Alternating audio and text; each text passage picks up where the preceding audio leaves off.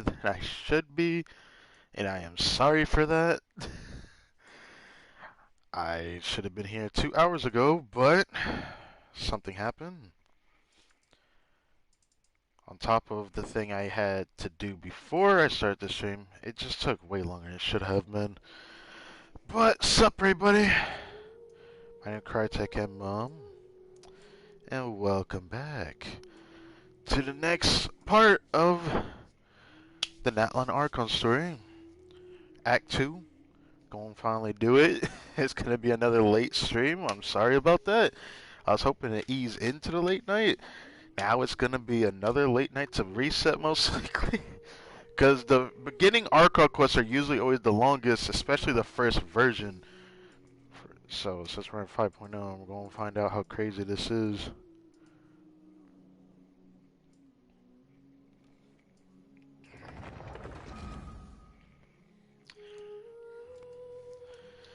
Since we already did reset and such last night, we don't have to do too much, which is good. So let's hurry up, get into it. Check the microphone quality. I had just eaten. Hey, finish some stuff up.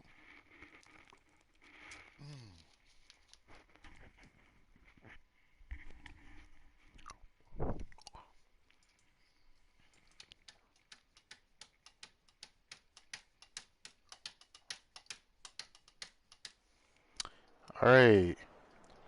Got some resin. Um. Is that how mic sounds? Mic sounding good. Making sure. Alright.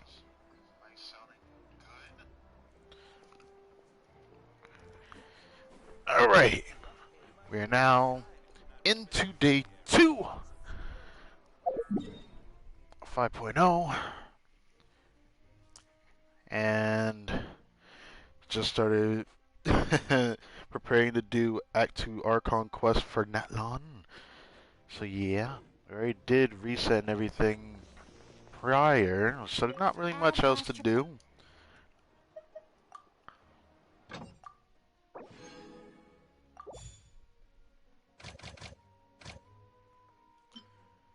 You're here quick, homie.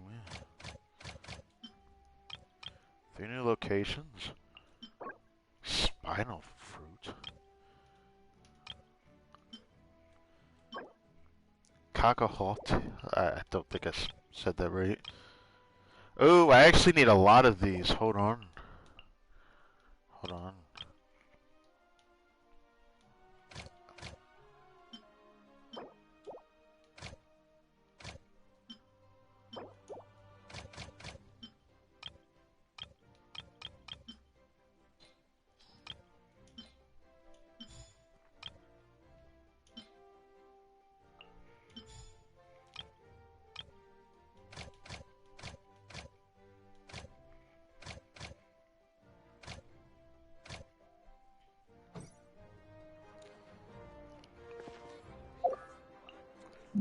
Where you been, homie? You're here quick as hell.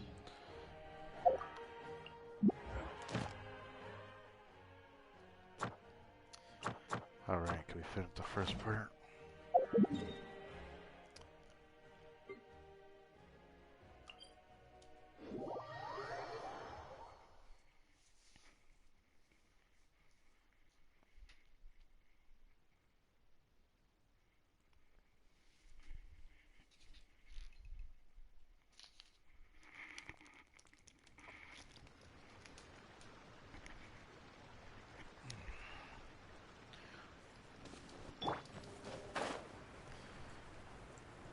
Alright, let's go beat this guy's booty cheeks a couple times. I need 46 of these jobs for Kachina after all. So let's do this.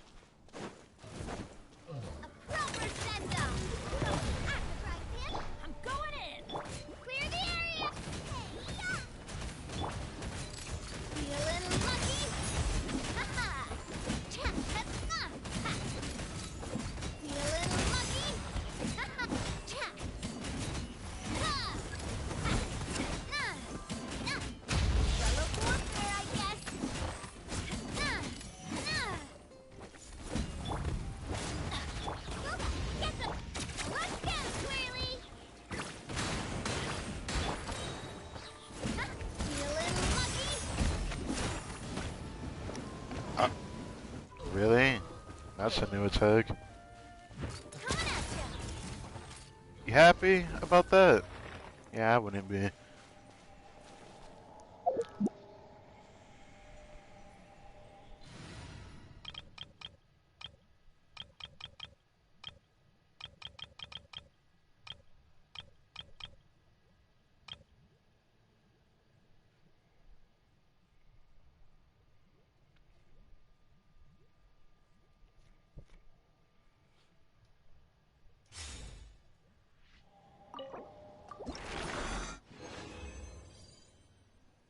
Uh,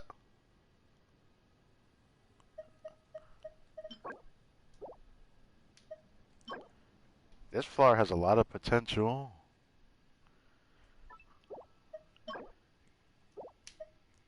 We got a green gem, which is pretty rare to drop, actually.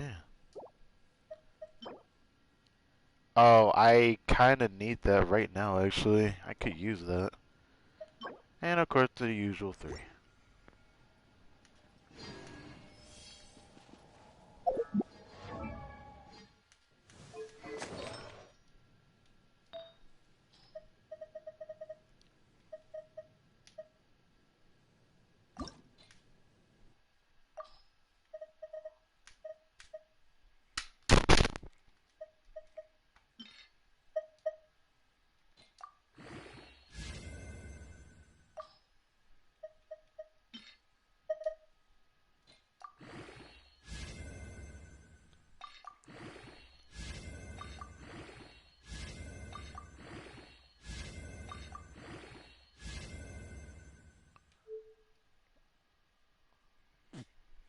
Well, this is a cracked feather that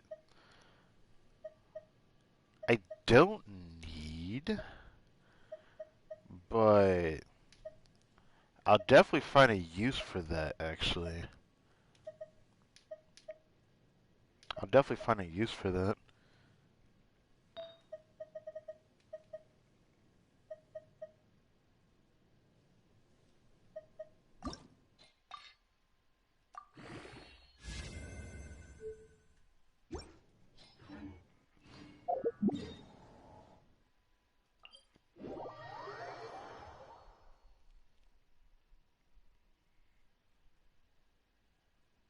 Alright.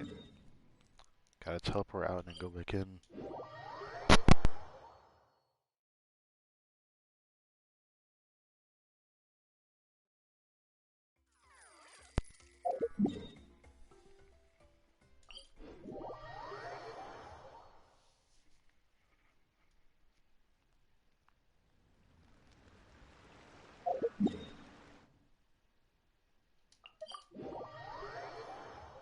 I guess I have to go further away.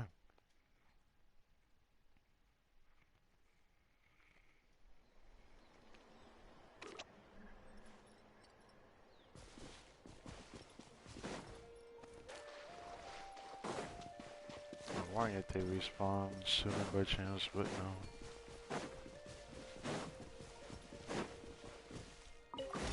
Keep up.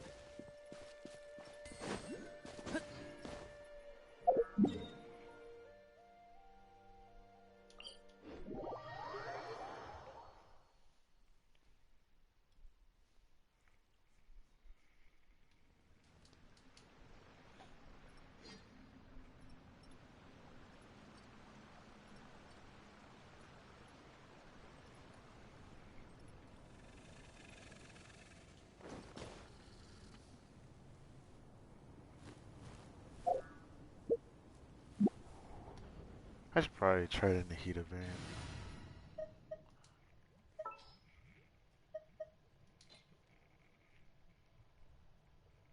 There are still so many places for us to explore.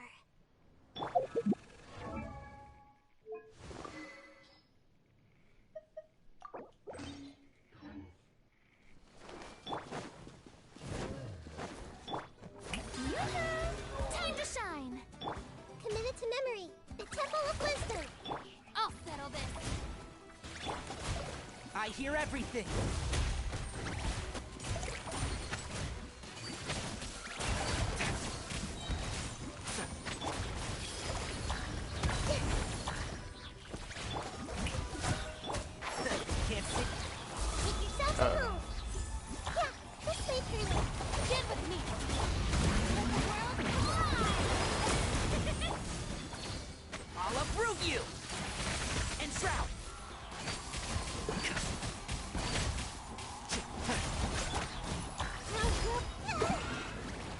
Kill my Nahida.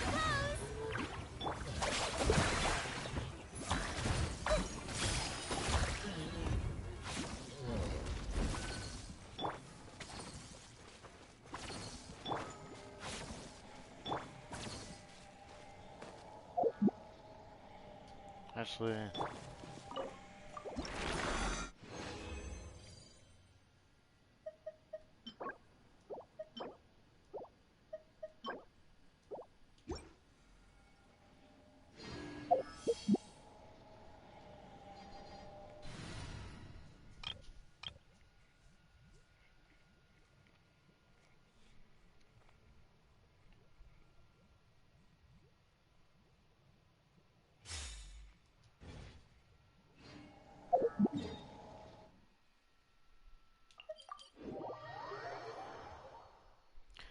then one more and then we're gonna start the ARCHON quest.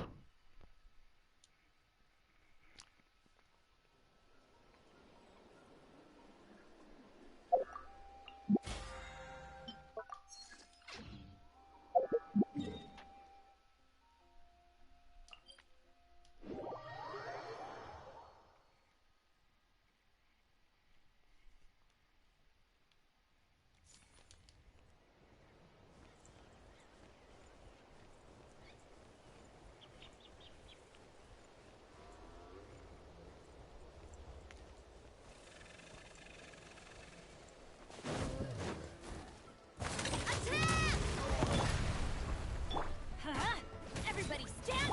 Eat this! Get back! Umbrella warfare, I guess. Ha! Feeling lucky? Ha! Ah! Ah! Hiya! Ha! Nice and spicy. Ha! Going in! Here goes!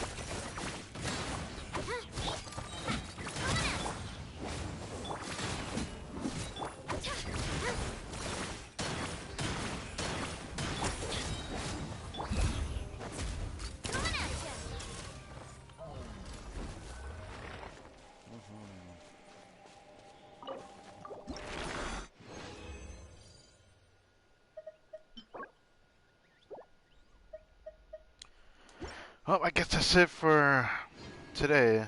At least for Katrina's level up match and all that.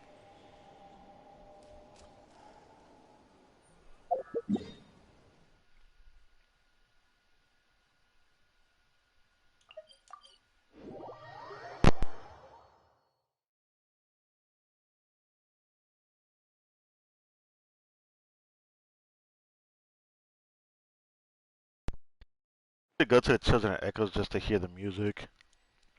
I'm so tempted to go over there. It's not like I hate the music here, it's just the music over there is just so good. I don't know if I should have went back to the People of the Spring, given that's where the ARCHON quest ended at, but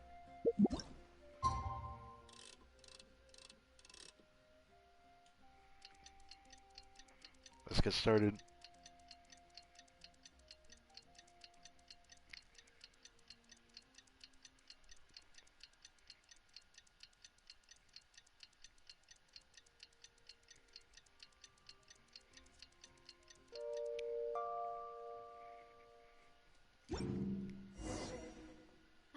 I do love I was seeing right. Ursula's logo.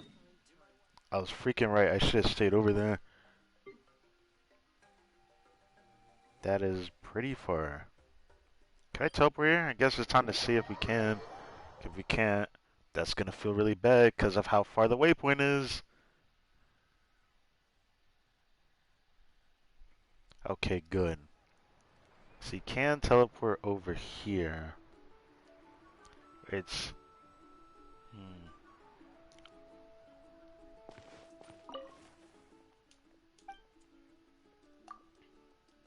Yeah, thank you so much for your help.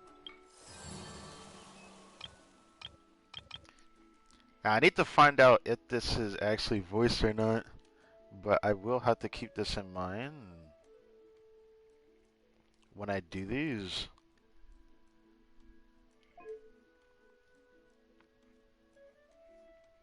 We need to unlock this before the week ends, bro.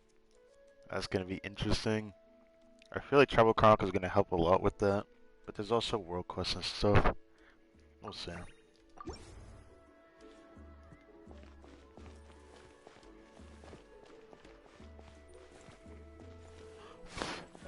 Don't tell me it's up there. Well, Katrina, you're up. She should be able to make it with the phlogiston I have. She should make it.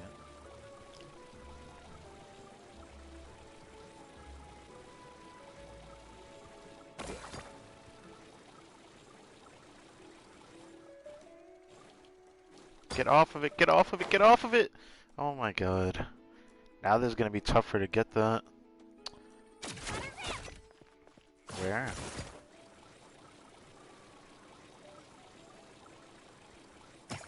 Crap. Alright, that's fine. My eyes?! Okay.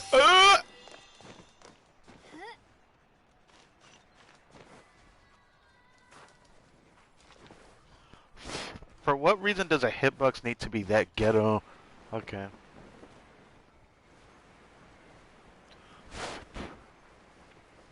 So to recap, the Archon story quest ended in the people at the springs when all of a sudden the Abyss attacked. We were helping out, I believe her name was Atea?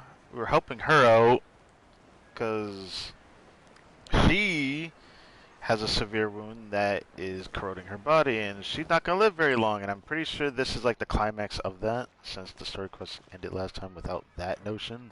I don't know why, but I find that very strange. But either way, we know that Auntie Atea is gonna die soon. This might be an NPC. I can't fully sympathize with her because we just met the person.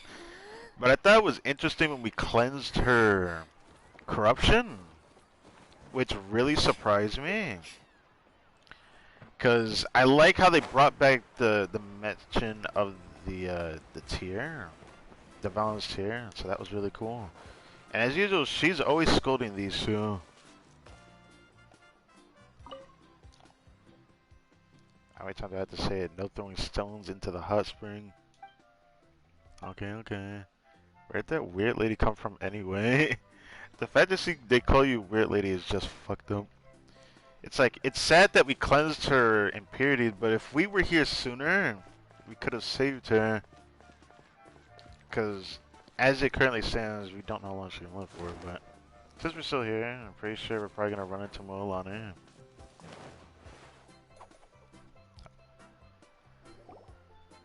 Paimon feels like a whole new Paimon after those 2 days in the hot springs. The Abyss kind of threw a wrench in our relaxation, though. Uh-huh.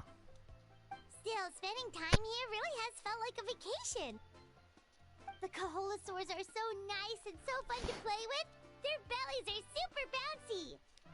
Oh, and Atea's snacks were so delicious. She gave Paimon some for the road just this morning, actually.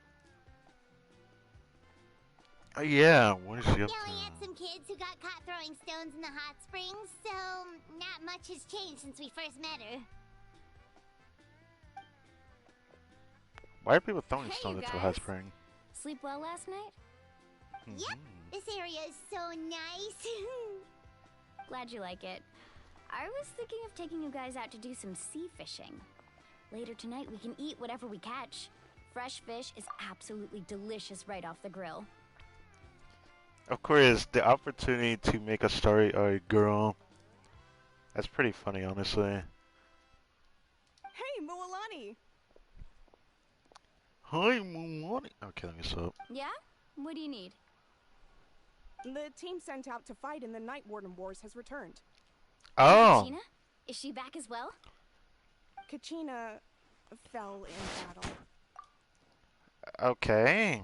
So, is she alive? I guess I should ask. Obviously, she should be. But don't worry, the team was victorious, so the rite of resurrection will be held in the stadium soon.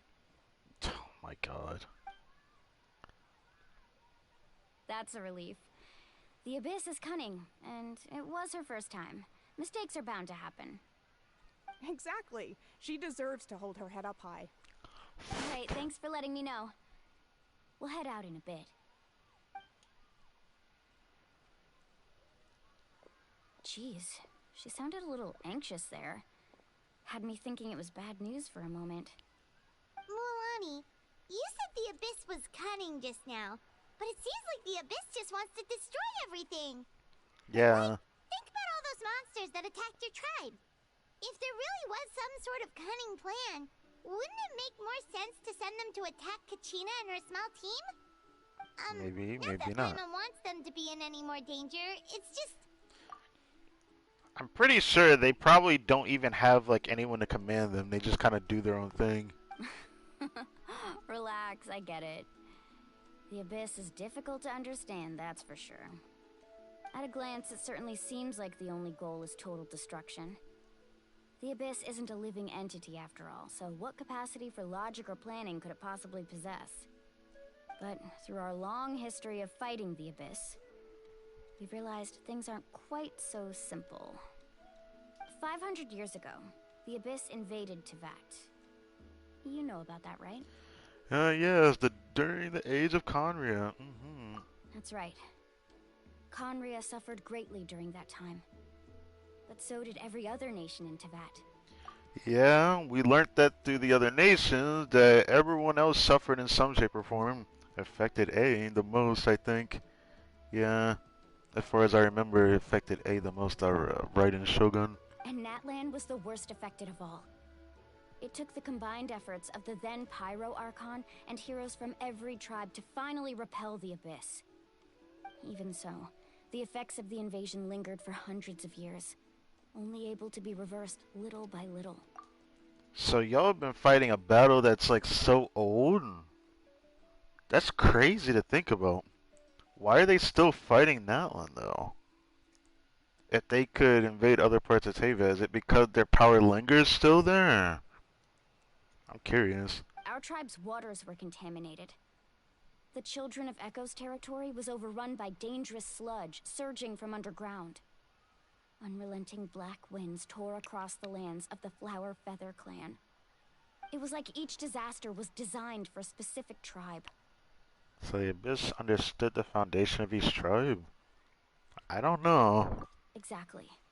I guess so. We once thought that the Abyss's desire for destruction was a sort of primal instinct. But its methods are, in truth, marked by intelligence.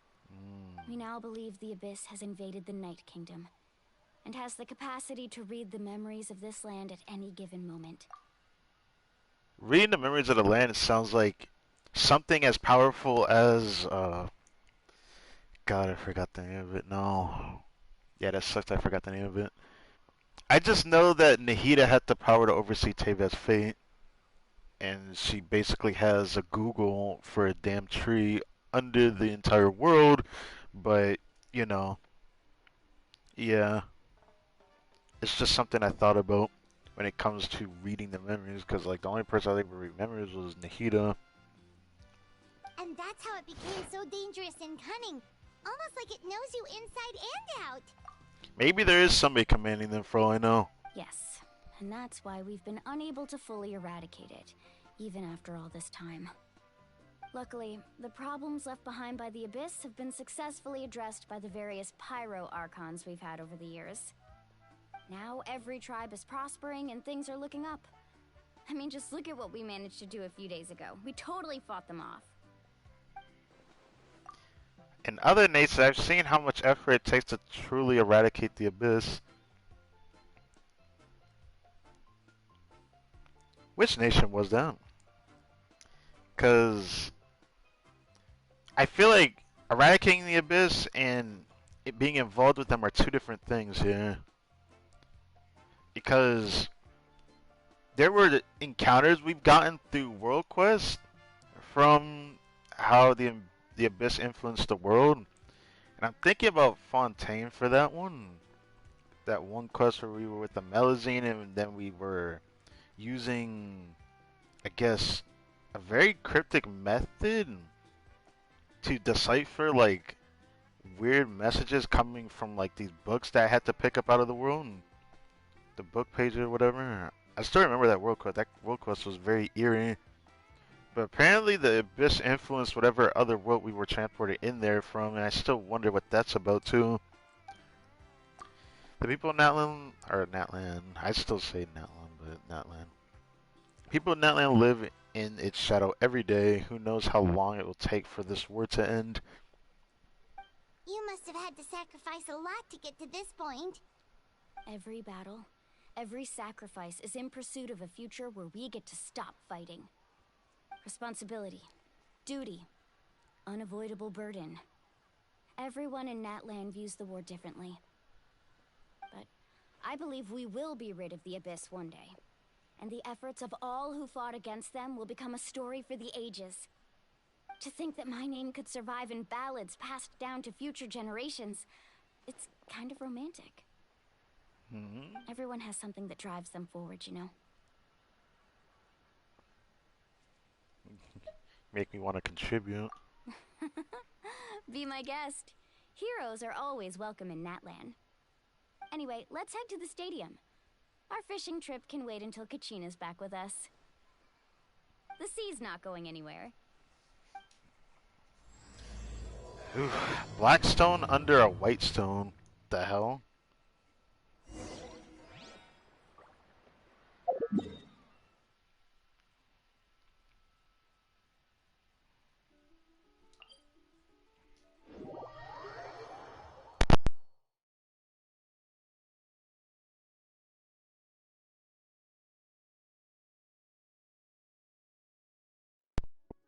Distracting.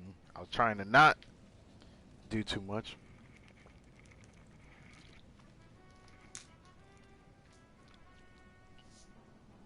Drinking water. Yeah. If you're bored, why don't we take a look at my collection together? If something catches your eye... Loading screen. Guess we're gonna get like an animation for Kachina's resurrection. I want to see what this looks like.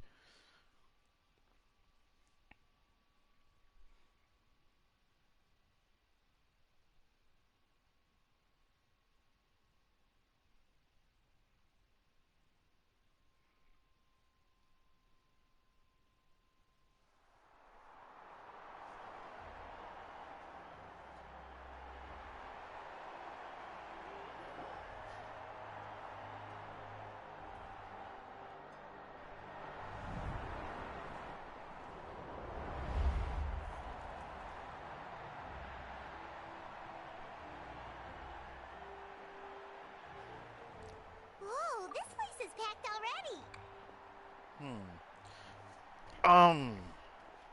Before I do anything, I wanna double check. Did I miss anything? I'm pretty sure I did, cause I wasn't paying attention fully. We cannot see it. Never mind. I wanted to see if I could see Chaska's vision, but we won't be able to see it yet. Of course. No one's gonna miss out on the chance to welcome our heroes back from battle. It's their moment of glory. Kachina's gonna be so flustered. She's never had this many eyes on her before. Right. Yeah, she doesn't seem like the kind of person who likes being the center of attention. Looks like I'm just in time. Oh, I can eat. Yeah, a commission ran longer than expected, but I made it. I heard about the incident with your tribe, Mualani. Is everyone alright? Yeah, it's all taken care of. Our new friend here's got some tricks up his sleeve, by the way. He's just as strong as Kachina made him out to be. If only I had been a bit more perceptive. Hey, look! Is it about to start? That's right. Someone will come out and recite a eulogy, and then we'll sing the Ode of Resurrection together. You sing Let's find it? a spot with a good view. When the singing starts, just follow my lead and you'll be fine. Let's go somewhere higher up so Kachina can spot us.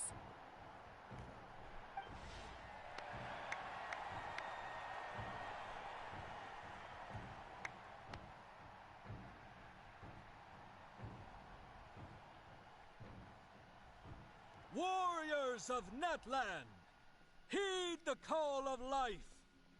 We are the inheritors of memory and legend. Those who grew alongside sun and wind. Those who forged our own destiny and future. That is NATLAN's fire, the lifeblood of our nation. So they get resurrected through the flame, the eternal flame?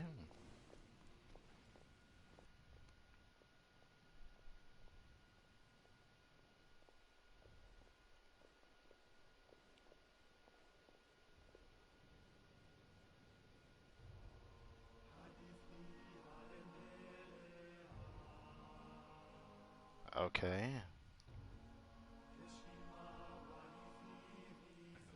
Glory passed through generations. Okay, so it's this music. So I was wondering where this comes from.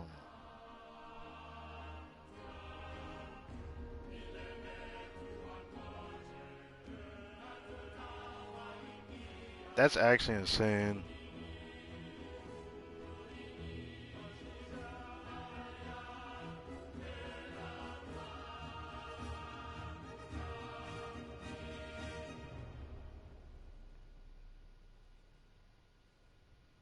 So that's the chant. That's actually really cool. I was wondering where I'd hear that theme from. I heard it from the NATLAN symphony. Yes.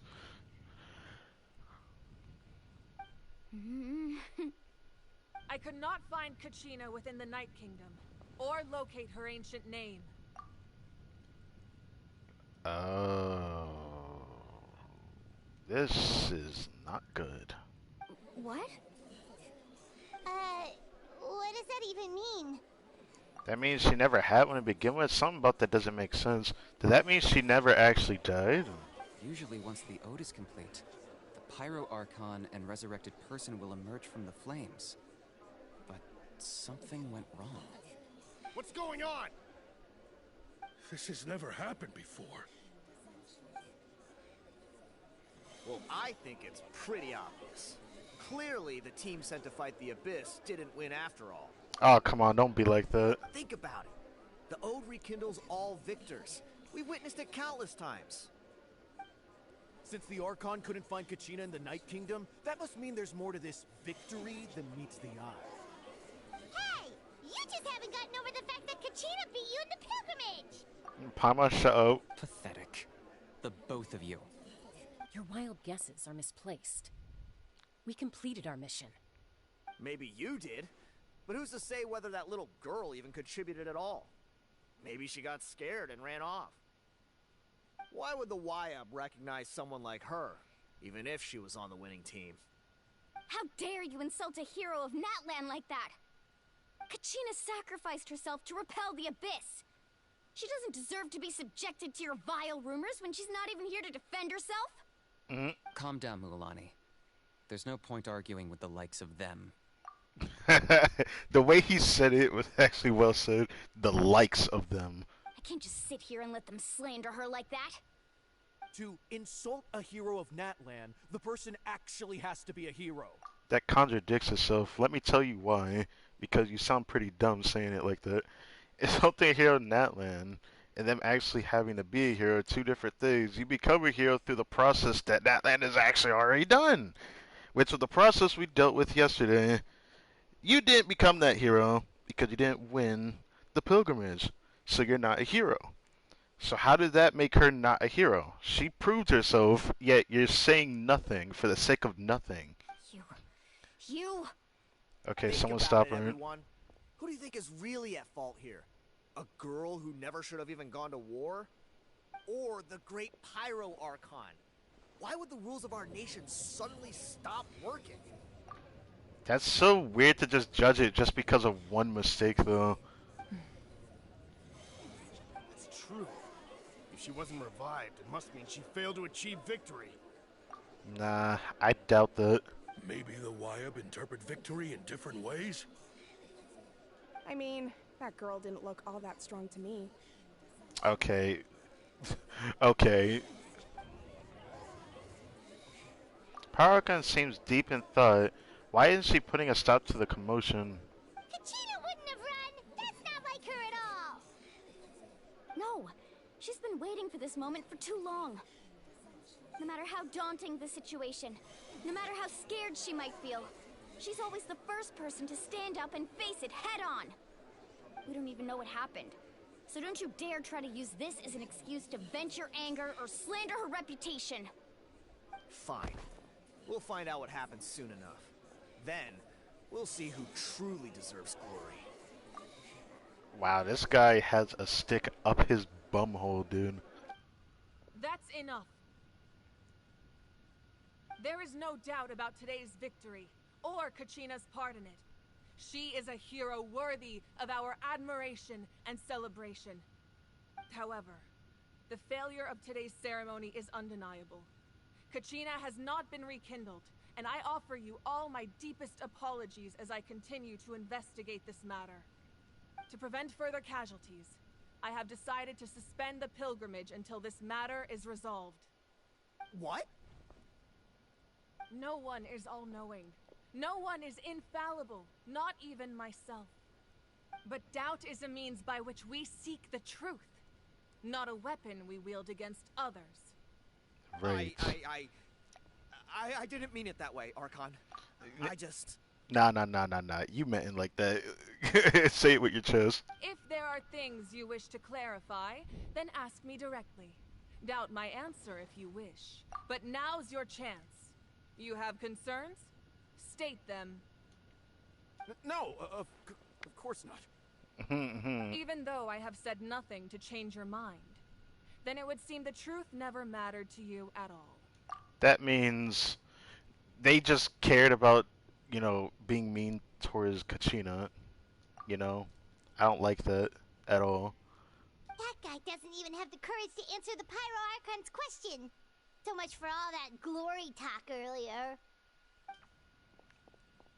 I have a question, Archon. My friend Kachina. Do you have any idea where she is? It's extremely important to me.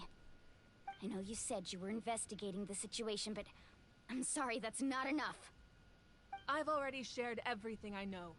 If you want to learn the truth and rescue your friends sooner, you should join the investigation. So, what do you say? Of course I'll join. In that case, come see me in the speaker's chamber. We should join them. Oh, and if it's not too much trouble, could you drop by as well, Traveler? What? I'd like to have a chat. What? Wait a second. That's the first time you even addressed me. That first time looking face to face. I'm very intrigued. Rest assured, everyone, I'll keep the tribal chiefs informed on the progress of the investigation. Once again, I apologize for the outcome of this ceremony. If there are no further questions, let's part for now. Did she just ask us to come along?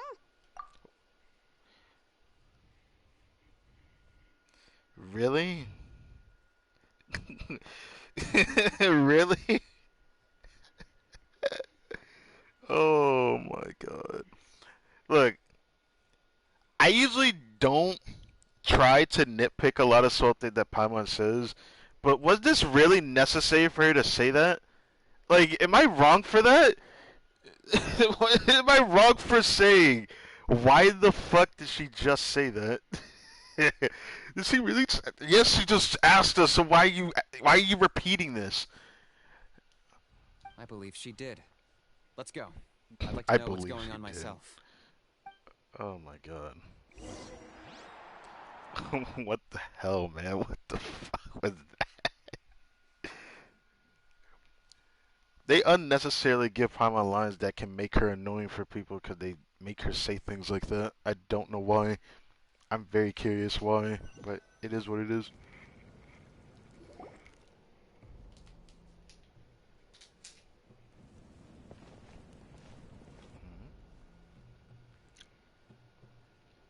The situation is urgent, so I'll get straight to the point. Kachina is undoubtedly a hero of NATLAN, and I'm deeply sorry this happened to her. There's been unrest in the Night Kingdom, but I don't know what's causing it. As a result, I've been unable to track down her location. Unrest. Until we find and address the cause of the unrest, the Ode of Resurrection will continue to be ineffective. And that means Kachina won't be able to come back? That's correct. Not until the problem with the Night Kingdom is resolved. How long will that take? It's hard to say. Kachina always dreamed of fighting the Abyss. Of doing her part to defend NATLAN. She wasn't afraid of death because she knew, if it came down to it, the Pyro Archon would be there to bring her back to life. Whenever we sat down together, exhausted from training, she would always hum the Ode of Resurrection.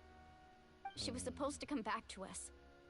We were supposed to hug her and celebrate with her and share her joy. We supported her every step of the way, but what are we supposed to do now? Sit peacefully and wait for her return? Lose ourselves in grief over her death? Tell me, are we her friends? Or her murderers? Okay, I feel like there's no need to say that last part. That's not fair, Mualani. Yeah, it really isn't. It's all right. I understand your rage and your grief. Kachina's life means a great deal to me, Mualani. Believe me, I want to bring her back as soon as possible. I would give you that peace of mind if I could. But please, hear what I have to say so I can at least give you a broader picture of the issue we are now facing. Considering the recent attack on your tribe, I believe the Abyss has found a new means of undermining the rules of our nation. The Sacred Flame. The foundation of our resistance against the Abyss. If we continue to hold the pilgrimage and send teams to fight the Abyss, there will likely be more casualties. But if we stop altogether, the Sacred Flame will only grow weaker. The Abyss will scale up their attacks, and the tragedy we saw with the people of the Springs will only be the first of many. If we compare the two choices, the former seems to be the lesser of two evils. Sorry, I know that may sound harsh, but I bear the name Malipo. Weighing the costs is my duty. Okay. The raw truth can be cruel. But we need to understand it if we want to approach this rationally. But what would you say, Mualani? This is personal for you. And unlike Kanich, I dare say it's not a simple case of weighing up which course of action is less painful, is it? No. I can't choose between them, and I don't want to. Saying that one is preferable over the other is disrespectful to the people who suffered. You're saying it doesn't matter whether I suspend the pilgrimage. The consequences will be equally painful. Yes. What happened to Kachina breaks my heart. But I couldn't bring myself to sacrifice other people for her sake. And that is the crux of the problem. It's not simply a matter of choosing the lesser of two evils. Either way, there will be people who suffer. And the end result will be the same. Belief in the pilgrimage will waver. Once doubt has crept in, the people will no longer unite in battle against the Abyss. And that is exactly what the Abyss wants. Interesting. Their ultimate goal isn't to break the rules Damn, that that make the angle. Ode of Holy Resurrection shit. work. It's to destroy the people's faith in them. I didn't think about it like that. I wonder who actually controlling the Abyss down there. To prevent what happened to Kachina from happening to anyone else, we need to suspend the pilgrimage. So that is my current plan. And in the meantime, I've made efforts to strengthen each tribe's defenses. Then, we have to find another way of strengthening the Sacred Flame to keep the Abyss at bay. This won't be easy. I'll need time to figure out the best approach. I understand your anger, Mualani, but I hope that provided some clarity at least. Wow. Hyman thought things were gonna get heated for a second, but the Pyro Archon took the time to explain everything so patiently. I owe you an apology, Archon. I let myself get carried away earlier, and I'm sorry. you're right. We need to focus on finding solutions. We could always hold the pilgrimage without sending a team to fight in the Night Warden Wars. Well, she definitely has an That way, animal we'd still vision. be able to fuel the sacred flame. I just hate her, the leggings part of her design. That's the only thing that ruins her design. How is one side completely open with the leg and everything, and the other side is just pants? I'm just like, why? I know we got two sets of legs like this, but it just looks weird. It just looks weird to see this. She looks too much like a cowboy. But at the same time, I still like her hair color. I like her hat, looks cool as hell. So yeah, there's parts of her design I like, but there's so much I dislike on her design. It kind of sucks. I've considered that, but the two events have nearly always been linked. Without the chance to fight the Abyss, pilgrimage rankings lose their prestige, and competitor numbers will drop. With fewer participants, the amount of contending fire produced will decrease, and the vicious cycle will continue indefinitely. So, essentially, the Abyss is taking Kachina hostage. What happens if you stay in the Night Kingdom for a long period of time? You've learned about the concept of ley lines during your travels, yes? The Night Kingdom is something similar. Staying there for a short period of time shouldn't have an effect on the person. But with the Abyss in the picture, it's a different story. When I think about how the Leylands affect people, I initially thought of Tainari's story quest. I think that was like the first time we had like an experience where the Leylands affect people. I remember Your that. sense of self will be devoured until eventually you become one with the sea of souls. Imagine pouring a cup of water into a rushing river. You can try to scoop up another cup, but there's no chance it will be the same water you had before. I won't sugarcoat it.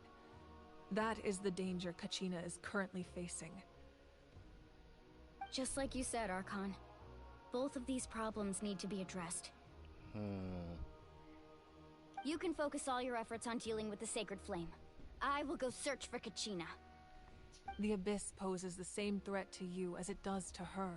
It is very possible you will not return. Knowing that, do you still choose to go? Kachina's waiting for us to rescue her. That's all that matters.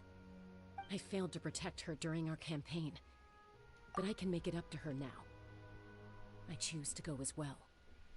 I still feel weird about seeing her with the animal vision. I was hoping she wouldn't be animal. It just does not. She did not look animal to me. Well, I look forward to seeing a new animal character. It's been quite a while since we had one. So I wonder what Chaska will even do. Traveler? What do you think? This isn't how it should end for her. I promise she would have the chance to learn from me. Understood. Then I'll support you in any way I can. The Masters of the Night Wind have a technique that can extract an ancient name from the ley lines. If you can find Kachina's ancient name, I can use the link between them to pinpoint her position within the Night Kingdom. Then comes the hard part. You need to visit the Night Kingdom in person and rescue her. But isn't the Night Kingdom a land of souls? Can we even go there? Under normal circumstances, only the consciousness can enter. But there is a way to go there in person. However, know that the Night Kingdom will attempt to repel you, and the Abyss certainly won't leave you be. That's fine by me. Same here. Fighting the Abyss is nothing new for me.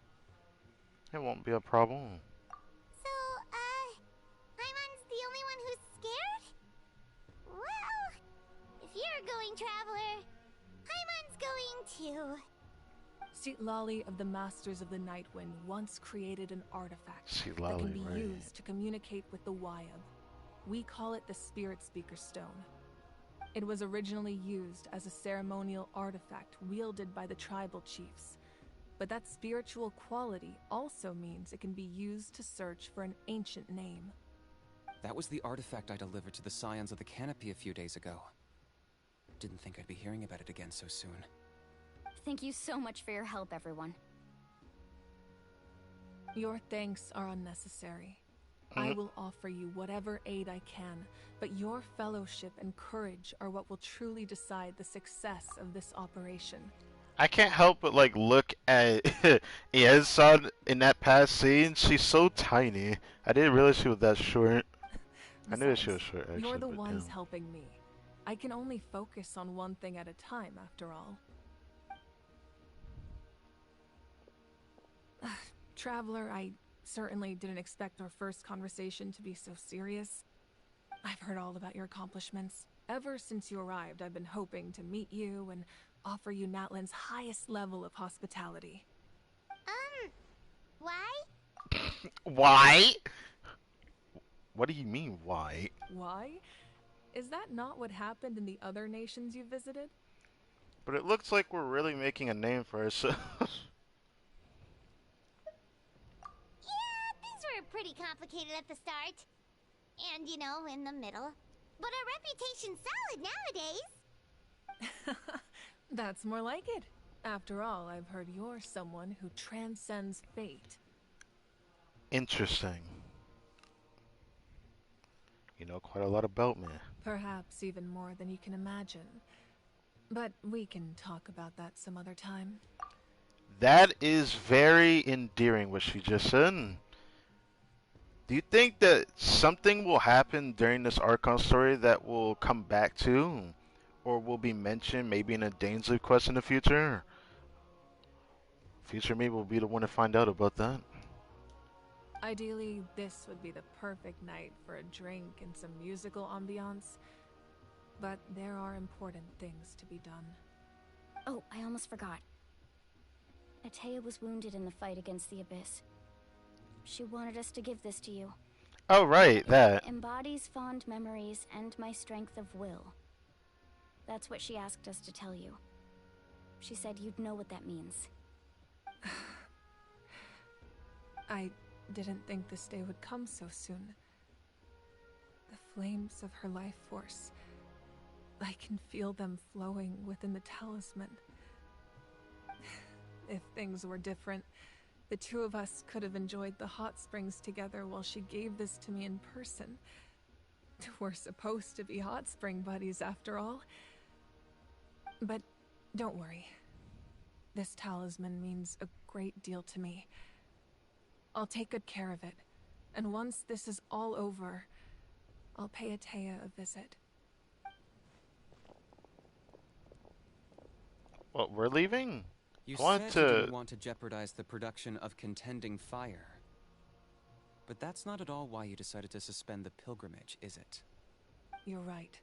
Even now, the production of Contending Fire is far from sufficient. The gradual corrosion caused by the Abyss has resulted in a massive shortage of pyro energy.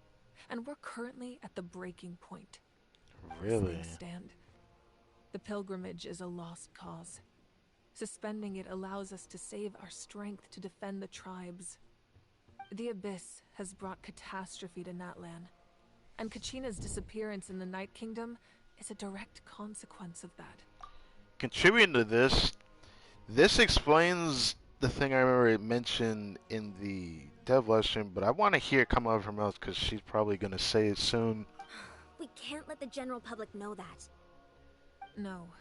If the public learned that NATLAN's destruction was close at hand, there would be immense panic. But if I said nothing at all, they would have continued to question the integrity of NATLAN's heroes. Another simple choice. The latter was clearly the better solution. But you chose otherwise.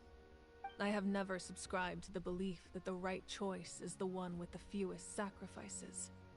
Let's go. That's true. There's still a way for the sacred flame to last a little longer. You mean? Yes. Come with me.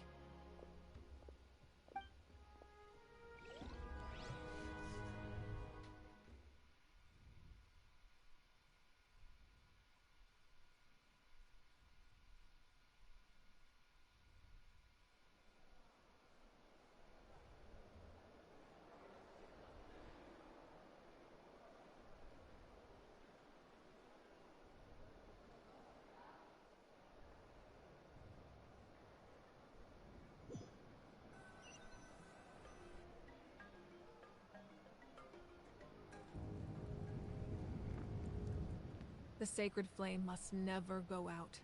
Not only does it strike fear in the abyss, but it's also the pillar of NATLAN's stability. So until our heroes are ready, I will sacrifice my power to keep it burning.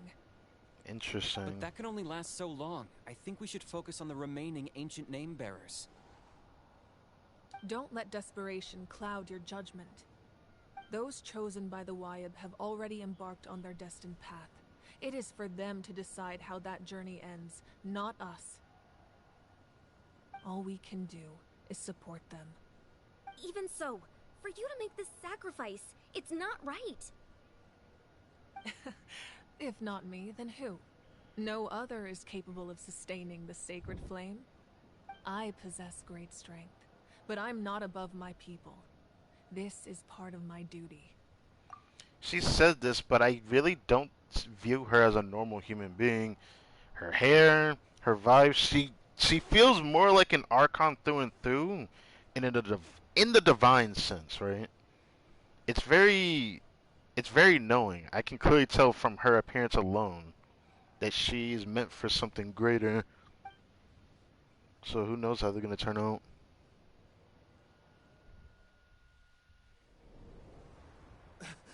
Archon, it's the Fatui!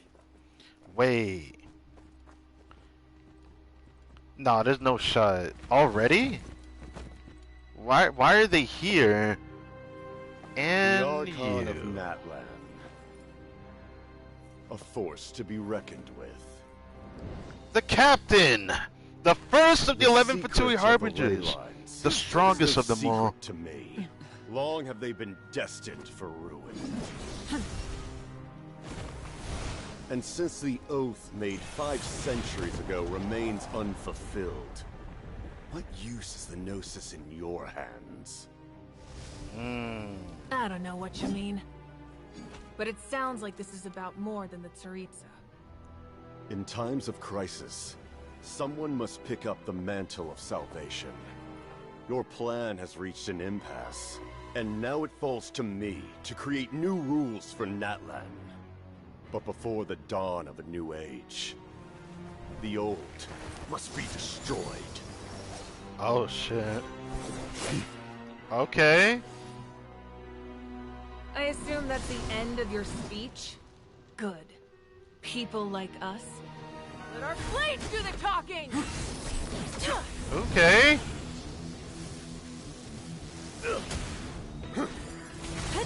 Ooh.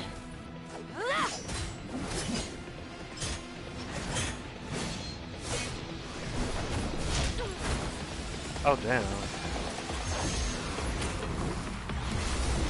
Fireball?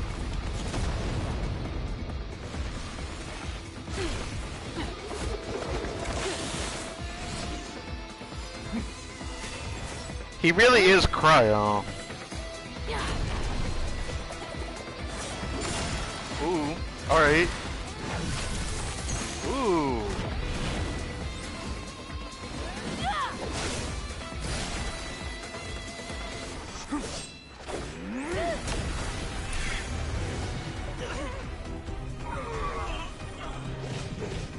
Oh, what the? What is this fighting? Nah, this can't be right, bro. What is this fighting? Now they're in the air? Okay, this is not just Genshin anymore. What the fuck is this? Oh, hell no. What the hell? What is this, Final Fantasy? What is this, Dragon Ball? What is this fighting? This fight is actually crazy.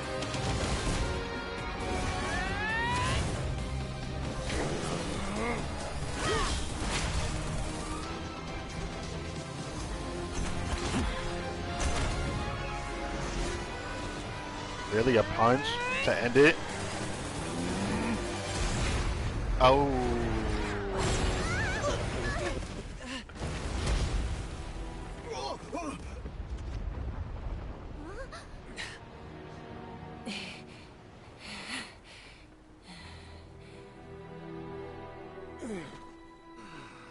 So, it ended in a draw, didn't it? Wait, she won.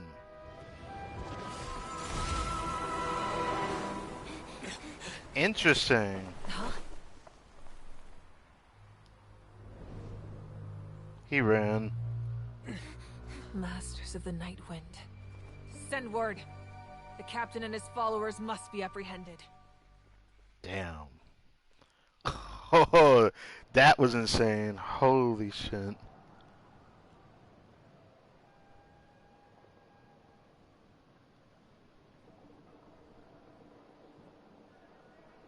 Are you alright, Archon?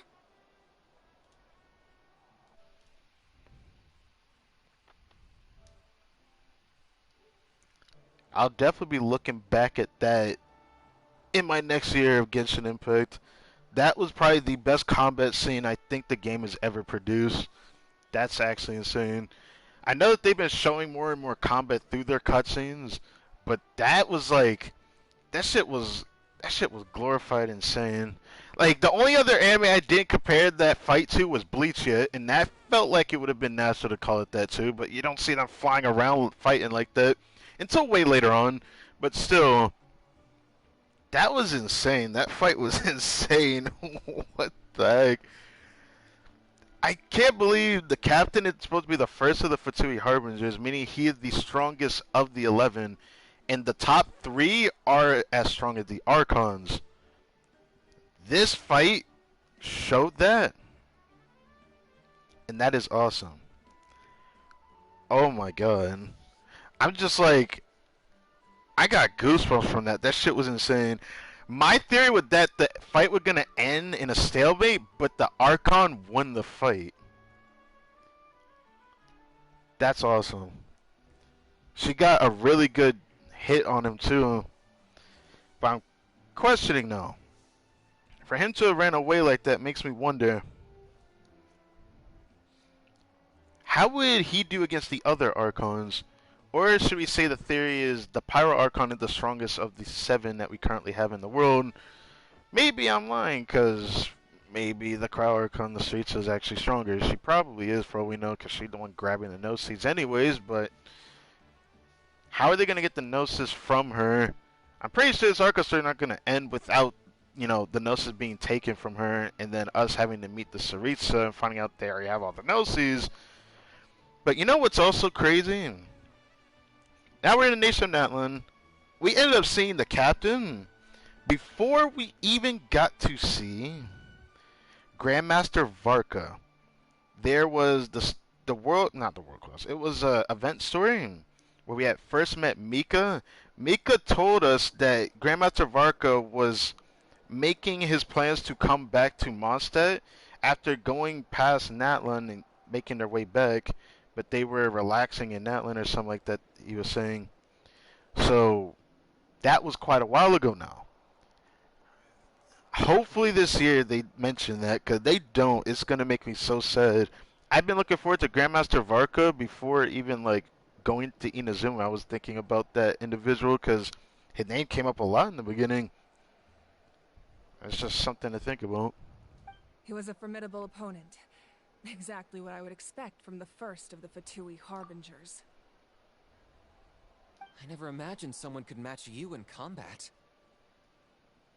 If the Saritsa sent him here, why would he bring up what happened 5 centuries ago? Yeah. And how much does he know about NATLAN? The Harbingers are all driven by their own personal goals. The only purpose that unites them is collecting the Gnosis. So she knows about this. But I'm sure the captain has his own reasons for being here as well. Yep. Whatever his motive, we should shift our focus to the Fatui. If they attack again, and we're not prepared, we're done for. No, we're running out of time. The wound I inflicted should hold him back and weaken him for the time being. Besides, I'm sure you noticed, the power that came to his rescue just now came from the Masters of the Night Wind. Oh, that was what she was mentioning, the cutscene. That was interesting. Let me see, Lolly would understand what just happened. You used the mist and dipped like a ninja. In other words, there are traitors among us. Oh, hell no. We're really bringing this up now? Also, I'm just super distracted by Ian, so she's pretty cute. Anyways. Not necessarily. This could prove to be a very valuable turn of events. When we exchanged final blows, I sensed an unusual presence within him. Within I'll need him? to investigate further. Oh, there's no way I'm about. No.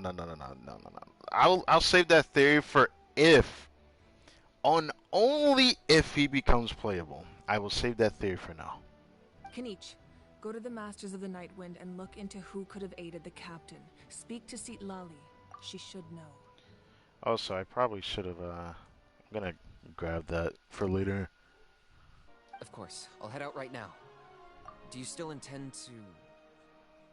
Yeah, she intends to still use her power to burn the eternal flame, is what you mean to ask, Kanich. Yes. Yes, but fear not.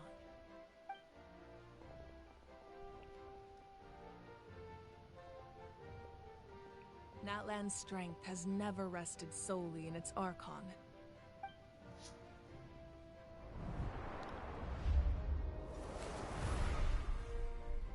Together we foresaw the only path that leads to our nation's future. We must trust in that vision now. Still wonder what Ian's son's influence is here, because she's just kind of chilling, watching the skull go down. Obviously, she knows something, though. Is everything okay, Archon?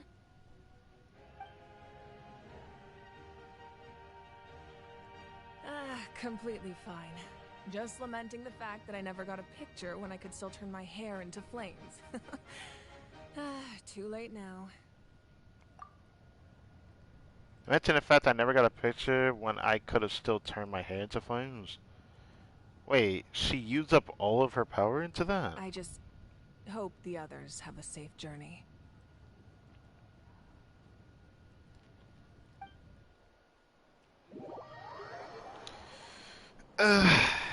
That was awesome, dude. Holy shit. Damn, that sucks that the Traveler wasn't here for that. I would have loved to have at least seen what his reaction to that would have been. Because I'm pretty sure we'll meet the captain eventually, even though we probably don't want to meet face to face with him. So we're with Milani and Chaska. They probably saw the fight go down. What's happening at the stadium? Did something explode? It feels like the Archon unleashed her power. She must be fighting a formidable opponent. Should we go back and check what's going on? Katrina doesn't have that much time. Have faith in the Archon. She wouldn't lose in a one-on-one confrontation. From the way that fight went out, she was close to losing, though. I don't know how close, though. Once we find Kachina's ancient name, we'll head right back. Okay, let's just keep climbing. Paimon really hopes nothing goes wrong.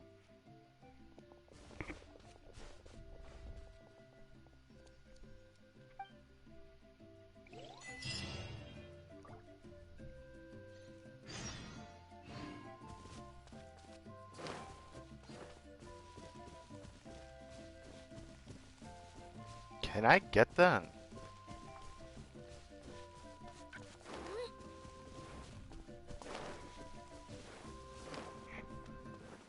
Oh wow, we still have to go to the Sanctuary of the Canopy anyways. I freaking called it. Thank God I got that waypoint. Oh shit, not gonna make it.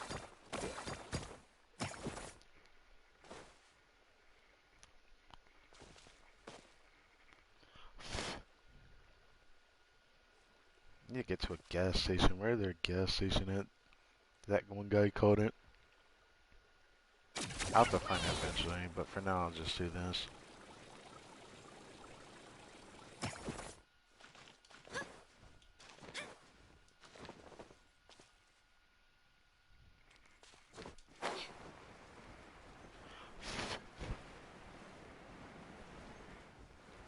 Yeah, I had a feeling I didn't have to go that high. I really should have tried for all of them when I see them. I want to see if I can gather them all without having to look it up. It'd be awesome to actually find it all.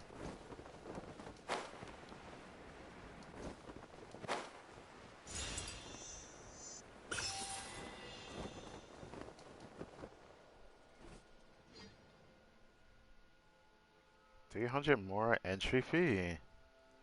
It's free if I beat you, right?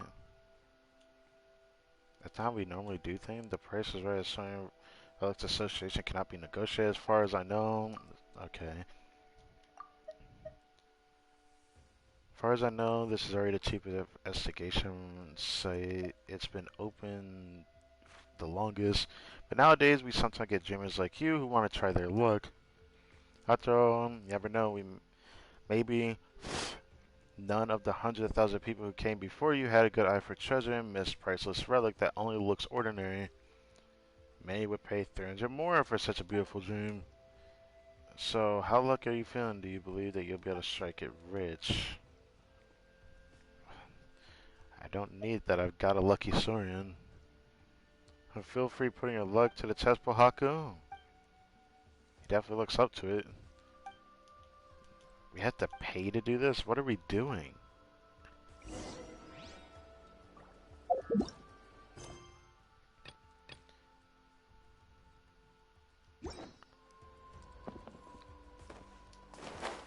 I want to see this, but it almost sounds like Safari Zone from Pokemon going down there, and I don't want to do that right now, if I'm being honest. So let's just do this for now.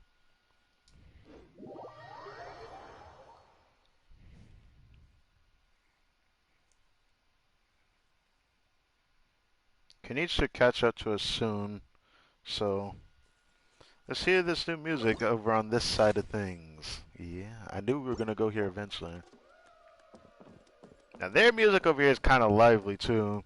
A little different. I still might prefer, like if I lived in NATLAN, I would love to live with the Children of Echoes. Their music is just the most upbeat. It's like kind of my vibe. But I also do like the Sacred Canopies music from what I remember last hearing from the Dev Lecture. Oh, you're so cute. Were you always this big? Up close.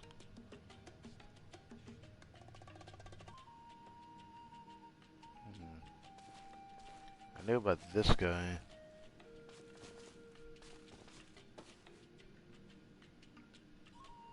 This thing just looks like it would fit nice and cozy in like the universe of Lilo and Stitch every time I look at this little dude.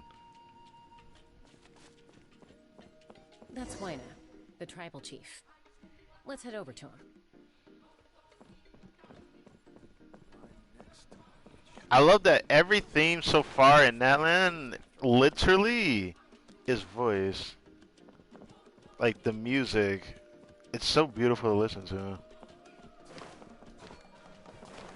Making this not probably, it is the best like music I've ever heard of any nation of Tavia. I don't know why the devs cooked this hard with NATLAN, but I can't complain.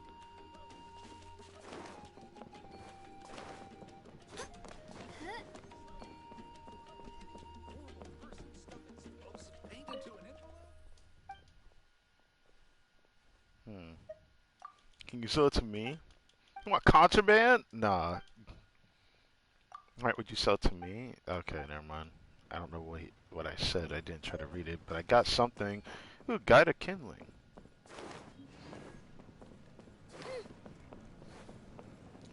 We really have to talk to a kid for this. Emotional support is important.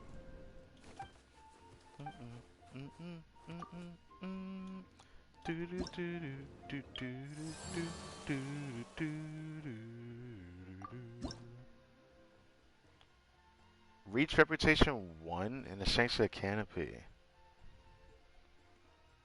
For Tribe Reputation Word, these are different. What is this? This is gonna play a role in the future, isn't it? Gifts from the Speaker's Chamber, what the? Oh, dude. So this is the system we're dealing with. So, at least it seems like we'll be able to eventually get this, but it doesn't seem like it goes past 6. Tribes with max reputation reach. So we have to max out at least 5 tribes? We won't even be able to get this right now. Obviously, we usually aren't able to get this, the version, like the first version of the region, but like, come on, man. A very special recipe gift. Sounds cool. A 5-star furnishing? What could it be? Oh, that card looks nice. Billet Trove. I'm definitely going to want to use that. I'm probably going to end up holding on to it like I did the other stuff, so.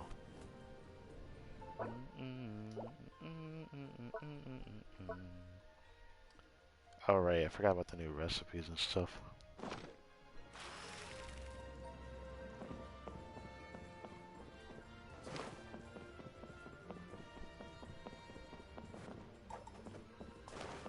It's saying that there's something up above I can pick up, but I don't want to go over there. So let's actually do this now. Just want to look around the sanctioned canopy.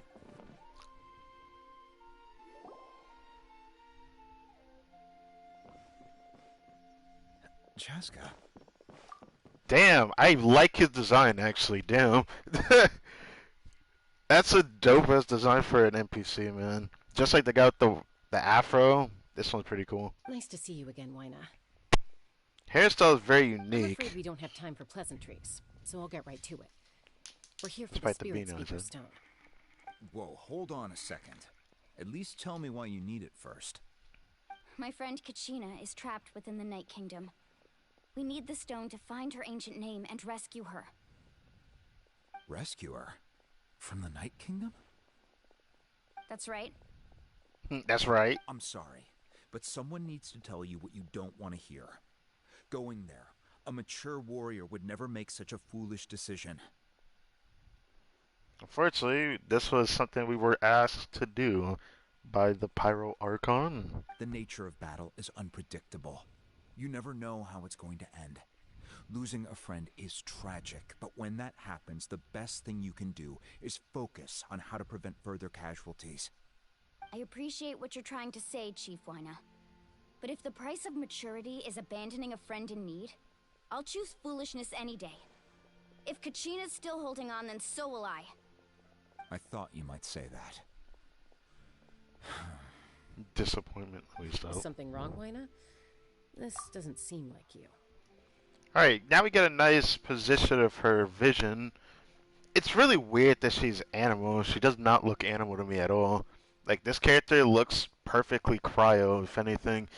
But I guess it's fine. Life isn't complete without taking risks. That's always been your mantra. It's nothing. The Night Kingdom is a dangerous place. Can't blame me for checking if you were up to the task. If you're that determined, far be it from me to stop you. Here's the stone. Keep it safe, okay? It's not like we have a spare. Thank you. Huh. Seems like you two go way back. But aren't you from the Flower Feather Clan, Chaska? Wait, she was? I forgot what her clan was already. I'm sorry. Oh, Chaska's a peacekeeper, so she's famous throughout the tribes. She's always the one people call to resolve conflicts, so we slowly got to know each other that way. Really? I thought Mualani was going to be someone like that, but I guess that's fair. Her younger sister Quichi's always hanging around our tribe, too. She's helped us out a lot in the past. Her younger sister Quichi's always hanging around our tribe. Her younger sister Quichi's Quichi? Her younger sister Quichi's It sounds nothing the way it's spelled. My brain will never be able to process it like that. That's, yeah. Oh, you have a younger sister? Yes. I'll introduce you to her sometime. But let's get back to business. Wyna, how do we use the stone? As you probably know, your intended destination is completely different from the real world. The Night Kingdom is like a river flowing with concepts, and the ancient name you seek is like a tiny fish swimming downstream. In that sense, the stone is like a fishing boat drifting down the river, but the boat alone isn't enough. You need a fisherman experienced enough to steer it in the right direction. Okay. We couldn't do that ourselves? With a little practice, I'm sure you could. You have the strength and the talent. If you want to make sure this works, though, I could recommend someone to you. Tell me. Tell me now. Tell me. Vichama, a legendary warrior and scout from our tribe. I was hoping it'd be like a character we least expected that would be introduced, and possibly a playable character that we could theorize. It'd have been so cool if it was that. I was hoping for that anyways. He's got a keen eye and a well-honed intuition. Maybe. Even his ancient name Maybe this means to person probably seek. playable. If you're fishing for a name, you're gonna want him on the boat. Okay. Ichama? Why does that name sound familiar? Because someone mentioned his name before, don't you remember? I do remember that name being brought up. The problem was the person that said it. He's one of Auntie Atea's hot spring buddies. I've heard Yeah. stories about him. One of the NPCs from the People of the Springs mentioned his name. I don't remember if it was the chief of the People of the Springs or not, but yeah. Where can we find him? Ever since Malco passed, he spends most of his time gazing out at the scenery from the cliff tops. Follow the path that way, and I'm sure you'll find him. Thank you. We'll go look for him there. Good luck. I hope everything goes well.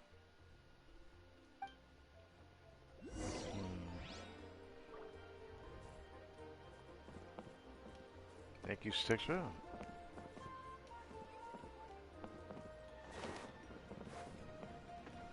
Oh, I gotta do something about that. It's gonna bother me if I don't.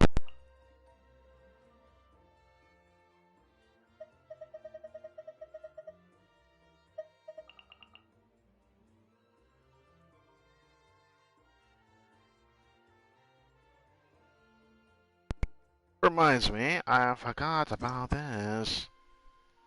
We got the next letter of thanks here.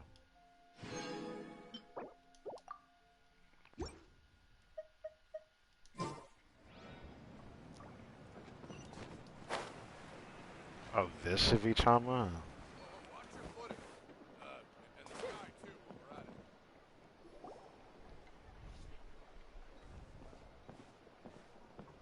Someone admiring the scenery from the cliff tops. Ah, that must be him. Okay, so Are he you is an NPC. That's me. Did you need something? That's weird. Why is your voice so deep, bro?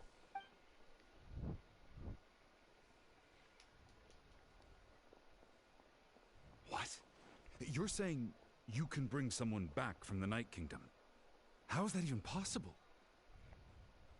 No, if you really think about it, anything's possible in that kind of place. But that would mean... Are you okay? You don't look so good. Let me soap. Everything's fine. I'll help you, but I do have a small request. Yeah, I bet you After do. I help you find Kachina's ancient name, I want to use the stone to look for my friends as well. Your friend? Oh, why not mention someone named Malco? Is that who you're talking about? Yes, but I'd rather not get into it if it's all the same to you. That's not a problem. We agree to your request. Yeah. Since you're helping us find Kachina's ancient name, it's only right that we return the favor. Then we're agreed. Can I have a look at the stone?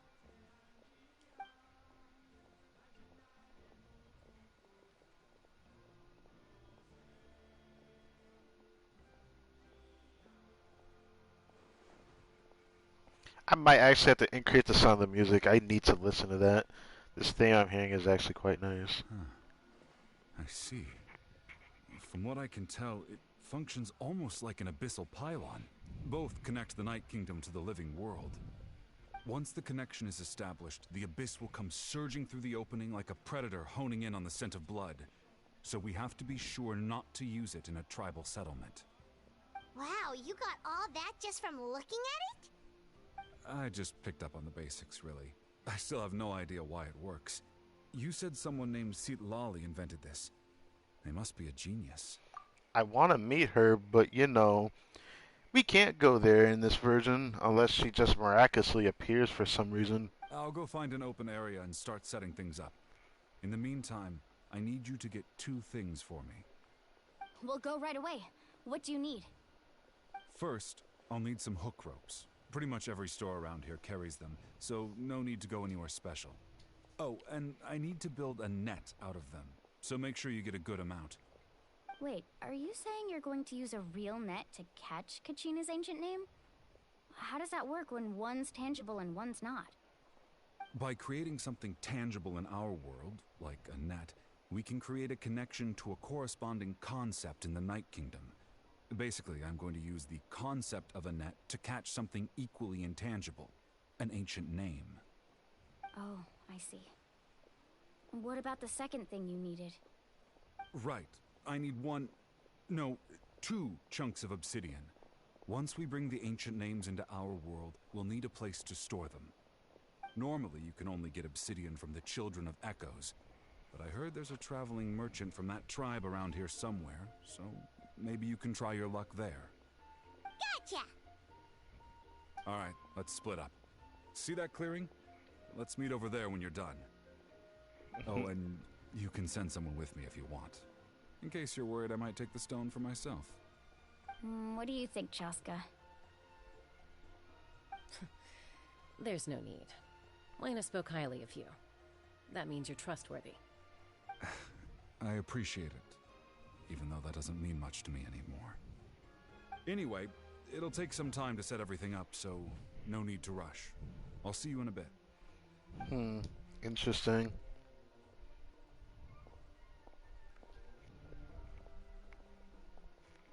What an odd guy. He seems so defeated, but also really invested in the stone at the same time. I don't have any more insight than you, Paimon. Let's just focus on the preparations for now. Hang on, Kachina. We're coming for you.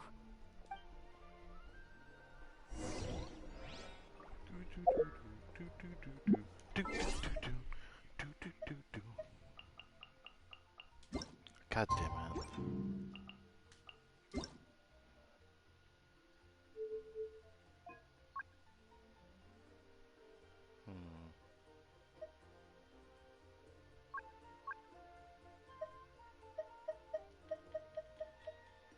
I don't like this being that low, to be honest.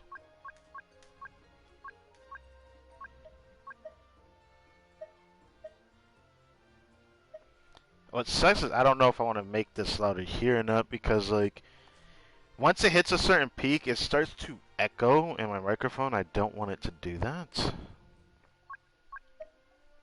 Doing this would mean I need to lower this.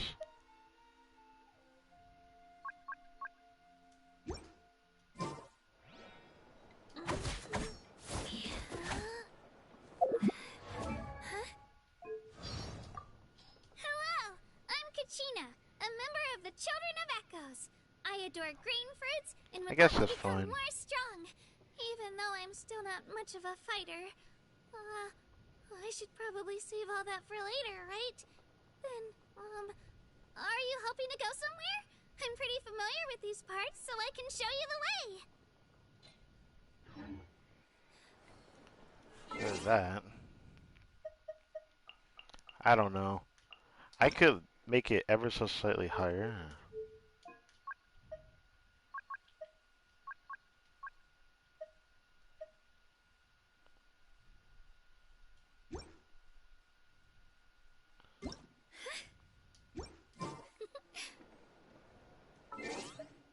Let's see. Let's see. Hello, I'm Kachina, a member of the Children of Echoes. Sounds a little bit better.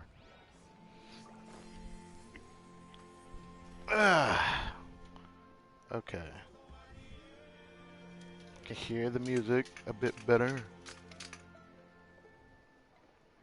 Watch your footing. In the sky too, while we're at it. So that's good. Let's first check. Do it? No, I can't. Guess I'll do it like this. It's fine. I can definitely do it. Alright. Yeah, it sounds good. Holy moly. Okay. Okay, so next time we get to a scene where we can, you know, hear the voices going through, then we'll see how that affects our microphone. This music sounds so good, bro. This is like the Lion King type ass music, bro. Like, am I crazy for thinking that? want to get this. Is this below or above? I can't get up here. It's not possible. Yeah, need to get some energy somewhere.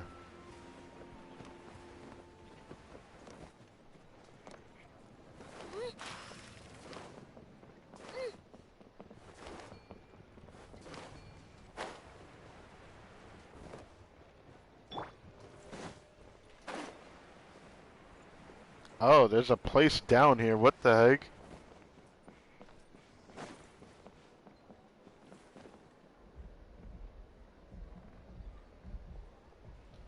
Nothing missing it there, because it could very well be nearby.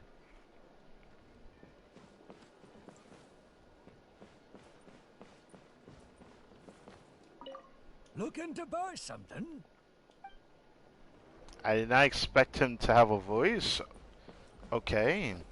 Well, that works in my favor. I guess I'll check you first then.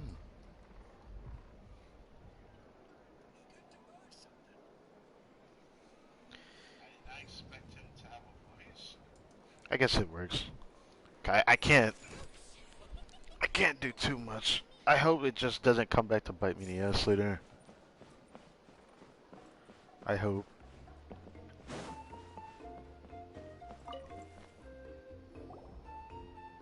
Hello. Do you have any hook ropes for sale? Hook ropes? As in rock climbing equipment? Yes. How much for your whole stock?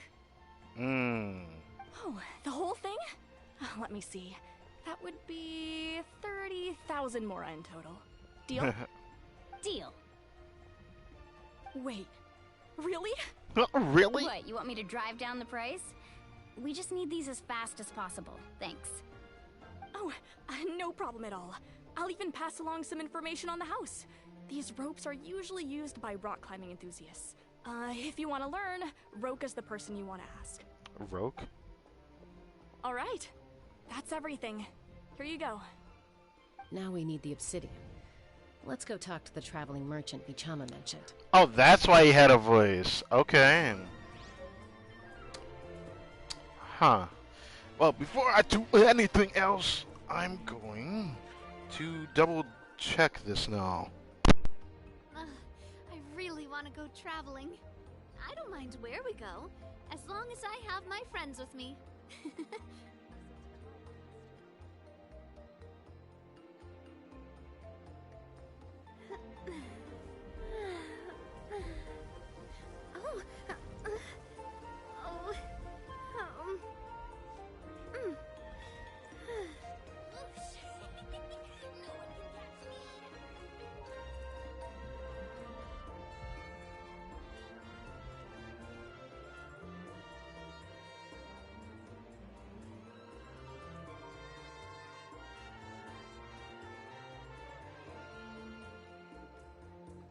My time with Espina has taught me that carrying an unreliable weapon is worse than not carrying one at all. Okay. That sounded maybe a little too good to be true. Interesting. Maybe a little too good to be true. I would not expect it to sound that good. I'll keep it at that. Usually I don't like when the voices are too loud because it hurts my ears. Do you sell obsidian? Why, yes. I've got a chunk for sale right over there. Perfect. Is that the only one, though? We actually need two. That might be tough. Tell you what, I'll take a look through these boxes over here, and we'll see what we can find. Thank you so much. We'll wait here.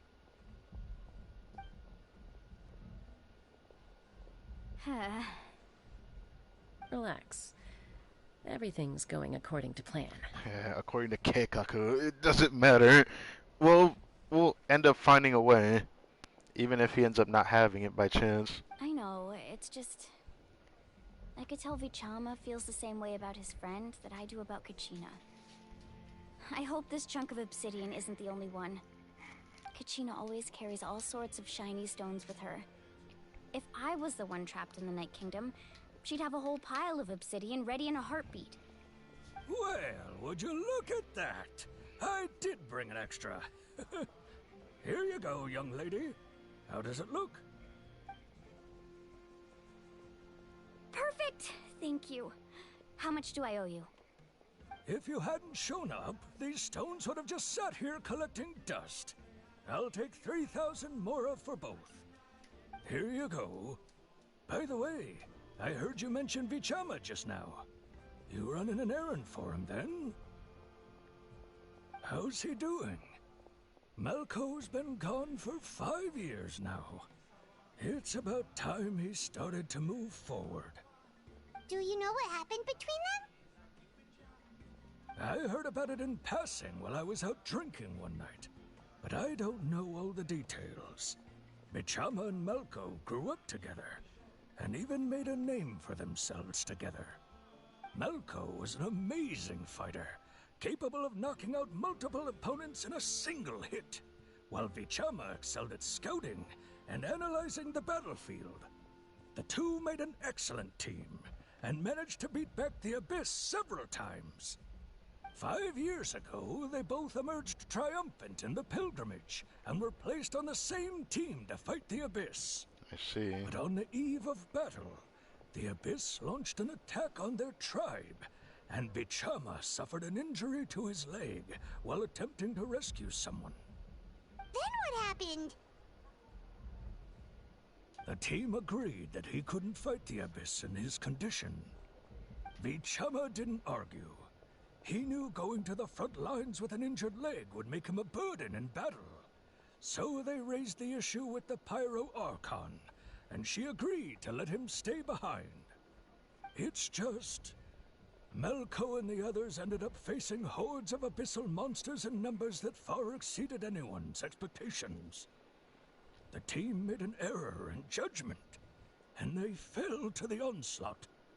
Vichama went into a deep depression after that. He blames himself for everything. Doesn't sound like it was his fault. Oh, you're not wrong. But it's possible he chooses to blame himself. Not because he did something wrong, but because he wasn't able to do anything at all. Of course, that's like the only reason why you would say something like that, after all. I've tried convincing him to move forward, to stop dwelling on the past. But the shadow of Malco's death hangs over him still. The Abyss has caused so much suffering, and some wounds never heal. I wish there was something he could do to make himself feel better. But... anyway, that's the gist of it. Maybe you could help him talk things through sometime. I would really appreciate it.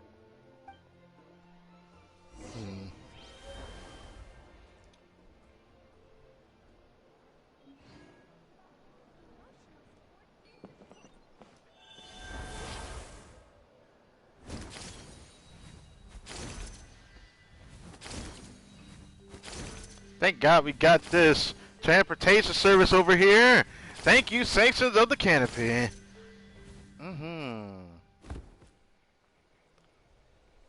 So this must be the thing he set up.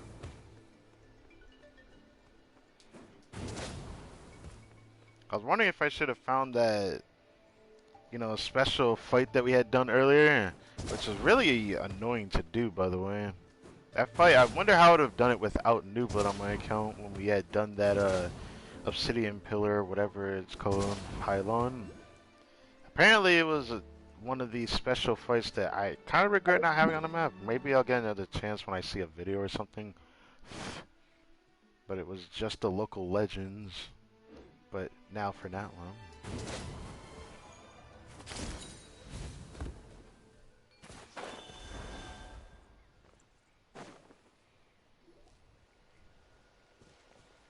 Did you get everything? Yep, it's all here. When do we start? I've made all the necessary adjustments, so we're good to go.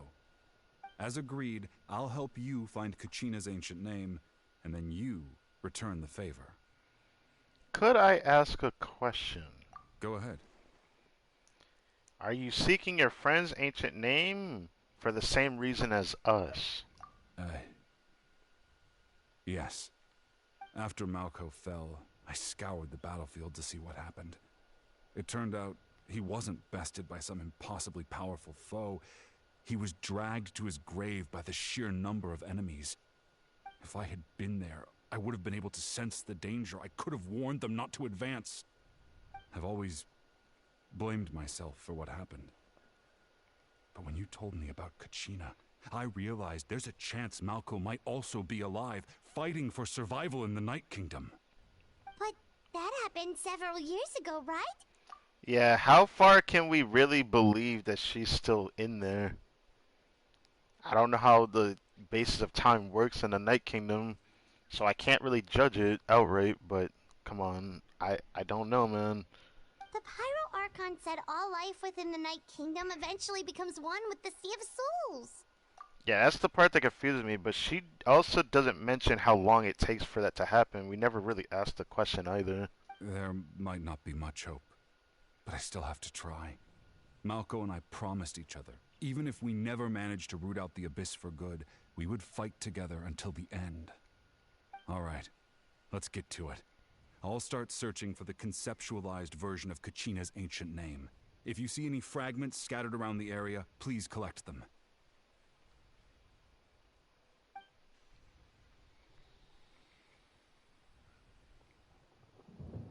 Make sure you prepare yourselves for battle.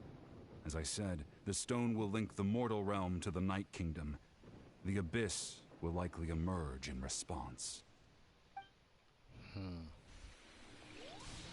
Look at that golden thing. It must be one of those fragments Vichama mentioned. Let's get closer. We have to collect it like this? Oh, we need a lot of energy. Why can't you make the field a bit smaller, bro?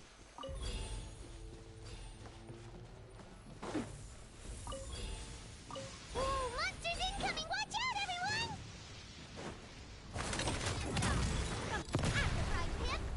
Everybody stand back! You're toast! Right here! Drilling down! Hey there! Hi, coming at ya! Oh my god. Ooh, I'm sorry, Kachina.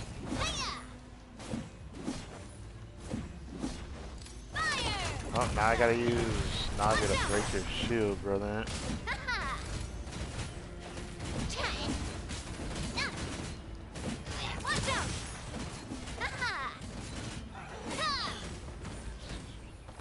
How much longer, Vichama?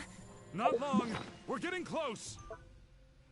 Yeah, we're definitely getting close. I'm getting close to like having my Kachina die. I don't like that, so I'll use this.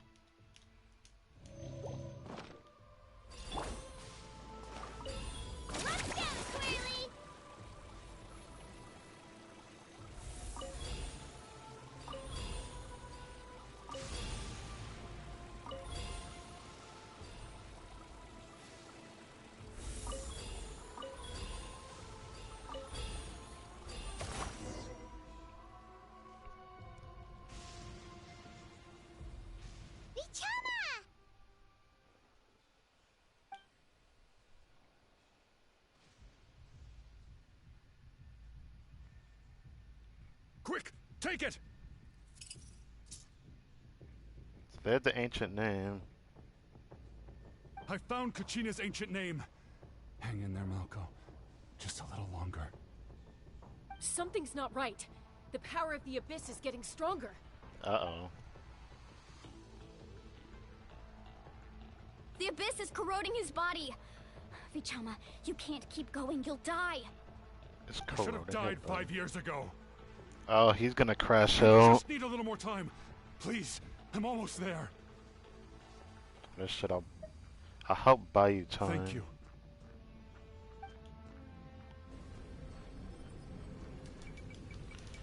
Whoa! I was not expecting this.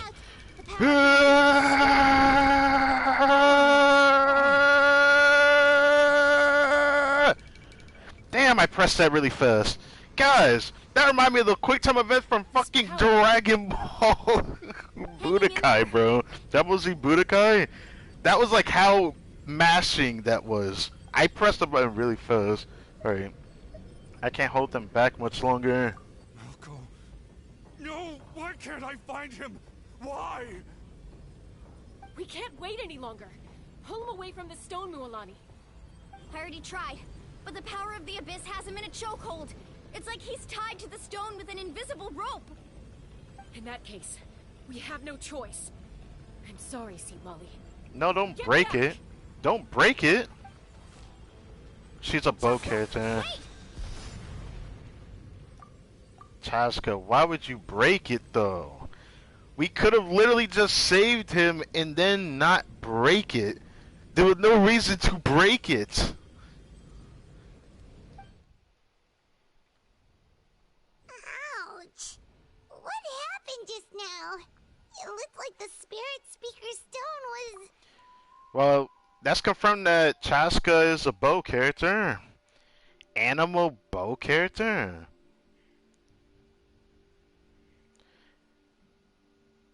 We don't have that many of those, do we? I can only think of Venti. That worries me. The stone's power was spiraling out of control. The only way to stop it was to destroy it. You were all caught in the shockwave of the explosion. You might feel dizzy for a while, but that's normal. Give us a heads up next time, will you? You're lucky we managed to dodge it in time. I thought I said to get back. You didn't give them time to get back, Chaska. You can't just say get back and then instantly shoot it. You have to give them time to get back. Yeah, barely a second before you made it go poof. Not everyone has your reflexes, Chaska. We were this close to getting dragged into the explosion. Okay. I'll be more careful next time. At least Kachina's ancient name is still in one piece. Wait, where's Vichama? Vichama! Vichama! I couldn't find Malco's ancient name. It must be completely gone by now. Once your ancient name disappears, there's no coming back. From the very beginning, I knew there was a slim chance, but still. And now... it's too late to save him. From the minute he left that day, it was already too late. Vichama. I'm sure he's heard enough condolences over the years. Let's just give him some space. Huh? What's that in your hands, Vichama? It looks like something's glowing. Yeah. Huh? This is... What the... What is that?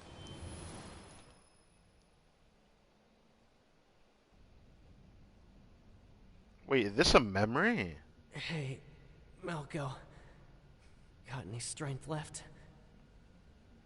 Not enough to swing a sword, but to say a few last words? Sure. I thought Malco was a woman. Now I'm confused. Okay. Too bad. No one will get to hear them. I never thought I'd actually die on this mission. Not that I'm afraid to die. It's just... hard. Thinking about my mom's face when she hears the news. Guess I have something to be thankful for then. My parents died a long time ago. They won't have to mourn me. Why does your voice sound like that?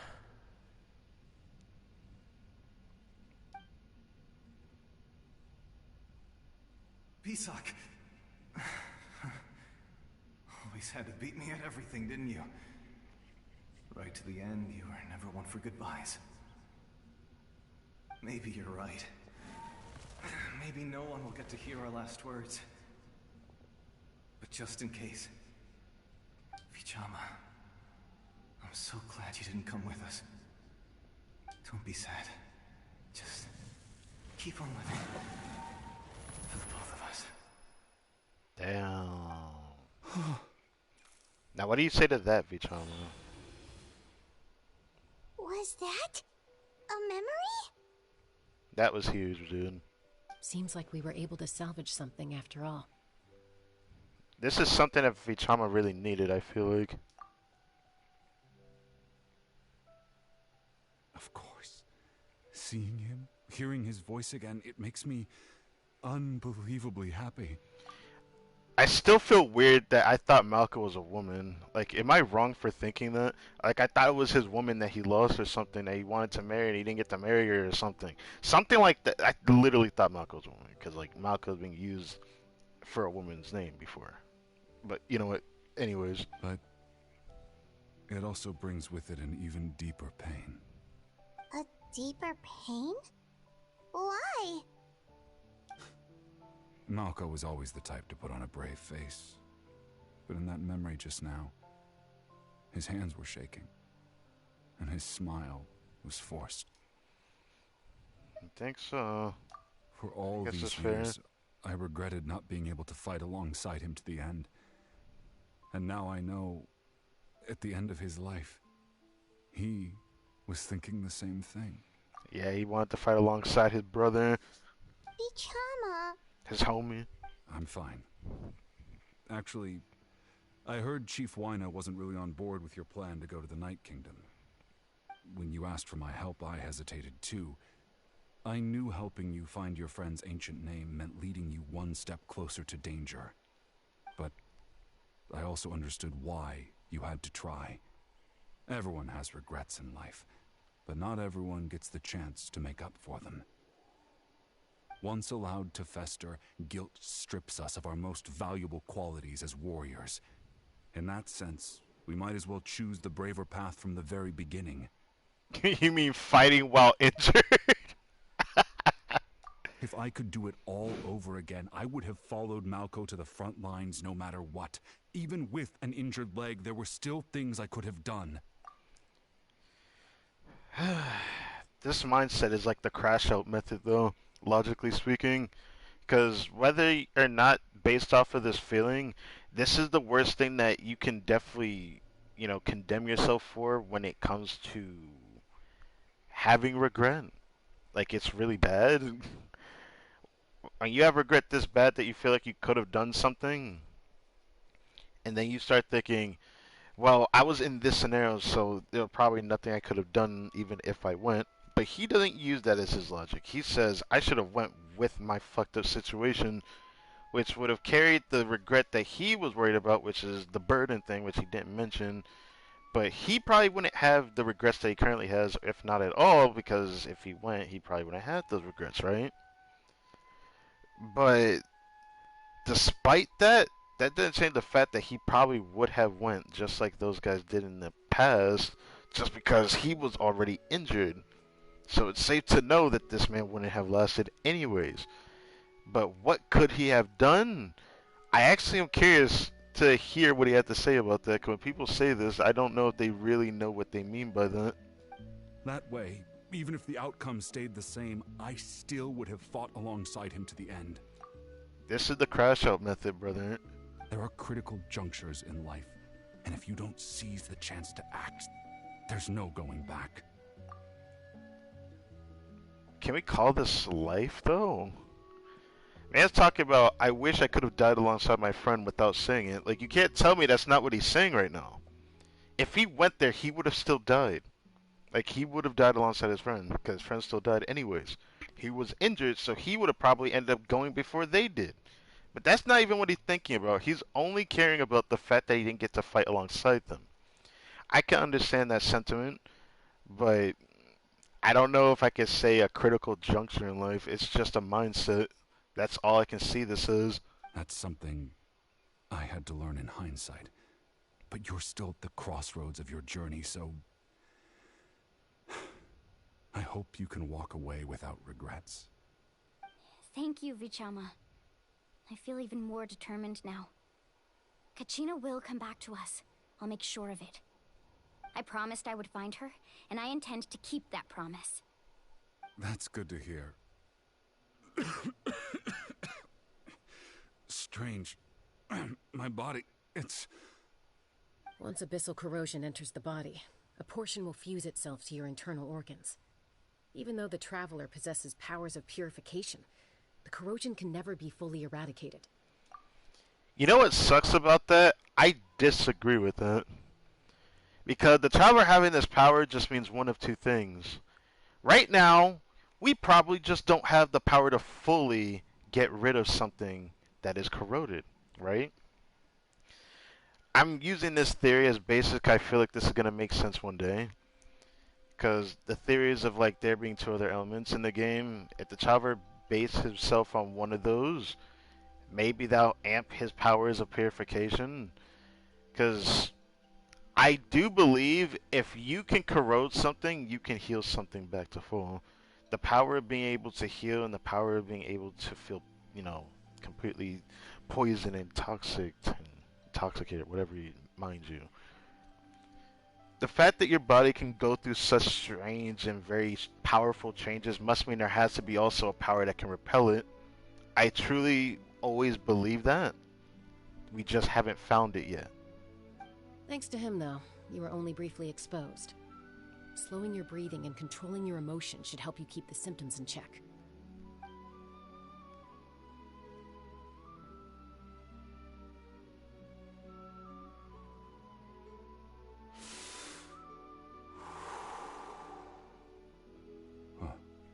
That does make me feel better. You seem very knowledgeable about all this. Just speaking from experience, that's all. Oh, so your body is corroded. Thanks for telling me that. Anyway, we've recovered Kachina's ancient name, so we're off to a great start. Let's get Vichama back to his tribe and tell Wyneth the good news. Oh, and apologize for destroying the Spirit Speaker Stone. We had no choice, though, so he'll probably understand. Right? Don't look at me. I'm pretty sure he's gonna yell your ear off. Chaska, you better own up to it. I ain't gonna take that. Chaska wanted to break it. Anyway, we probably should just apologize to Sid Lally, if anything.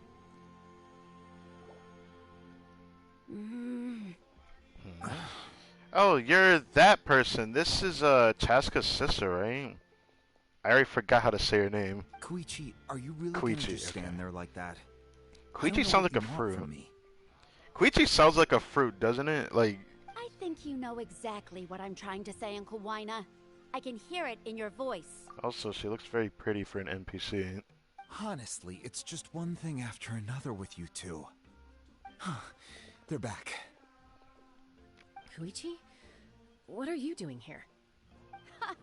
Don't play dumb with your own sister. You know exactly why I'm here. Bro, why does she look so pretty, though? Am I tripping? Like, there's just some NPC that stand out, man. This is one of them for sure. Just like many of them that we have already met, like, Uncle Wyna. My apologies, everyone. I just need to borrow Chaska for a few minutes. You come with me. Oh, she sounds angry, bro.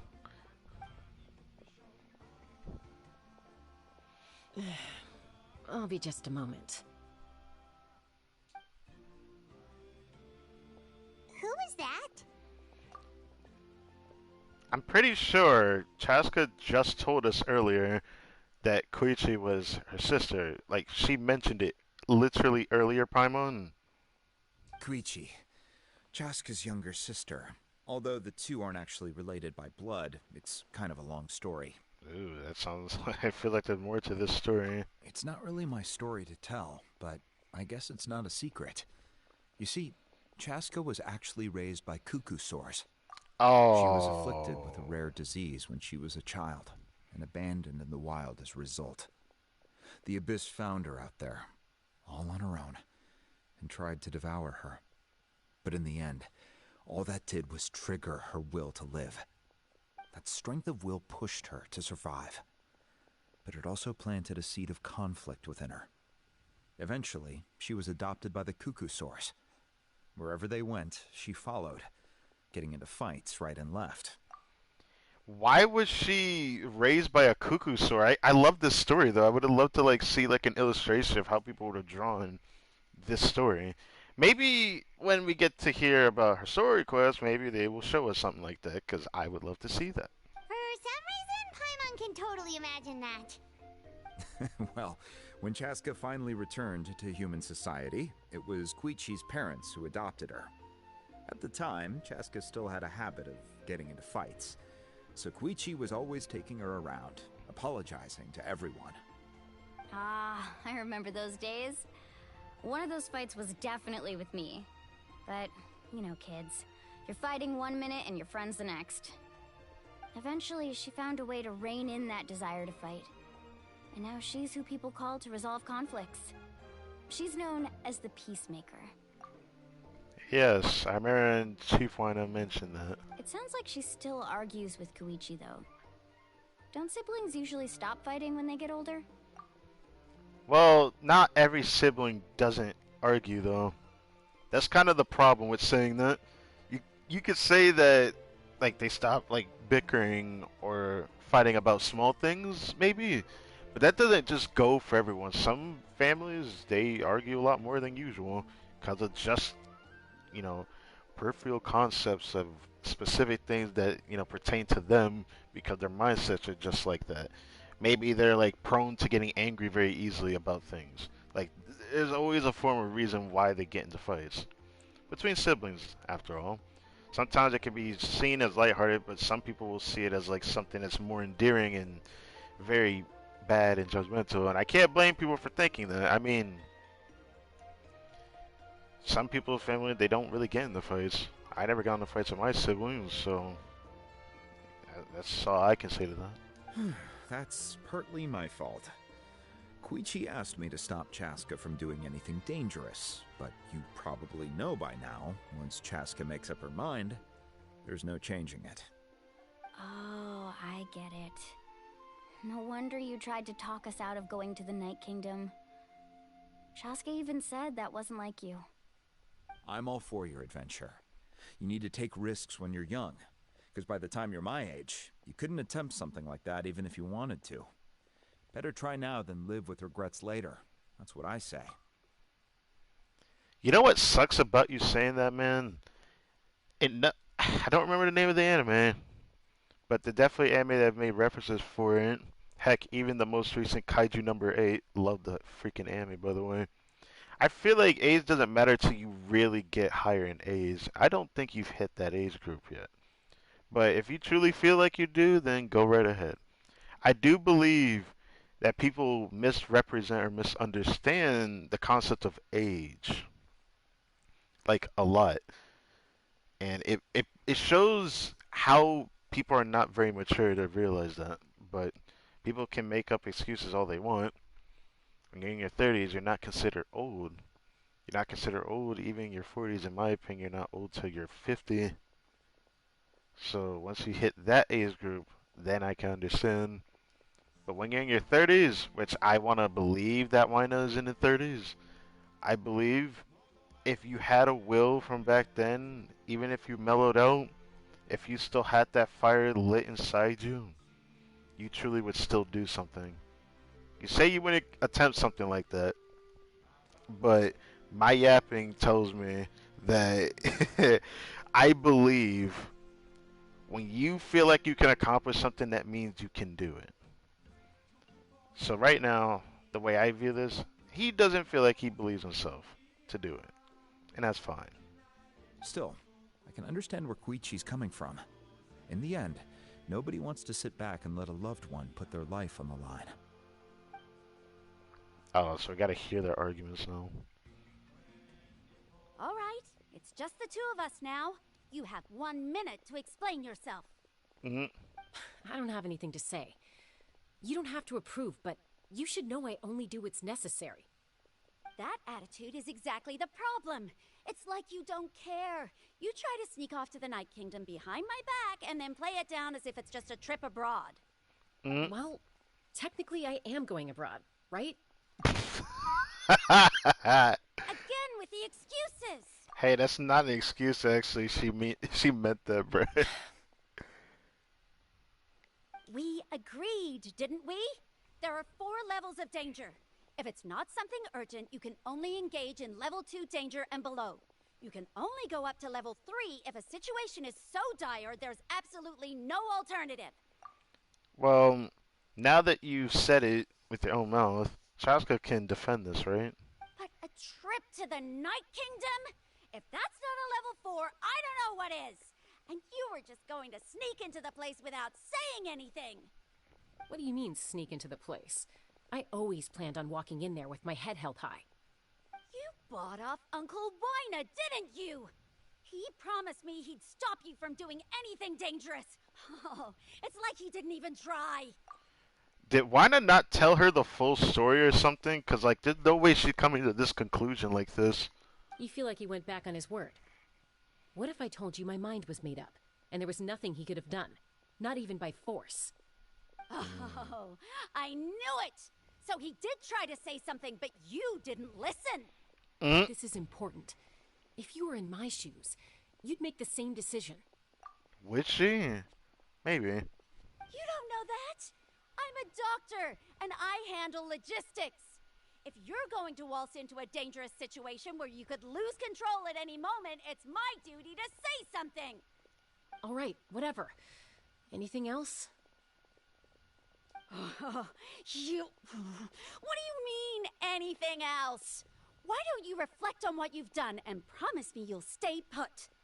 Bruh, you can't treat her like that. Now, I don't like that. I could understand this bickering, but damn, you can't just treat her like that. Time out. Is this one of our normal arguments or a serious one? Chaska, does it sound like I'm joking? She sounds like your mother right now. It's actually crazy. Then, you need to know something. What happened to Kachina was partially my fault. I can't leave her there to die. That's not who I am. But the person you become when you lose control, that's also not who you are. You do not believe in your sister, do you? That's a different issue. You said it yourself. A person is only as good as their morals. If I want to live in NATLAN, I need to display qualities that make me worthy of this nation. I've also told you that managing your condition is equally important. Sometimes you have to make sacrifices. All right, let's stop this here. If we keep going, I might actually have to get serious. And I think Wina prefers his roof attached to his house. Interesting. Is that a threat? That sounds like a threat to me. What is wrong with you? Koichi! Younger sisters are supposed to listen to their elders. Chaska sound like she about to crash out, bro. So, you're really going to go, no matter what I say? I'm supposed to be your sister. Then support me. I'll be back. All you have to do is wait. Chaska, I feel like you should try to reassure her in this situation. Chaska. So, that's it. Why'd you have to turn out to be so darn annoying? I mean, I could add to that, but let me not.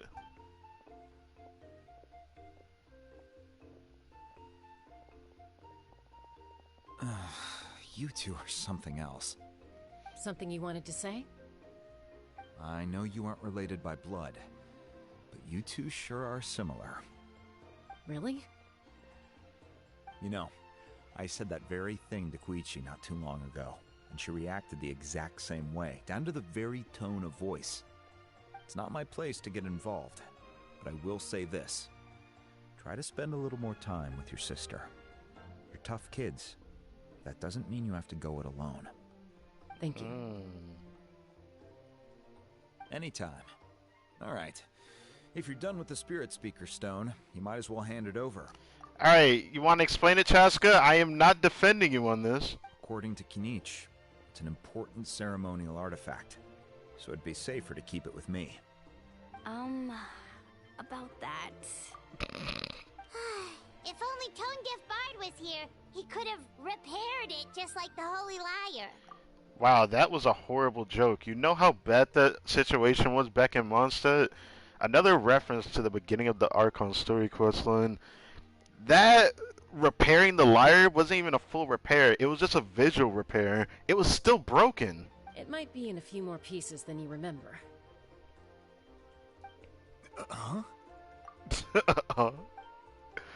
Let's explain the sequence of events. I see. Sounds like it was an urgent situation.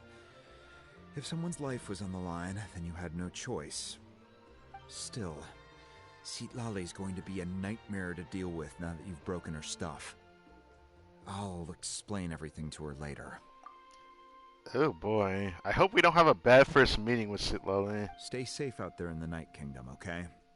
I'll wait here for your safe return. Now we need to catch up with Mavalika and everyone. Yep, yeah, we gotta meet back up with Mavalika at the speaker's chamber. Okay.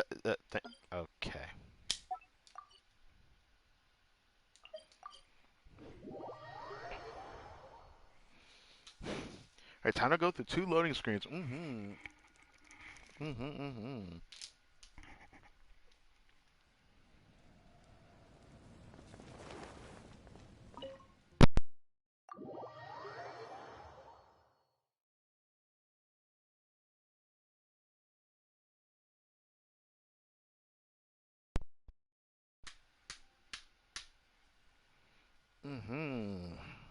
Okay, we're good.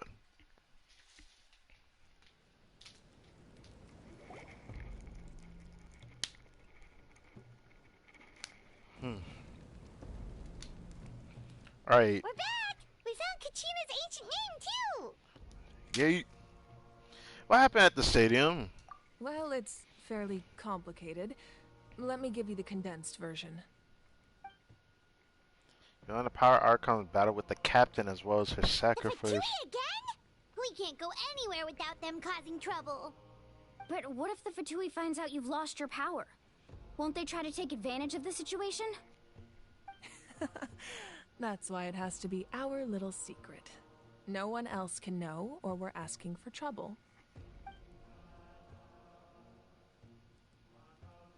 Look, I wish I could offer you some sort of consolation, but I won't lie to you. With multiple factions closing in, there's nothing comforting about the situation we're facing.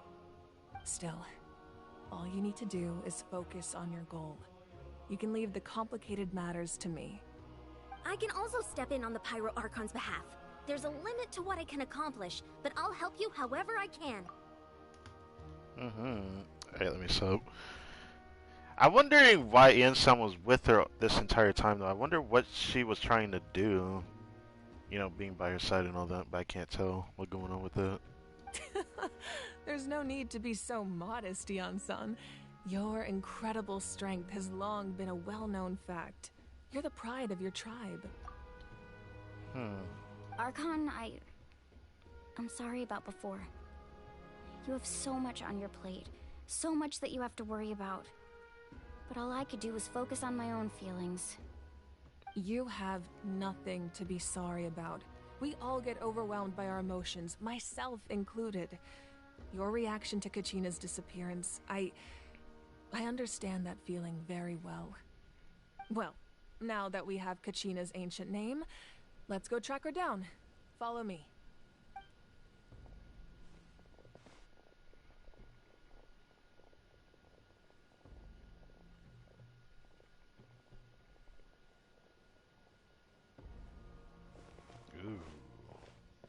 Ooh. What is this place? It looks like an insane, cool looking souvenir shop in here. What is this place? Hey, isn't that Atea's talisman? Oh, yeah. Good eye. This is where I store all the various mementos I've collected. Whoa. That is like her I've office? never seen this place before.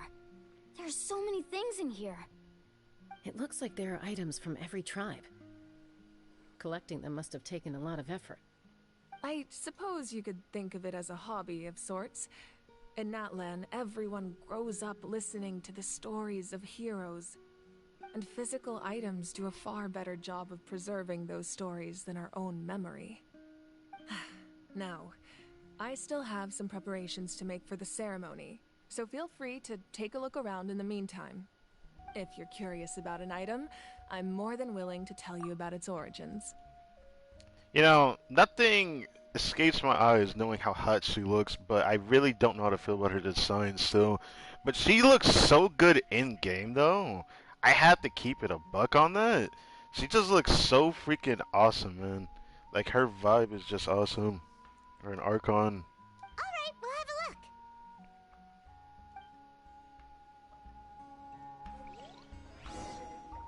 Oh.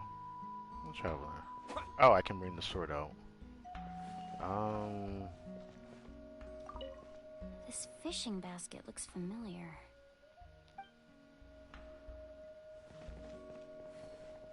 Talk to... She's definitely gonna be chibi size. Huh. She's chibi, she got elf ears, and she looks like a black person. Make sure to handle everything with care. This cup, for example, it's heavier than it looks. This cup? The horn? Whoa, that belt is bigger than Paimon's head! Okay. The Collective of Plenty are known for their bodybuilding competitions and contests of strength. This belt is a symbol of great honor within the tribe. The association with strength might also have been the reason the original belt was extremely heavy. It was difficult for even 2 people to lift. And even if a warrior had the strength to put it on, wearing it for any length of time would still leave them gasping for breath. Sounds like it. So the owner of the original belt, Kitera, commissioned a craftsman to make a copy identical in appearance but far lighter in weight. That is the belt you see before you. Oh. He would often wear this version when training in order to protect his waist. Or he made a lighter version so he could wear it all the time and show it off. Sounds about right. Champion belt, right? This flower looks like it's thriving. You must be good at taking care of plants, Archon. This music in here is so nice to listen to, bro. Hey, there's a fishing rod here. It must have belonged to the people of the springs. Yes, Milani was just mentioning that earlier. That's right. It belongs to a legendary fisherman named Matavaru. I have his entire set of fishing equipment, actually. He and I met in a tavern. He told me about a particular kind of giant fish and his meticulous plan to catch it. In his eyes, I saw a hunger and a strong fighting spirit. To him, the sea was the battlefield upon which he staked his honor. So, did he do it? The next time I saw him, he was covered in scars. It turned out the fish he sought had been corroded by the abyss. Bruh, that is ugly. What? Okay. He managed to kill the fish, but sustained a serious injury in the process, which meant he could never go deep-sea fishing again. Can a fisherman claim victory if he fails to bring back his catch? That's what he asked me in the end. That sucks. Well, Paimon thinks he won. I think he won too. That was my answer as well. The experience was far more valuable than the prize itself. Right. In the end, he didn't want his tools to go to waste, so he gave them to me. Wait, that means you also know how to fish. Does she? Maybe we can go head-to-head sometime.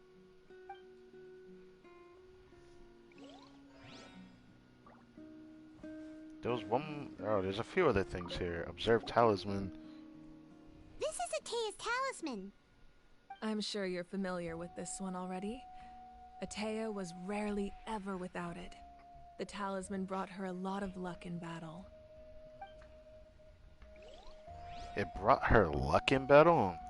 I don't consider that a lucky thing. I consider that like a badge of honor or something like that. What is this? Ooh, that jar looks sick looking actually. So Looks many like it has jars horns. and potions around here. Do they have anything to do with alchemy? No. Oh, Those they belong don't. to the masters of the Night Wind. They're ceremonial tools used to amplify the ability to communicate with the Night Kingdom and the Wyab. See, Lolly is making herself more and more interesting when they mention the Masters of the Night Wind. It seems like they're like a tribe that's probably similar to like ninjas. It just sounds so interesting and mysterious. Yamaya is an expert in this field, and she taught me a lot. Even though she appears stoic and serious, she actually has a keen sense of humor. The tools you see here are quite traditional. Her students found them outdated, so she passed them on to me. The contents of the jars aren't all that special. Oh, except the big jar in the middle. That's what she really wanted to give me. Ooh, must be something really cool. What's inside? What's inside, huh? Grape juice. Does it still taste good? It's quite tasty, although probably expired by now. Bruh! Why is there grape juice in it? Ew. That's all I gotta say is ew. Why is there grape juice in it, bro? There anything else I missed? I only see this over here. That is very interesting. Isn't that the battle pass weapon? Yep, that is 100% the battle pass weapon. Yep, that is the talking stick right there.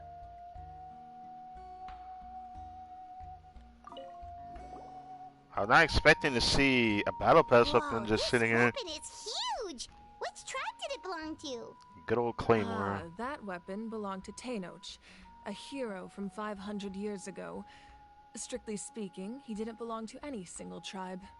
Why? Was he that powerful or something? That's because even before the disaster with the Abyss broke out, he had already been exiled. Oh.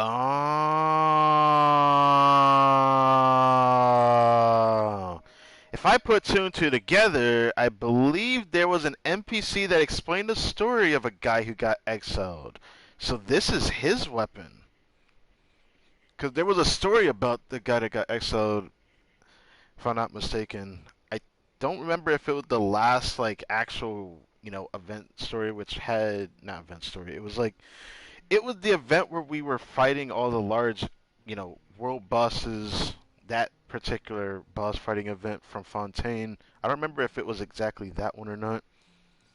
Because there was also another one where we had talked to someone that, explained things of NATLAN to us. But I can't remember. So either way, I'm happy I remembered that at least. I do remember a story told to us about a guy who was exiled in NATLAN. Exiled? It was a punishment imposed out of necessity, but he accepted it all the same. He believed it was what he deserved. Even though I remember he was also unlucky, he was cursed with some form of unluckiness. I don't understand it though. I don't understand When the it. Abyss attacked, the tribes found themselves in urgent need of a powerful figure to lead them into the battle. And there was no one more courageous or resolute than him. He united the 6 tribes and accomplished great feats throughout the war. Ultimately, he perished. And because he had already lost his ancient name, the Ode of Resurrection was unable to bring him back. And so, he was laid to rest, alongside the countless warriors and civilians who lost their lives, buried in the soil of his native land. Wow. He sounds like a true hero. Indeed. Even now, his story is told throughout the land.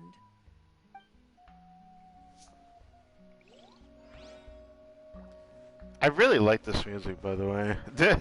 Like, I'm just gonna keep it a buck. I really like this music.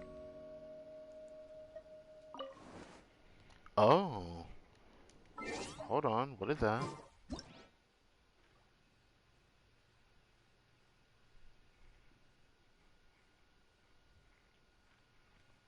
Who is that?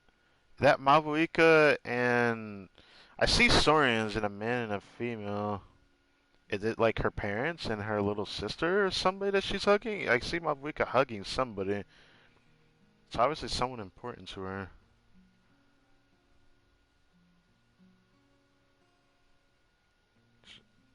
She also looked like she was wearing a different outfit back then. Or am I guessing? No, I'm definitely sure because like her shoulders are showing in this picture. Okay. Bet you could ask about it. Did I make sure to get everything? Pretty sure I did. There's only 5 things I saw sparkling. Talking stick was pretty cool though. I guess that was all we could actually do in the meantime.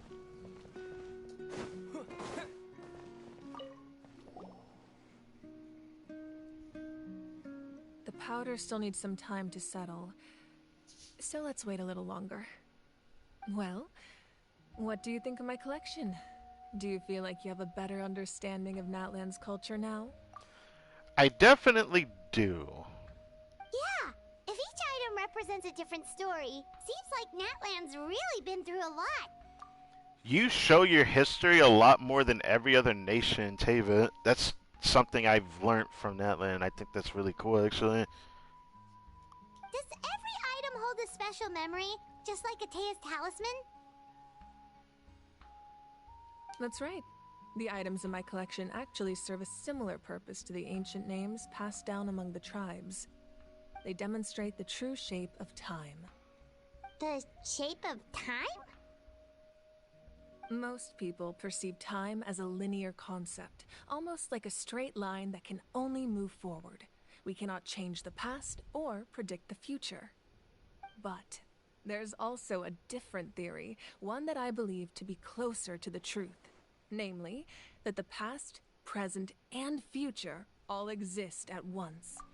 This is coming back to Simulanka from 4.8. There was a mention of this, and I agree to it as well. At once? Paimon's not sure she understands. Let's say your journey ended right now. Thinking back on your experience in each nation, which one would you say was the most important? I have to say all of them, because we were the center of every nation's problems. Well, I wouldn't say the center. We were usually dragged into their problems, which, you know, goes alongside NATLAN as well. Exactly. Even at the end of your journey, the things you experienced along the way don't cease to exist. They become part of who you are. Right. Take out a portion of that journey, and you would likely make very different decisions, and eventually arrive at a very different destination. The future is the same way. It exists even though it has yet to come to pass. We just lack the means to perceive it. Right. Of course, there are those with the power to foresee the future. They simply call it by a different name. Fate. You're quite familiar with that concept, I would imagine. That does kinda make sense. The future hasn't happened, but already exists. Yeah, it's not hard to understand, Paimon. It's okay. Humanity excels at living in the present, but too often we forget the past and neglect the future. So ancient names record the past. While the pilgrimage and the Night Warden Wars lead us to a better future. Only by uniting the people of NATLAN across countless eras can we fight back against an enemy as formidable as the Abyss. To come up with such a set of rules, the first Pyro Archon must have possessed a level of insight I can only imagine. Yeah, I really want to know who was the original Pyro Archon. Were they even considered a deity, or was that person clearly human, like how Kachina, you know, talked about it? Because I refuse to believe that the original 7 weren't all deities. I mean, Jean Li talked about it. Venti talked about it. They're the only people of the original 7, as far as I remember the explanation for. I would like insight on it, but I'm more than interested to see what Nouvelette has to say about that when Mavuika comes out as well. That's correct. I don't At think first, he will, he but was a I mortal hope. man with no special power. Ah, After he okay. ascended to the divine throne, He used it to borrow power from the heavens and establish the rules of NATLAN. I see. So he was. Okay, this is interesting. Yeah, I can't wait to see what Nubla had to say about that. That is so interesting. It's so different from every nation. Namely, a framework So he through was which ordinary human. people can ascend to Archonhood. By holding the pilgrimage, we're able to determine the strongest among us. And when that person ascends to the divine throne, their inner flame will awaken. In addition, the sacred flame will grant them significant knowledge and memory of this land. After all, that's how I came to know everything I just told you. So, it all comes down to the power of the divine throne and the rules. Yeah, this is very strange, but it's really cool. Wait, is that a family portrait? Ah, yes, so you noticed it too, huh? Yes, that's my mother, father, younger sister, and the little saurians we raised. Ah. So I was right. It's her parents and her little sister. Damn. I turned a piece of my dad's leather armor into a canvas and commissioned a famous artist to paint our likeness. Your sister is so cute! It looks like the two of you are really close.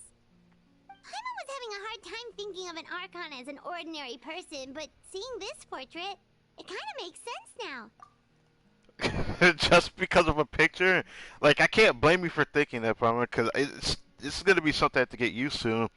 So Maruika is a human Archon. It feels weird because she looks so imposing. They even said that she had natural power that was very powerful. I'm not saying a human can't be powerful. I mean, look at Capitano, the captain of the Fatui, right? He was deemed to be the strongest human in the world. At least that was what I've heard over and over again. The strongest of Fatui was also the strongest human, mortal human in the world of Teyvat. So I find that very interesting. It really doesn't look like there was anything special about you before. Oh, wait, is Paimon allowed to say that? I still think she looked special back then too, though. I mean, her hair still looks very imposing. It's like she was meant for something from the moment that she was born even. Am I weird for saying that? I don't know. A little late for that question, don't you think? Sorry! Paimon's so sorry! Paimon's mouth works faster than her brain sometimes! Oh no, don't worry. I definitely understand that. It's alright. I'd never get upset over something like that. No matter what others may say, my past is a precious part of my identity. I'm forever proud of the life I used to lead. Becoming the Archon doesn't mean you sever ties with your family. The position just comes with a lot of responsibilities, so it impacts how often you get to see them. Ah, yes, like becoming the President of the United States of America. My father made the most delicious stew, so my sister would often bring me a large pot of his cooking, and we would sit on a blanket and eat it together. One time, we didn't close the door securely, and the saurians you were raising ran into the room and knocked over the entire pot. My sister immediately burst into tears. The two troublemakers were going for the meat, but when they saw my sister's distress, they froze on the spot. I hate that I laughed. God damn it. I just immediately... I can't even talk about it. I mean, I guess I could talk about it. It was a content creator I watched, but it was like a phrase that they said because, you know, I guess it's just because of how ignorant those guys are, you know, amongst like popular like black people, you know, content creators. It was just funny when I hear going for the meat. It's just funny because like when that guy said it in the video I watched, he meant that as like, you know, your unmentables, you know, your crush, your dick, you know. I thought that was really funny. That I just immediately thought about when he said that, and then he had to like rephrase himself because he didn't mean to say that, and it made it even funnier. Just saying. I still remember the way they laid there, sulking like a pair of children, even after making such a mess. It was frustrating, but in the end, all I could do was comfort my sister and move on. Wow. You forgave them just like that. Isn't that what being a family is all about? I think about that story a lot, actually. As the Archon, I made a vow to defend this nation, and experiences like that, they remind me exactly what I'm trying to protect. Well, what happened after that? This portrait looks pretty old. Your sister must be all grown up by now, right? I believe she ended up working as an architect and artist. She built many houses and crafted many beautiful works of art. Anyway, that's enough about me. Now that the powder is settled, we can begin. Ian-san, Mulani, Chaska, over here, please. So Place this is the how we ancient go to name up nighttime there, kingdom? and then we'll begin.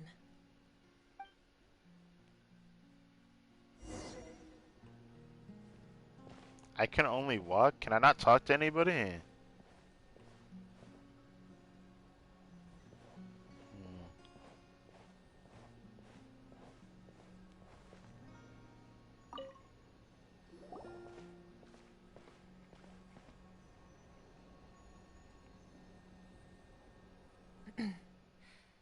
Surely as the echoes of life resound through heaven and earth, so too shall our stories remain eternal. Eternal. Ancient name, take us to your fated bearer. Allow her to answer our call.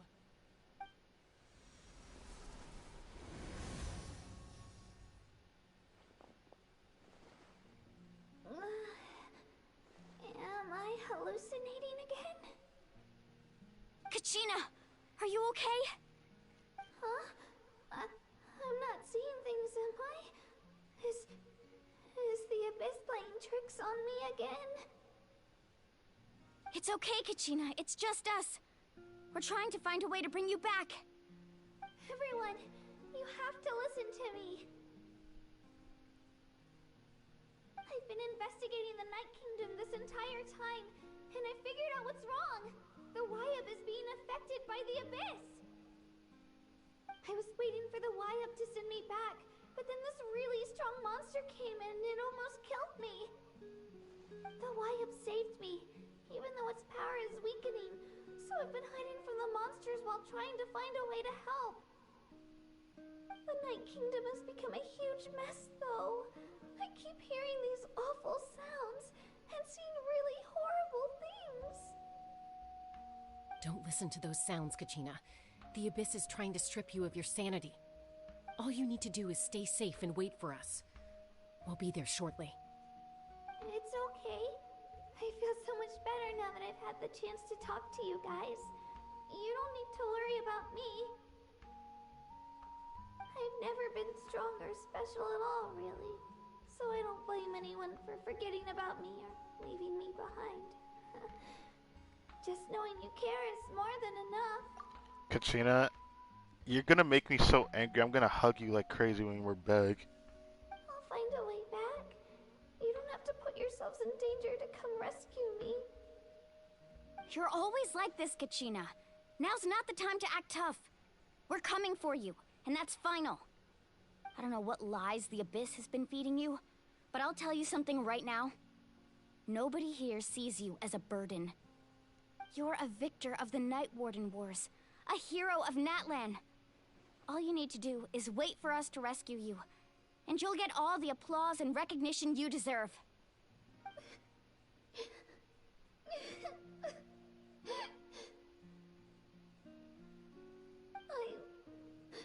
I'm really scared. Everything's so dark and creepy here. And I want to go home. Still, I don't want you to put yourselves in danger because of me. I don't want to hold anyone back ever again. All you need to do is place your trust in us, just like you always have. No one fights alone. We're not leaving you behind. Not ever. Yeah, we're so close. We can't call it quits now. Thank you. Be careful. Looks like we've lost contact. Now comes the most dangerous part. You have to traverse the Night Kingdom in your physical form. This entrance to the Night Kingdom was left behind after an abyssal invasion. Even a brief amount of time inside could expose you to corrosion. I know. I'm prepared for that possibility. I wonder if the abyss can even affect the traveler's body. I feel like it can't. But, you know, I don't know. This is very interesting. Alright, then I wish you all the best. I'll tell Koichi to be ready just in case. She's very experienced in dealing with abyssal corruption. That face you just made. Don't tell me you two got into another argument. Yeah, for sure they did. No, I just feel bad for creating more work for her. I'll go with them too, Archon. The more people, the stronger the party. She is literally like the teacher's pet right now, I swear. Thank you so much for your help, everyone. It really means a lot that you're willing to brave these dangers with me. There's no time to lose, so let's get going. Now that I've lost my power, I won't be able to provide much practical support. But I can still keep an eye on the situation from here. Eon-san, I know it's unlikely, but if you encounter a situation you can't handle... That won't happen. I hope not. Okay, she sounds pretty confident. Okay. Wonder what type of character she's gonna be like when she's playable.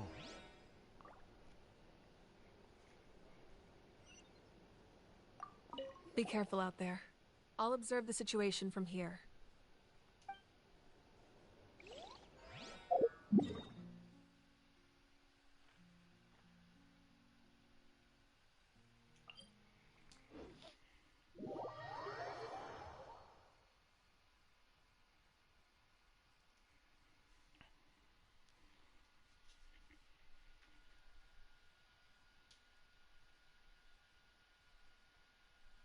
Wonder if I should be playing this team and playing a different one. 'Cause if I run into another situation like a Pyro Abyss Mage, that might get on my nerves actually. I mean, I want to play as Kachina though. I don't know. It's funny that I say I want to play Kachina. It's like on one hand I do, and on the other hand I just want her in my party. I feel like Navi can carry me through everything I can physically muster. But what if I end up coming across an entity that needs like an element of some kind? That's what I'm worried about.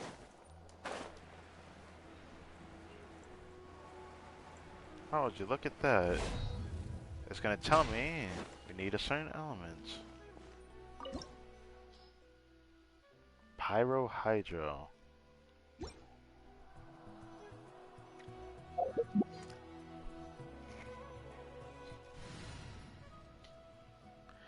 I don't have Milani in my party. I don't know if I feel like throwing like Pyro and Hydro like that. It's like I definitely could do that. I don't know if I want to. Cause like my only option would be like playing Vape Nuvoid or something, or playing Diluc, which I don't want to do. It's like,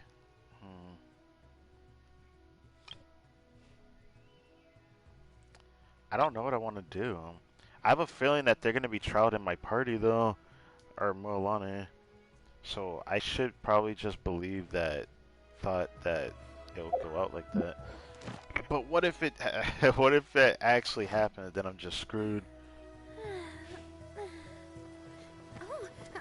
I guess I'll do this just in case. I guess I'll do this just in case.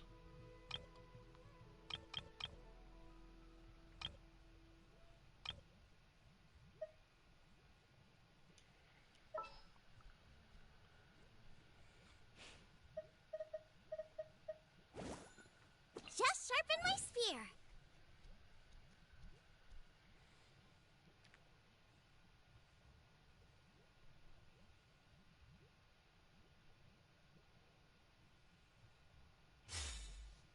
Just in case I'll play this team, I guess. I didn't want to, but I just had this feeling I should just have the elements I need just in case. I have this feeling we're going to be down there for a while. Probably fighting things that I'm going to be very frustrated if I don't have the elements for it. This frustrates me because I want Kachina, but I don't think it's not like we're going to need to climb She'll probably end up in our party when we go down there. And that reminds me, there was one more thing I want to talk about. Because I didn't do it in the live stream. I did, like, during the time when I didn't. Now, I butchered my Ganyu. I butchered her, okay? I had to do it because I said this possibly was going to happen if I had Tainari on my account anyways. But I even tried the variant where I took off my Alhaitham's best pieces and gave it to Tainari. And would you believe I have a top 3 in the world? Not even like top 3% or anything, no. Top 1%, third best Tainari in the entire world of players in the game through the pieces I swapped around. But it requires this goblet, this feather, and this circlet, because some of my best pieces are on Wonder Troop, which I gave to Tainari. Which I didn't realize it was like that much better than Gilded Dreams, but when I tested it, it's better. It is just better. It's funny to me. It's even funnier that this goblet is more tied to him than I give him credit for, because no other Denzo goblet can beat this piece other than the piece Alhaitham has on, as the other one does not beat it. So, if I want to pull on Kenichi's banner, but I can't do it. There's a possibility I will pull for Shilonen due to the rumors surrounding her, but I'm gonna wait for confirmed kit and information when it comes out. So I want to savor my excitement for her, because if it's true, I will be pulling on her banner. Which means this will be the first I ever pull on the .1 of a patch. So I am excited about that.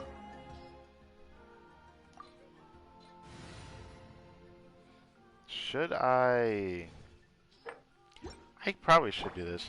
Also, this music is about to make me cry. That song makes me want to cry every time I hear it. It is such a beautiful song to listen to. Like, that song made me tear up when I was preparing a little something something. Hopefully I get that video out. I hope I get it out by Friday. Actually, I don't know if I'll get it out by Friday. I gotta prepare something else soon. Let's do this. I'm pretty sure this is the climactic ending to this chapter of the Archon story. I don't think there's going to be too much more after this. Maybe, maybe not. We'll find out. Either way, there's a lot to do this patch, so it's not like this will be the end of anything, obviously. I said I'm going to probably... From the content I've seen in NATLAN, if I don't go crazy on it, I can make this last 2 weeks. Because the Tribal Chronicles are going to take a lot of time as well. But let's go.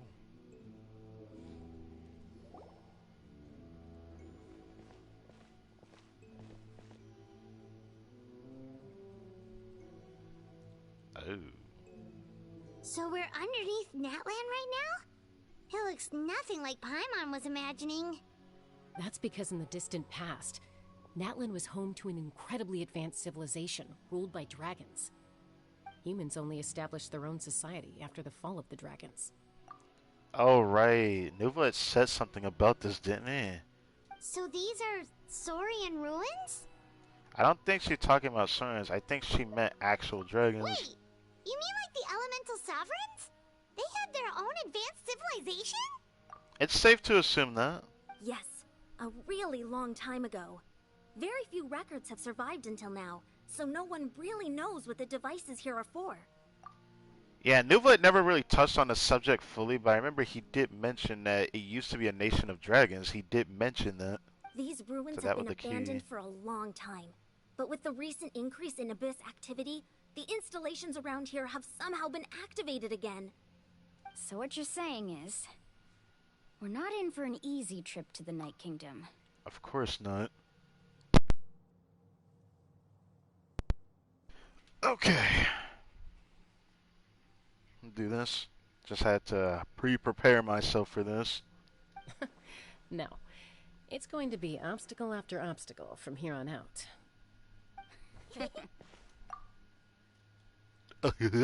What is this, like, party assemble type shit? Also, Anne sounds really warming up to me. Some people don't like her design, but for some reason I like her design. There's just something about it I like about her design. It's all the small things on her design. I don't know how to explain it. It just... I wish I could explain it. It definitely reminds me of something, though. I just wanted to hear. Why are you all laughing like that? It's creeping Paimon out. It's the pre-adventure excitement kicking in, right guys? Of course you say it like that. Of course. I'm eager to get started. Adventures live for moments like these. Then let's go. We won't let anything stand in our way.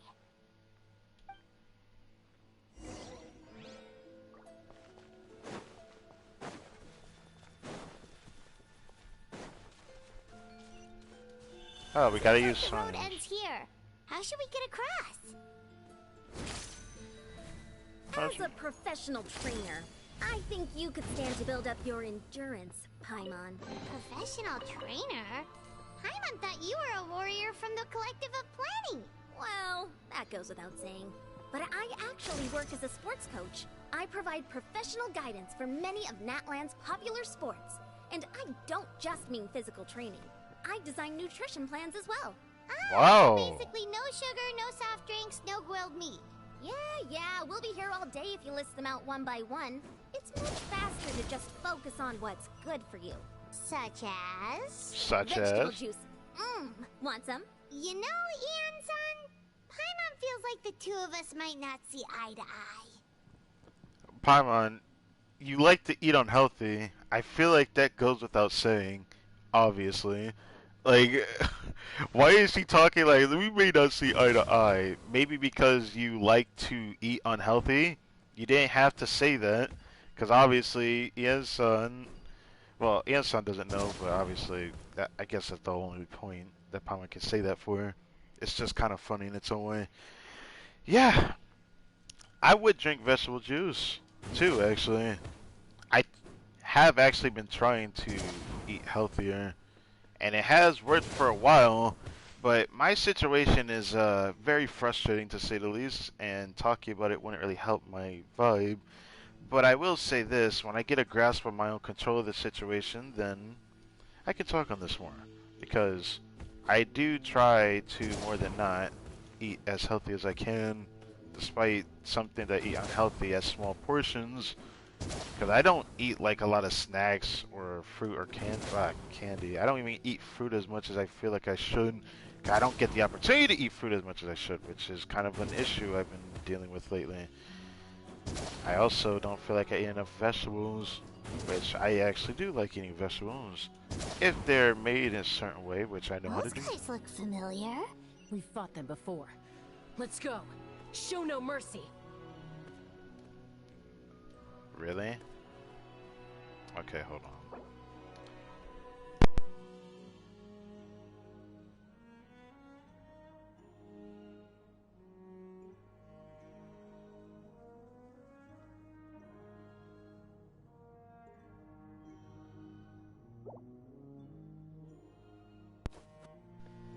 Stick to fine. Okay, it's fine.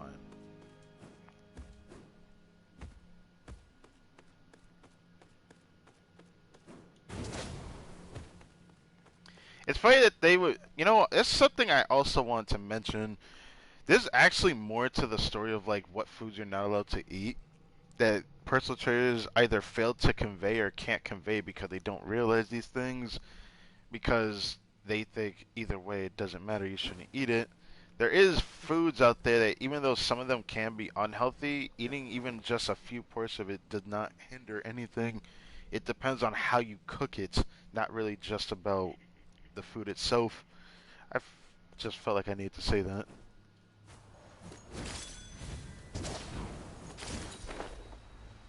What the? That was fucking weird.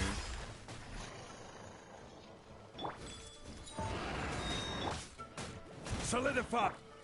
The wind knows me. Silence! The tides beckon.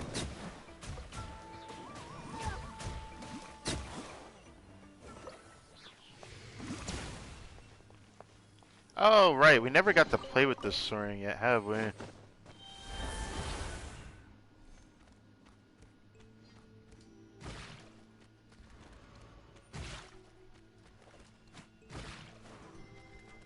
Damn, the way he be moving and cruising like this kind of crazy.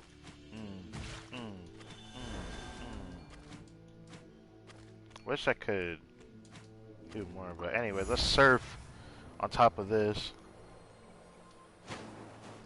Whoa, the place we need to go seems really high up. Yeah, it does, doesn't it?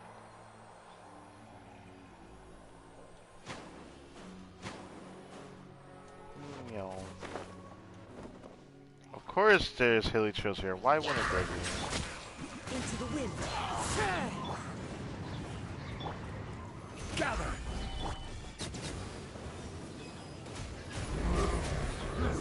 Be sanctified. As one with wind and cloud. The wind knows me. Bow your head.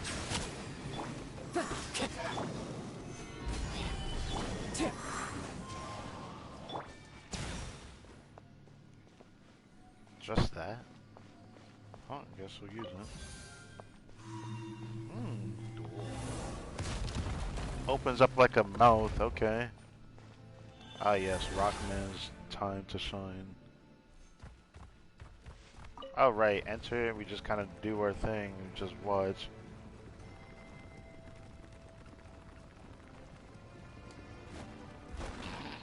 Ah! Oh shit. Can I? Wait, I can do this. I can do this. I got this. I don't got this. I 100% do not have this. Wait, no. We got this. We got this. We got this. Yeah, buddy.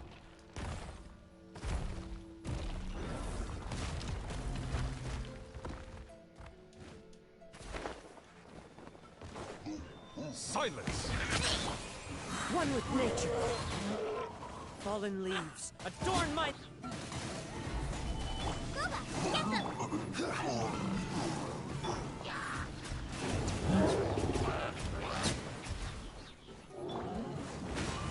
I hit the move. Solidify! Settle down!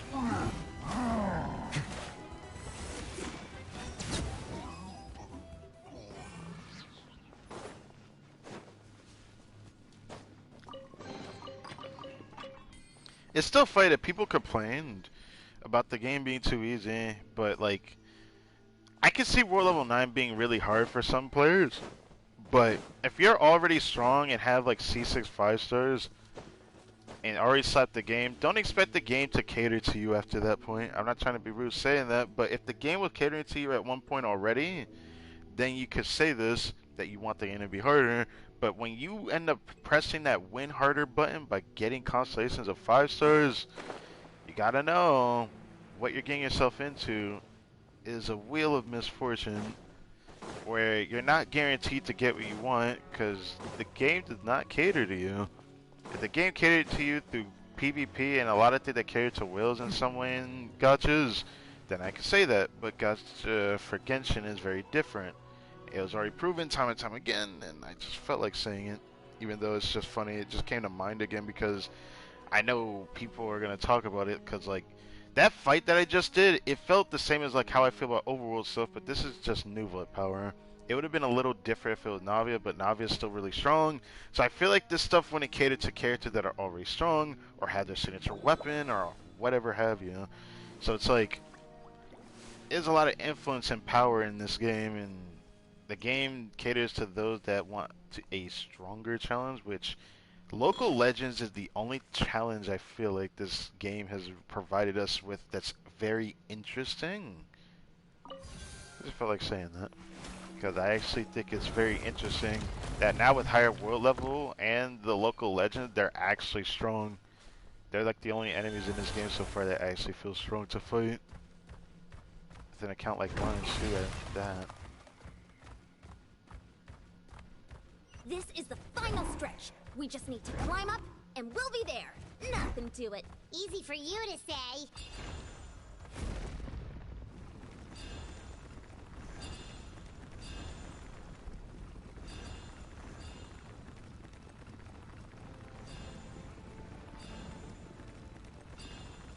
Yeah, climb thy crystal.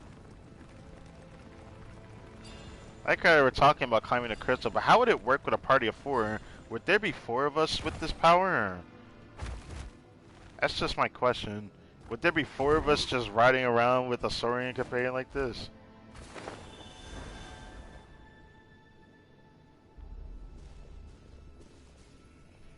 This must be the entrance the Pyro Archon told us about. The one ripped open by the Abyss. Yes. There's something in the depths of this place that feels familiar, yet also foreign. We actually have to go in there? Okay, Paimon just needs to psych herself up. Don't push her through before she's ready.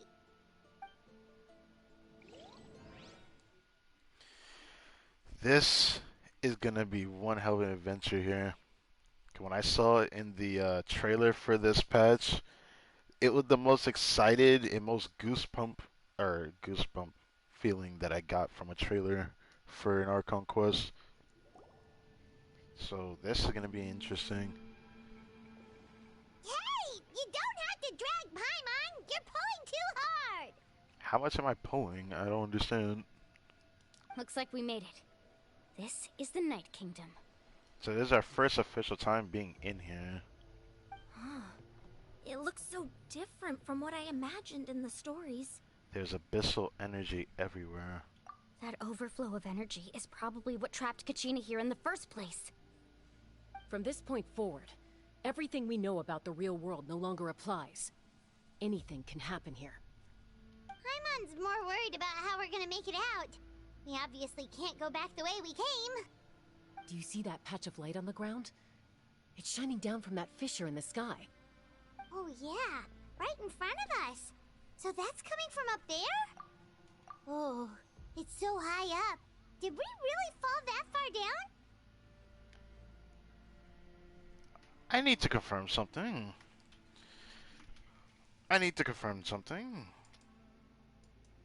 I might have to like pre-confirm because that was the echo in game.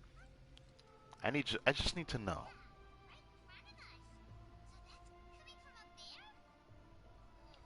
Hold on. I want to confirm this. I don't want to make this mistake just in case if I had to change my like sound of mic and all that.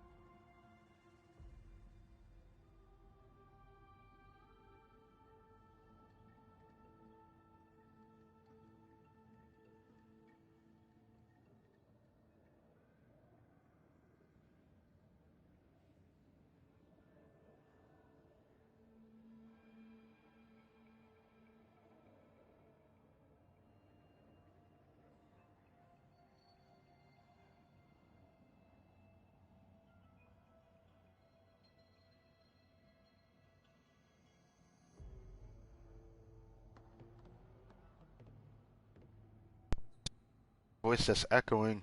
Interesting. I don't know how to feel about that, frankly, but fine.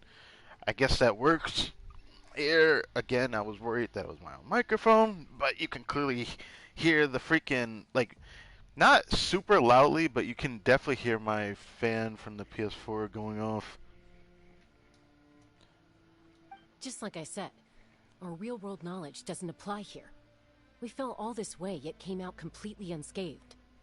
If this was the real world, we'd have to climb our way back up to the entrance. But here, all we have to do is stand underneath the light and offer a prayer. That's it? Really? Don't try it now. Don't try to run away. You really think that little of Paimon? That's not even why Paimon asked. So that means all we need to do is find Kachina and bring her to this location. Exactly. This light is streaming in from the real world. It's a link between the two realms. The terrain looks difficult to navigate, and the visibility's not great either. How are we supposed to find Kachina in these conditions? Yeah, these floating black things don't look super friendly either. Those are souls. Those are all manifestations of abyssal power. Be careful. Ghost! A talking ghost! That's not the first time we've met Calm down. one. I'm here to help. You're the ones who helped Vichama, right? Oh, so you were the person that gave him that memory, weren't you? Yes, I'm Vichama's friend, Malko. Interesting. I was completely lost to this realm until I sensed a mysterious power calling out to me.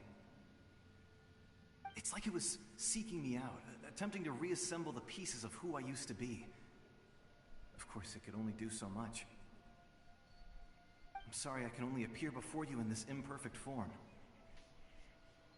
No, we should be the ones apologizing. If the Spirit Speaker Stone hadn't become corrupted by the Abyss, we could have done much more. We probably could have done more, for sure.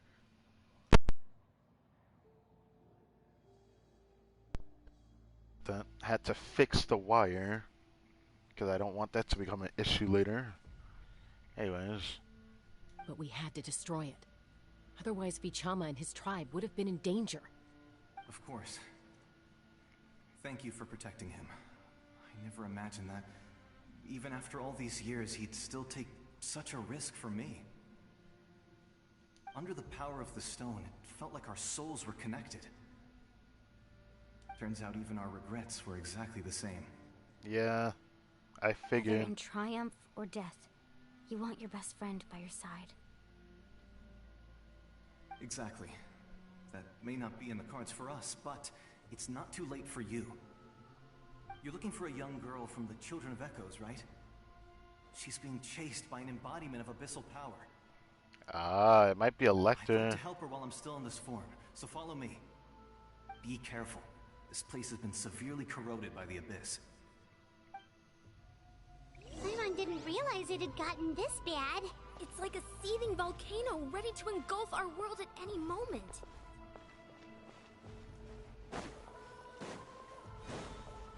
Stick close to me. My power will be able to ward off attacks for the time being. God damn it. I have to do that. Oh my god, you're gonna piss me off. We won't be able to keep this up. Let's try another route. This way. I have to pray that my controller did not make me go all the way! Quick, get back here. You can't go wandering off. It's too Oh, dangerous. this is gonna drive me crazy. Are you good? You good now? Not good. More monsters. We shouldn't waste our time on them. As one with wind and cloud. Gather!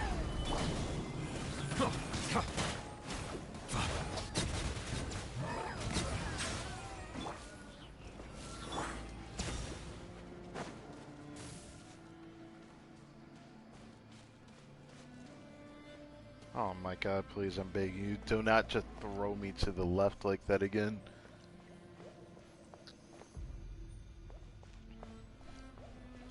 Stator did not bother me at all today before I got on, so why is it doing it this harsh now? Paimon can't see anything! It's easy to get lost here. Just stick close.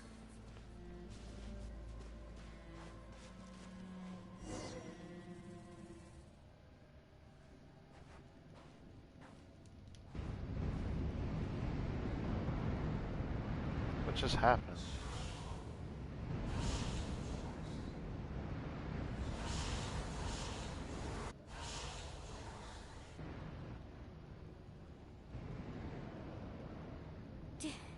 Did you hear that? What? Never mind. It was probably just my imagination. Oh hell no, that's not okay. That has to be... It has to be them playing with our sanity.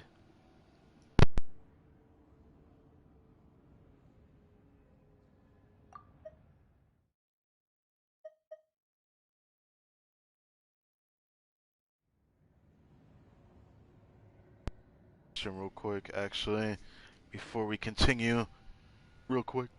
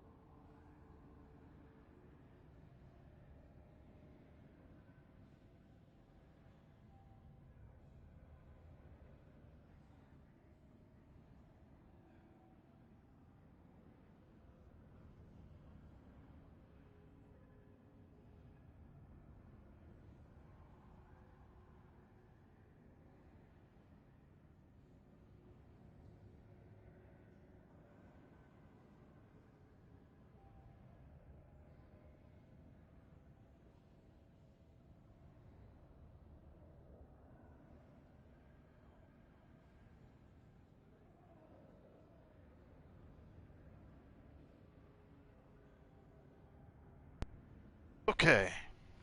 And back. And ready to continue. As the Abyss tried to play with our minds. Don't scare Paimon like that! I heard it too. It was a voice from the Abyss. What did it say? Doesn't matter. It certainly doesn't harbor good intentions.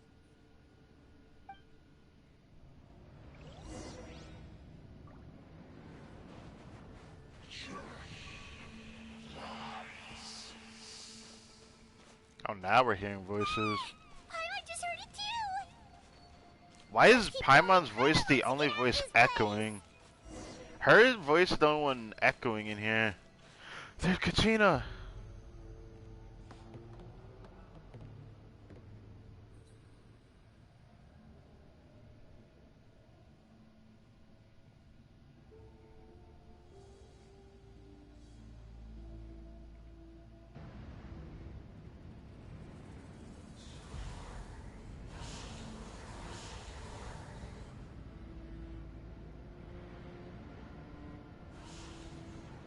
She fell trying to run.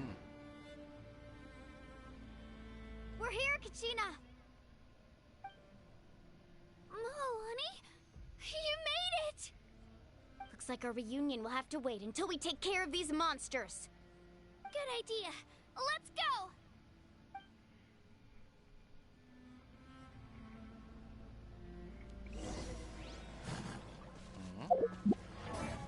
They actually gave us a trial for her. I thought it was going to be a trial of Moalani. I was hoping for it anyways. Well, she is here again. C3R3. Alright, C3C3. C3R3. Yeah. Anyways, I haven't been the best of mindsets today. The wind knows it. Solidify!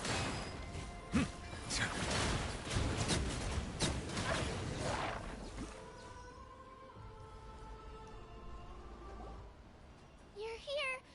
You're finally here! Thank you so much! That monster can appear from anywhere. It almost caught me a bunch of times. The Wyap's power helped keep me hidden, so I just tried to stay out of sight until you got here.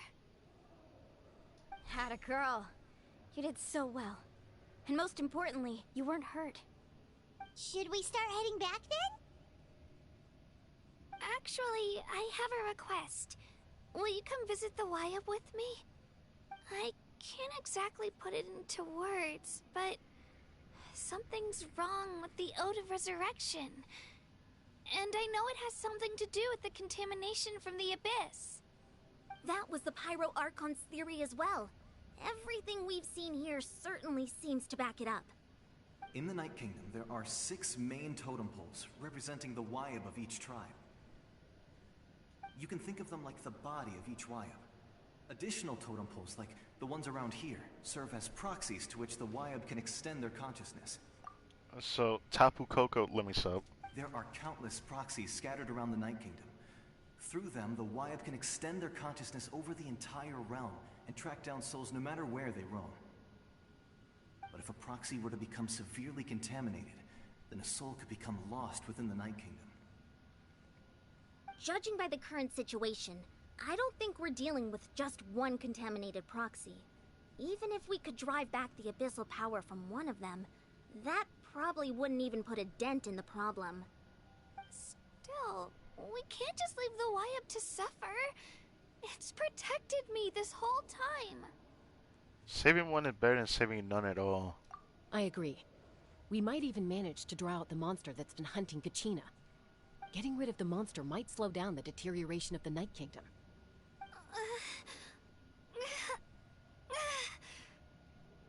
Kachina? What's wrong? Nothing. Just a headache.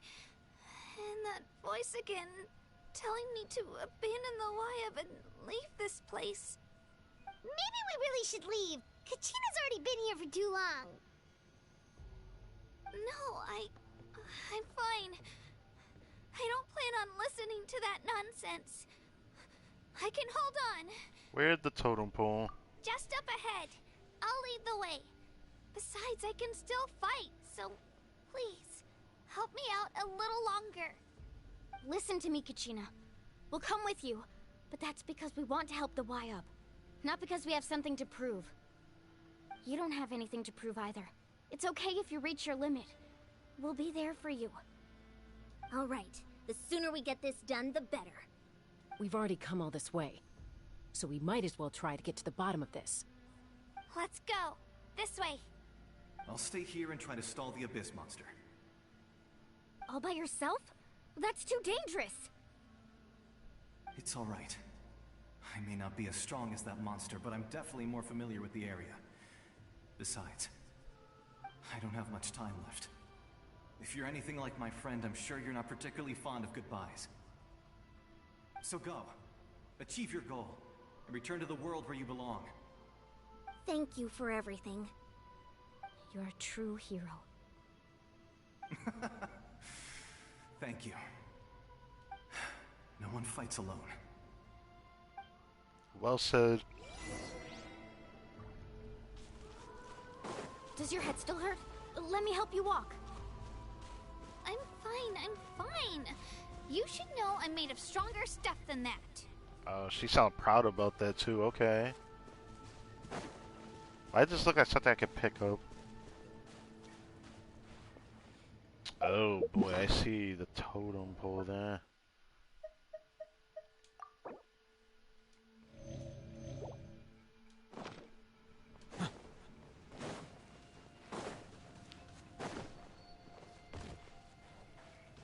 We're definitely about to fight a boss here.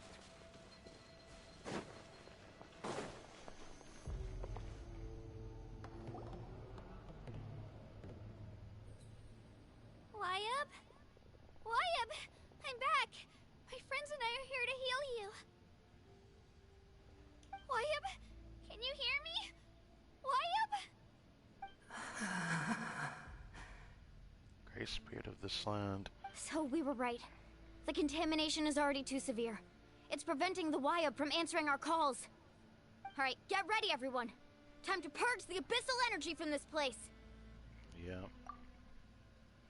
Something's Careful. approaching. We've got company. An Abyss Selector. Already? Thank God I brought New Valeno. Think that puny soul could slow me down? Courage in the face of futility is pure folly. A different Abyss Selector. He tried to get in Come my on, way, Queen. so I disposed of him. You killed Malcolm? Why are you surprised? It's an Abyss Selector. I don't think they're ones to be, like, you know, underestimated. He would have dispersed with or without me. Rather than worrying about him, I would urge you to focus on yourself. You may have defeated others of my kind in the past, but underestimate me now, and it will be to your peril. Are you the one behind all of this? No. The power of the Abyss is intoxicating. The destruction it seeks captivates like a masterful work of art. I strive only for the opportunity to see it up close. Interesting. I thought this naive little girl was an exception, but it turns out humanity is full of lambs willing to offer themselves up to the slaughter. That is the tragedy of your short lives. You understand nothing of all-encompassing power. You say that, but you know that shit carries your ass. Ancient names, pride, friendship, all empty ideas invented to give you a false sense of self-worth. They possess no power at all.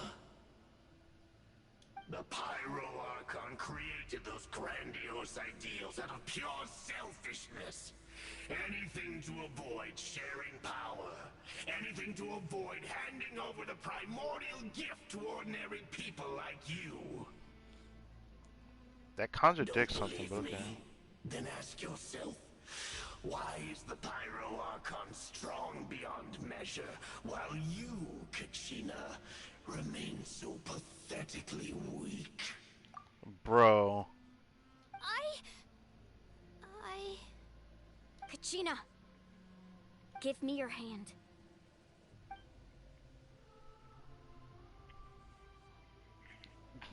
Alright. Feel that? I'm right here next to you.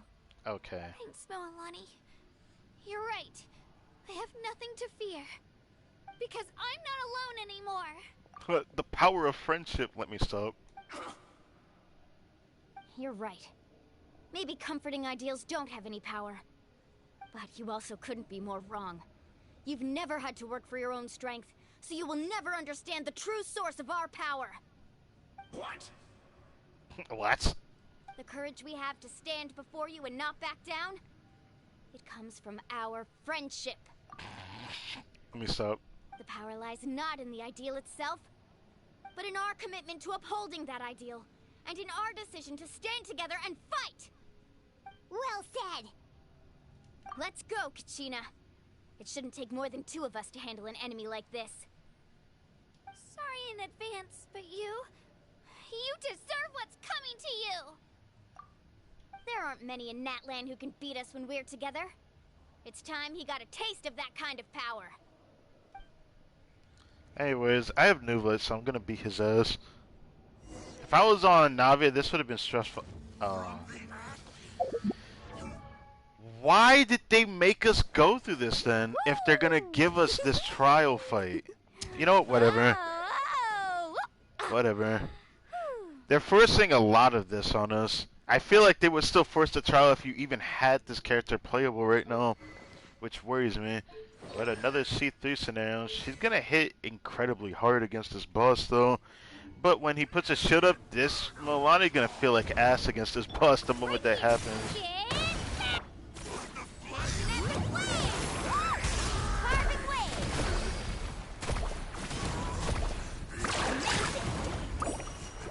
Right? Time to suffer.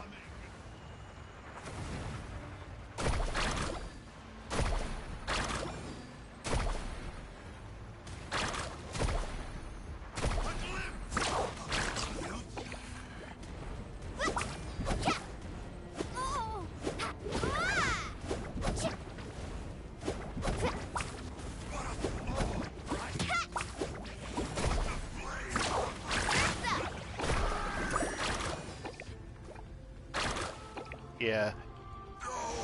That works, I guess. Oh, we won!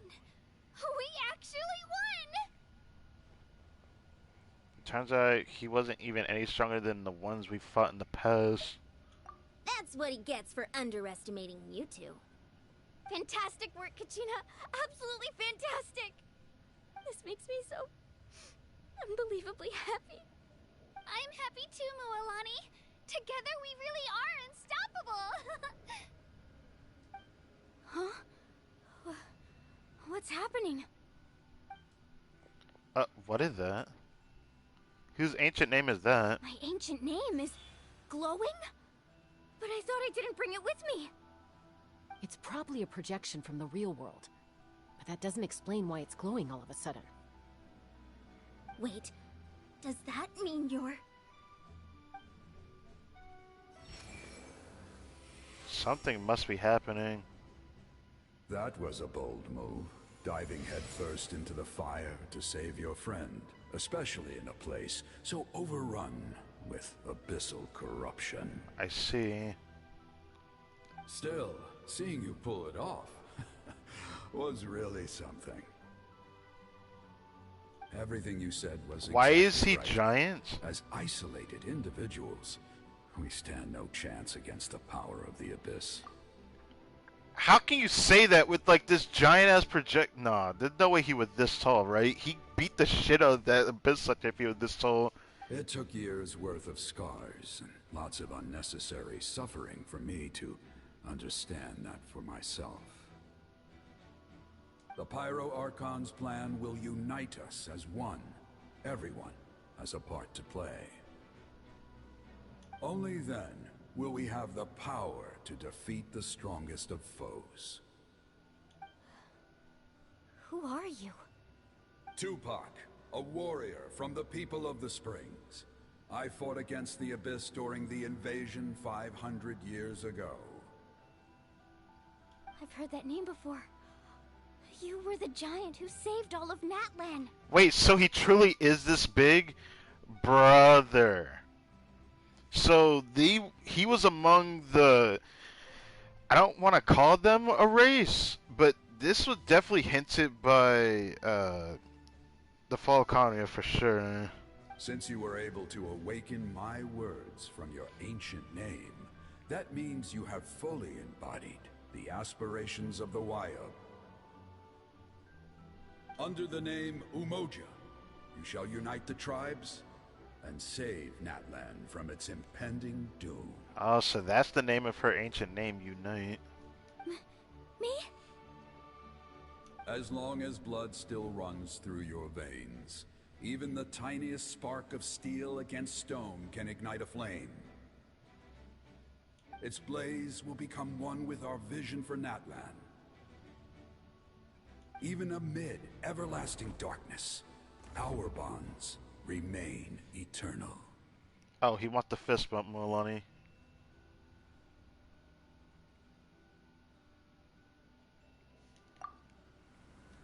Wow.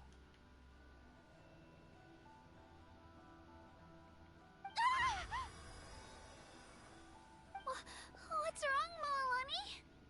Ah, so many memories. My brain was just flooded with everything he once knew. So that's what happened. What do you mean? Did you just figure something out? 500 years ago, they foresaw the very crisis we're facing now. Efforts to save NATLAN started all the way back then. That's very interesting. We can go over the details once we get back. We shouldn't linger here longer than we have to. Does that mean you already know about this whole thing? I know bits and pieces, but I had no idea Mualani was also part of the plan. This sounds like something that's going to need a lot of explaining. Let's focus on saving the Wayab first.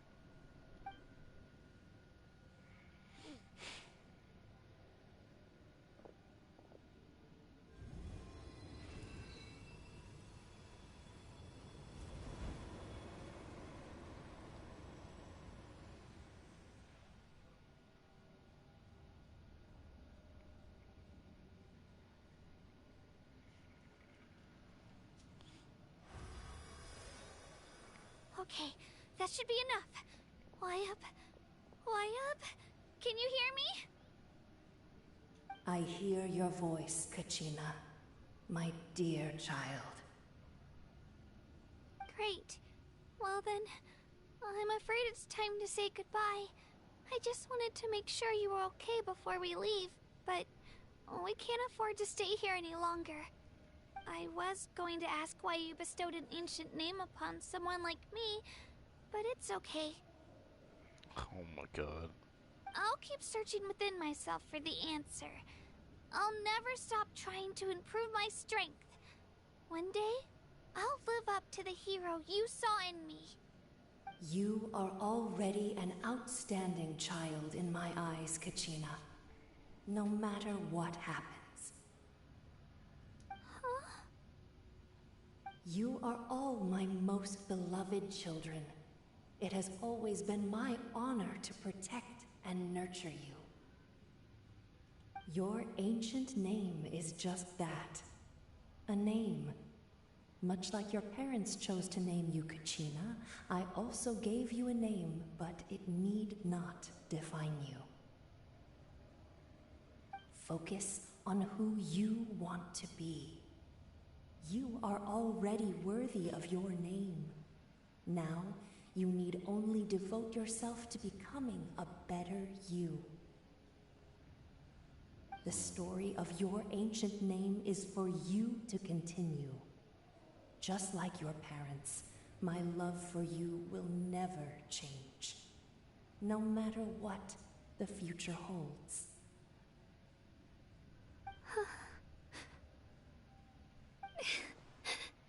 Thank you, Wayab. It gladdens me to see the Pyro Archon's plan move another step towards completion. But it is time for you to leave this place. The situation here is getting worse. Go now, my children.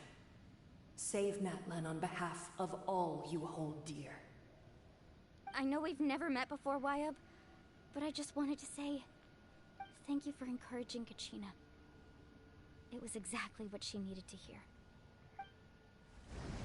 Whoa! What's going on? An earthquake? It stars. We're out of time. It's the power of the Abyss. Quick, we need to run! Oh, hell no. What? The Sealy opened the way for us! Sealy, help us! Oh, this is... Oh my god. Dude, this is like all the way back to the Golden Slumber quest all over again. Oh, we have a giant wall of energy coming to kill us, bro.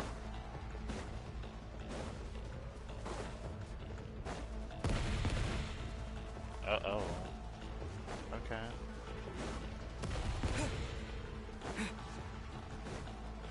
The opening in the sky! It's closing! We need to hurry, or we'll be stuck here! I'm surprised they're making us go through this. I didn't think they would make us go through this, but damn, why is it looking like it's... I was about to freak out 'cause I was like, what are we gonna do about that? I can't fight that. Alright. Come on! Faster! We'll never make it!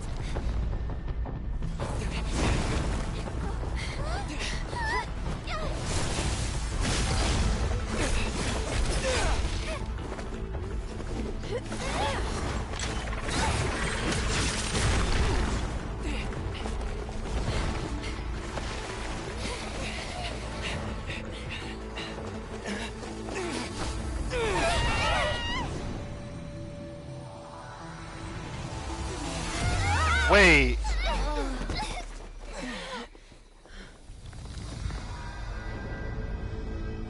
Oh.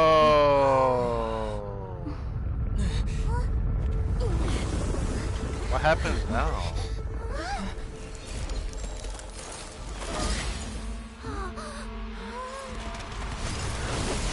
Is that the Archon? Mabuika, what the fuck? You didn't need to. You did not need to destroy the hell out of that. Like a little small hole was enough. Now come home. Did you really have to destroy it that hard? Oh my god! Oh my god!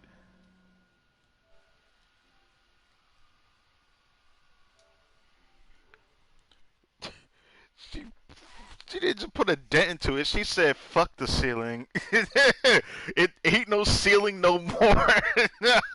What the? What? Dude, that was so surreal. I thought we would just barely inch our way through that hole somehow. I didn't think we would actually just not make it, and then Mabuika would just save us. That shit was like so surreal. Oh my god. We're back! The Pyro Archon saved us. But she's not here. How did she regain her strength? Yeah, didn't she say she used it all up? She's still in the speaker's chamber.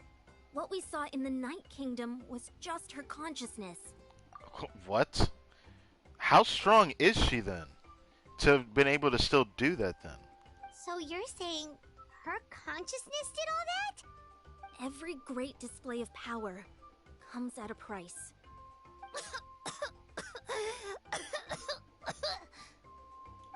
You must feel terrible, Kachina. Just hold on. We'll get you to a doctor soon. Let's get back to the stadium. The Pyro Archon said she'd have a doctor waiting for us. I recommend getting a full checkup, just to make sure no damage gets left behind. Paimon feels okay. What about you, Traveler? I'm completely fine. Right. You always seem to do pretty well against the Abyss. Let's get going. We need to share what we learned in the Night Kingdom as well. Right. The Wyap mentioned something about the Pyro Archon's plan. What is it exactly? I'll let her explain everything. We're all a part of the plan now. Every move we make from here on out will decide NATLAN's ultimate fate. Interesting.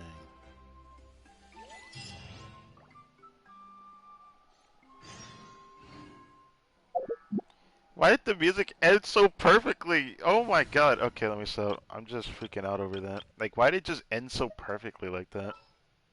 Alright. Let's put it back on Farina. Witness my magnificence!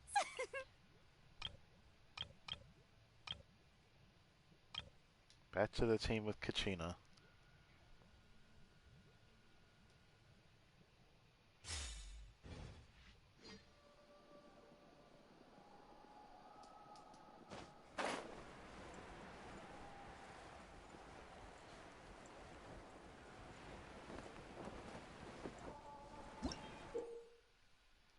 Oh, this the event?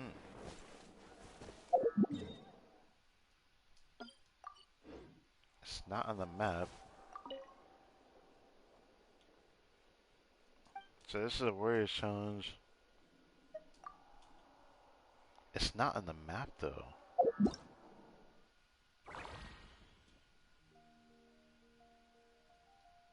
I guess it's not on the map because it needs to like show up here. For now, I'll just do that.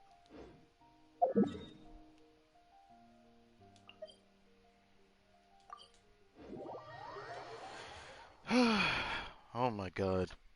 This story quest is awesome, man. This ARCHON quest is awesome. What time is it? Almost 4 in the morning? I thought I would get to play till reset, but it doesn't seem like that's gonna happen. I'm pretty sure we're at the stretch of this, you know, ARCHON quest until next month. Or 40 days or so, or whatever.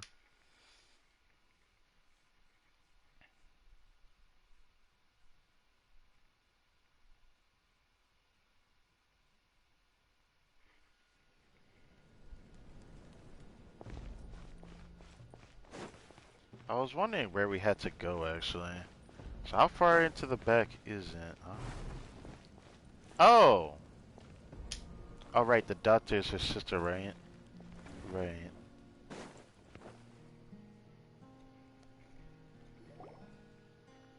Huh.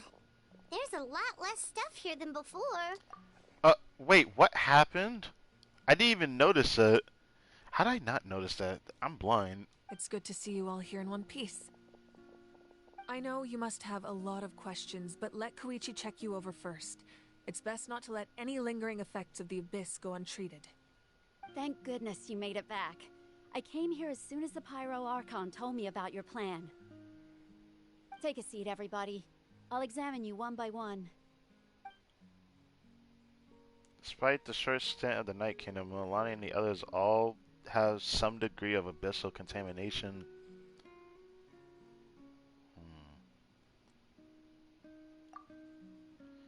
But thanks to Koichi's extensive experience treating abyssal contamination, the harmful effects will not be permanent. Treatment also relieves Kachina's symptoms. All right, that should do it for now. But just to be safe, I'll perform another checkup in a couple of days. I have to say, though, I've never seen anyone react to the Abyss like you, Traveler. It's like you're completely immune to its power. Well, yeah, I have a theory based on that, but I'm pretty sure there's a reason why we have an Abyss sibling. Because our powers aren't exactly, I don't know, normal. We wield several different elements, but I'm also pretty sure the element that we had before, or at the beginning of the actual game's storyline, you know, picking what travel you have, was a very specific to its own element that is probably only special to the traveler. I feel like that power probably what makes us immune to a lot of things. He always has been special like that. He can even purify its power. Wait, now that you mention it, Paimon doesn't think she's affected either. We don't know why, though. Given the current situation, that ability will likely play a great role in the events to come. Of course. I still have patients to see, so I'll head out. Thank you, Koichi. All right, all right. We might not see eye to eye, but we both had good intentions. Just give it time. I'm sure we'll figure things out between us one day. Well, at least you're pretty calm here, so I like that. Yeah.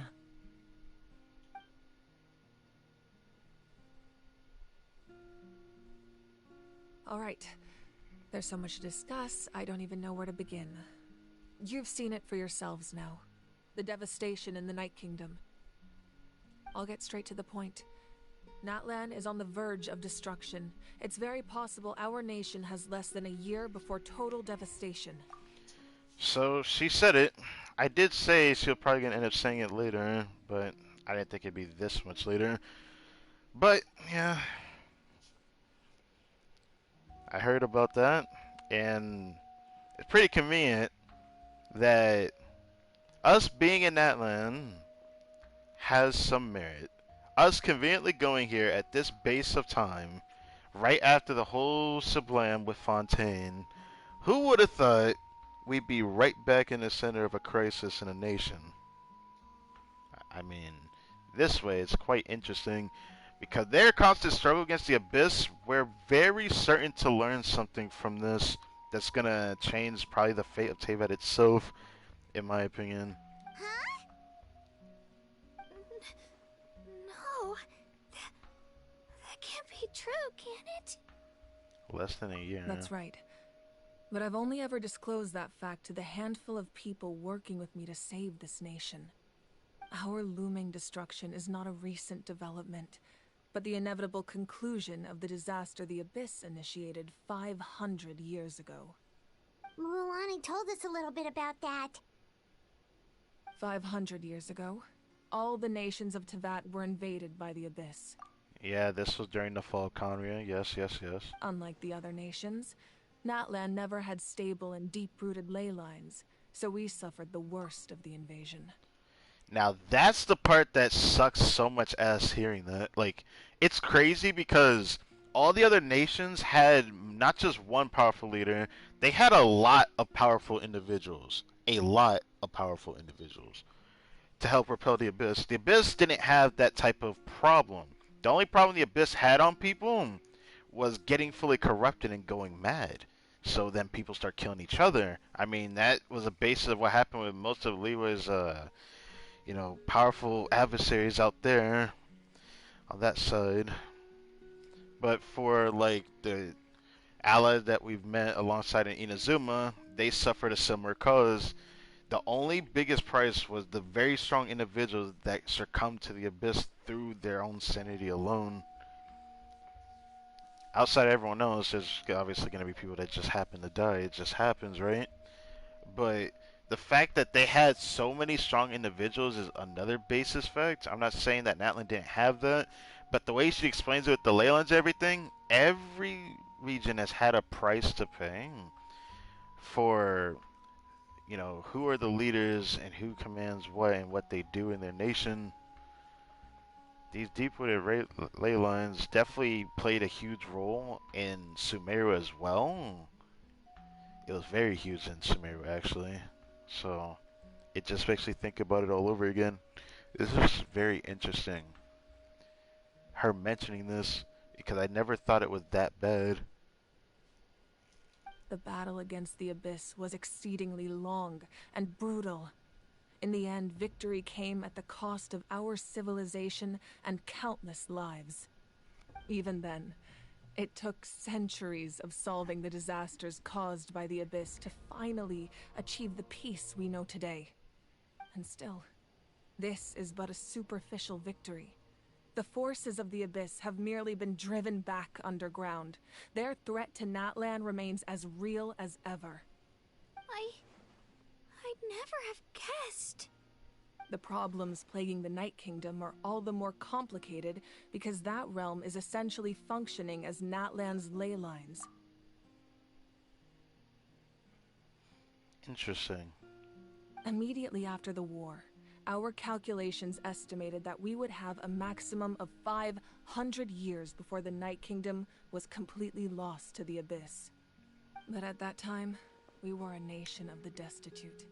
Our people no longer believed in victory, nor did they hold hope for the future. our civilization was dying, our faith crumbling, and the line of power passed down from the Wyab nearly severed. If we didn't bring the nation back together, it would be foolish to even dream of defeating the Abyss in the future. So, the Archon had a long and involved discussion with the heroes of each tribe, and finally came up with a 500-year-long plan to save NATLAN. So that's what happened. After finding Kachina, I encountered a strange figure who gave me a series of new memories. Since the plan was mentioned in those memories, I guess I've been chosen to play an important role in it. But there's still something I don't understand. Those memories showed me the Pyro Archon from back then. And it was you.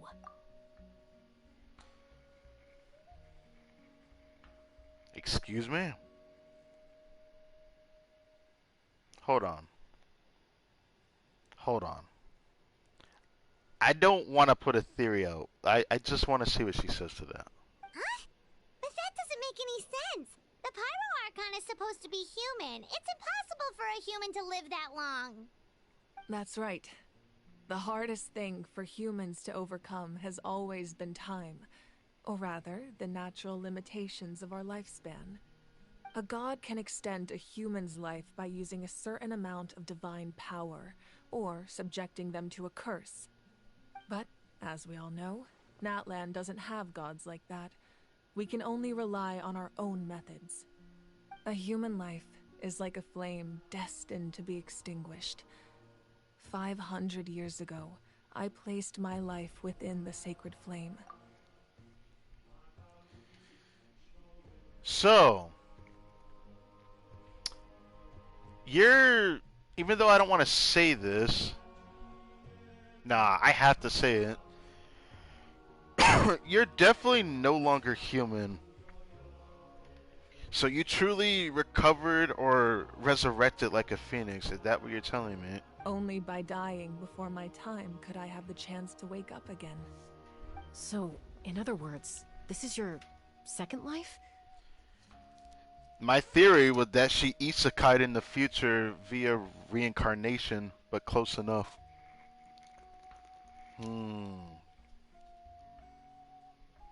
That's insane. If she lived during that time, does that mean she was the original Pyro Archon? What kind of theory can I have from back then? I need information on that. And one part that can prove it is Nuva's voice line, so we'll see when she becomes playable. Yes. We only managed to defeat the Abyss all those years ago because the tribes came together as one. If the NATLAN of the future was to have a fighting chance, the Pyro Archons that came after the war had to rebuild the decimated tribes. The goal was to reunite the people and restore the strength of each tribe's Wyab. Once a tribe was back to its full strength, the tribe's Wyab would select a hero, indicating the tribe was once again ready for war. The Chosen would then stand by my side in defense of our nation, just like great heroes of old, 500 years ago. So that means I'm one of the Chosen? Yes, you are. That's right. You bear the ancient name Umoja, the same one held by the hero from your tribe 500 years ago. It means unity. After your adventure in the Night Kingdom, I trust you've come to fully understand the meaning of that name. So in other words, you always knew who the Wyab were going to pick from each tribe? That's cryptic a bit. Yes. According to the plan, each tribe was supposed to have been fully restored by the time I awoke. But something went wrong along the way. The 6 heroes successfully inherited the ancient names from 500 years ago, but the intel regarding the plan wasn't passed on to them. Once again, it comes down to the deterioration of the Night Kingdom. Communication between the Sacred Flame and the Wyab has been blocked. Just like how the Ode of Resurrection failed to bring Kachina back. I wouldn't say it failed, but understandable. Exactly. It's just another tactic the Abyss is using against us. The Abyss may not possess intelligence, but its methods certainly aren't easy to counter.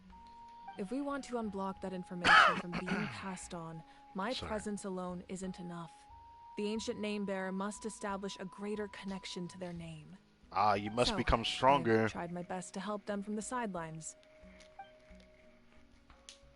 Currently, Shilonen of the Children of Echoes, Kinich of the Scions of the Canopy, and Iansan of the Collective of Plenty have all been acknowledged by their names. Okay. Okay. So, I love that they just brought up that character. Very interested in her. Might use my guarantee on her next pet depending on how she turns out.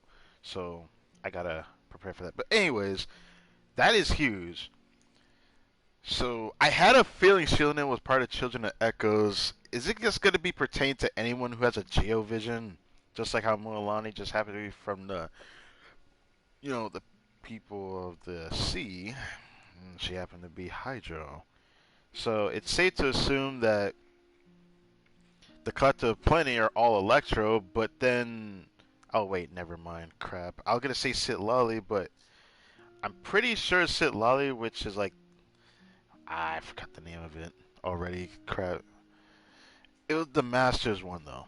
It was the Masters, and that particular tribe, Sitlali, is Cryo. I keep forgetting she's a Cryo Vision with her, so maybe character that Cryo go from there.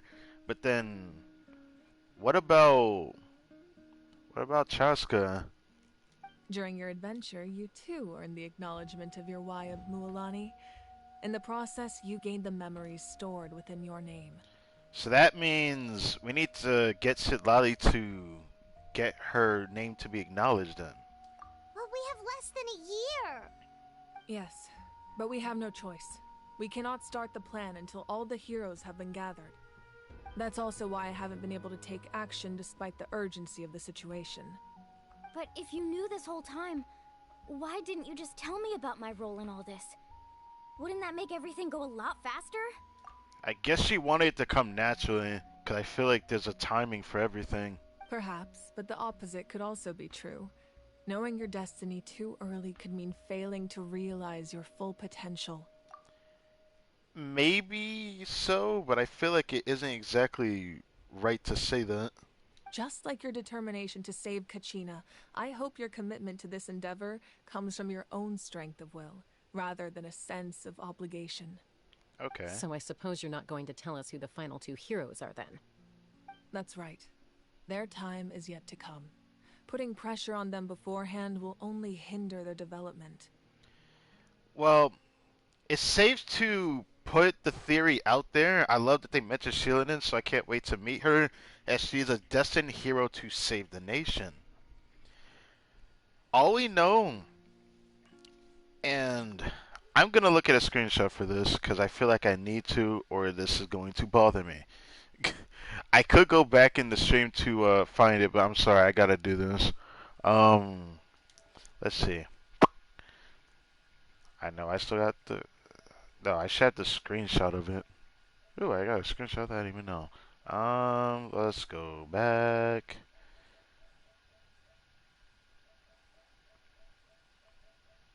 I should be able to find something on it. The Flower Feather Clan, Masters of the Night Wind. So Chaska's part of the Flower Feather Clan, right?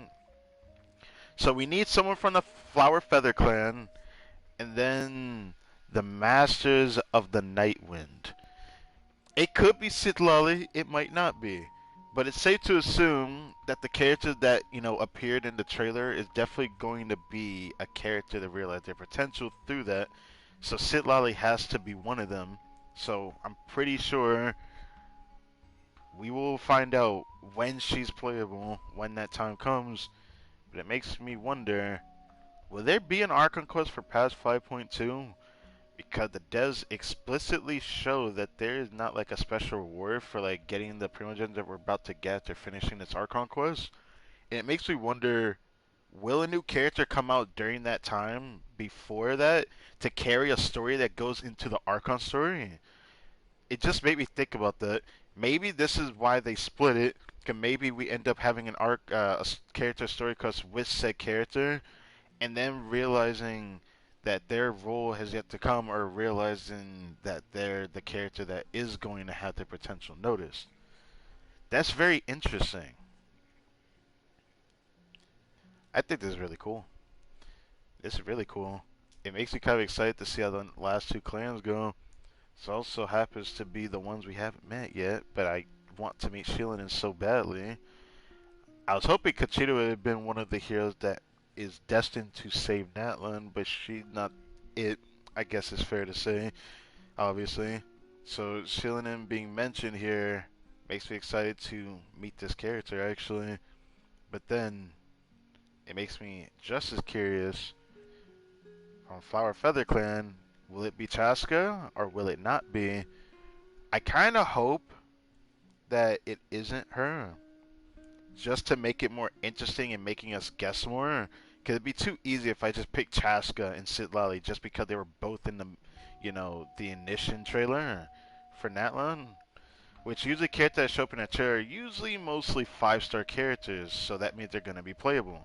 Not every character shown in the trailer ends up being playable, but usually the ones that pass around showing the character in some shape or form usually ends up being playable. So it gives me a lot of guesses, but there was not that many characters they showed in the trailer. But there is Oleron.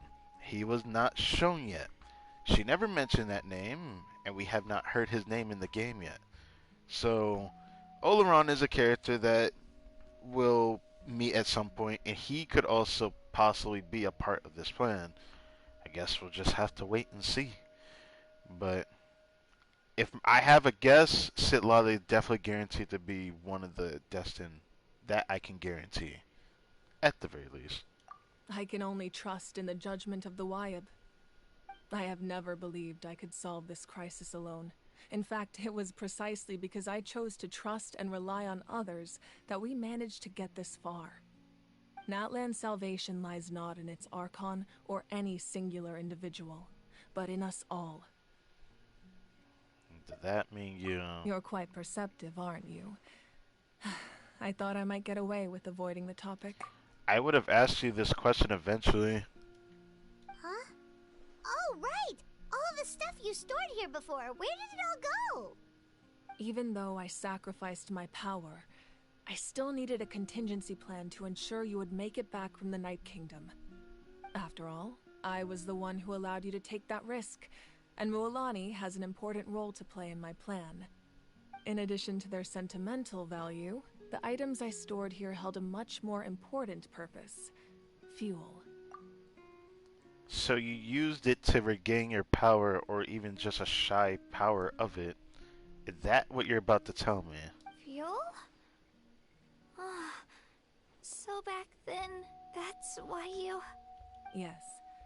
The stories embodied by those items are certainly important, but there's an even more significant trait they all share. Every item belonged to a hero of NATLAN. Over time, they became imbued with a certain amount of contending fire from being carried in battle. On their own, each item's power is limited, but together, their combined effect can prove quite useful in a dire situation. By burning those items, I was able to activate the contending fire stored within them to open the boundary between the two worlds. It was a rather crude approach, so all their power was depleted in an instant, as you can see. But aren't they all precious treasures? What about their stories? Did this also mean you threw away your picture too? That's exactly why I dragged you all here. No matter what, I never wanted the Pyro Archon to have to use that power. Oh, she did get rid of the picture of her family. Oh, I'm so sorry. You have nothing to be sorry for. You all deserve my thanks, actually. If you hadn't saved the totem pole, that area of the Night Kingdom would have been forever lost to the Abyss. And then, it would only be a matter of time before the Children of Echoes was met with disaster. What? Besides, when those heroes entrusted their belongings to me, or the Pyro Archon of their time, it was out of a desire to contribute to NATLAN's survival. If they knew those items helped save the present-day heroes of NATLAN, they would not mourn their loss. Even when you put it that way, I still feel bad. There's no need. Remember what I told you about time?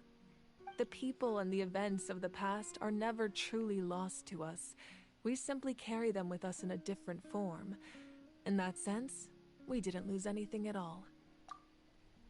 I guess I understand that, but it just feels like you're really like you're hitching on that a bit much, if I'm gonna be honest with you. If you still have regrets, let them fuel your resolve in the battles to come. Your deeds will become new legends and nurture new forms of power just like the items once stored here. Well, we'd still like to return the favor. Well, if that's the case, just treat me to a drink sometime. Now that Kachina has returned, we can finally hold the victory feast and celebrate your team's triumph in the Night Warden Wars. And we could all use the rest, that's for sure. Plus, you'll be able to silence everyone who doubted you once and for all, Kachina. Her being alive is all that matters, okay? I don't care about them being silenced. They can suck a dick.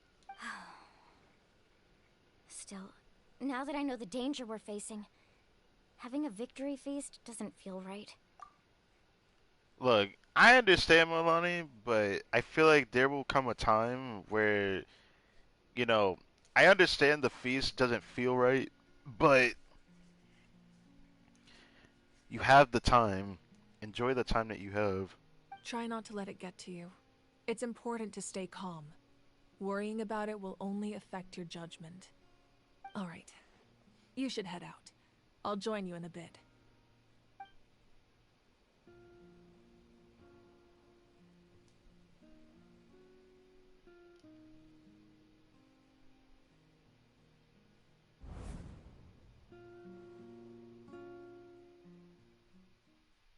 Hmm?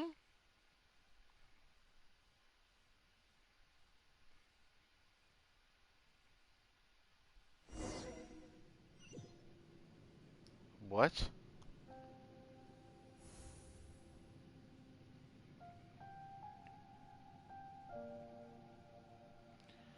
Whoa!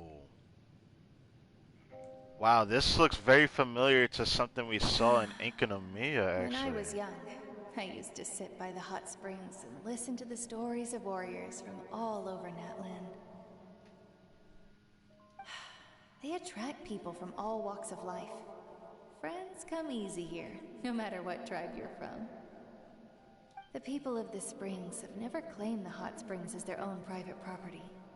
They are there to bring all hot spring buddies together. It's been really nice, seeing the children of my tribe get older. It's helped me gradually understand the true value of the springs. I've witnessed their energy, their determination, their absolute passion for life. Even when they cause trouble, I never managed to hold on to my anger for long. It's unbelievable how quickly they worm their way back into my good graces. I'm certain Mualani will become a great warrior when she grows up. She possesses infinite potential. I can see it. One day, when I'm no longer in fighting form, I'll come here and tell stories to all the children, just like those warriors did for me.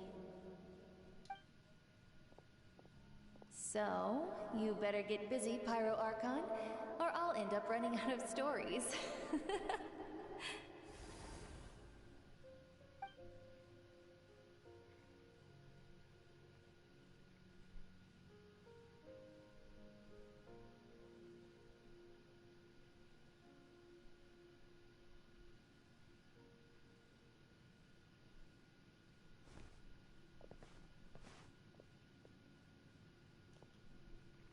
This is so eerie.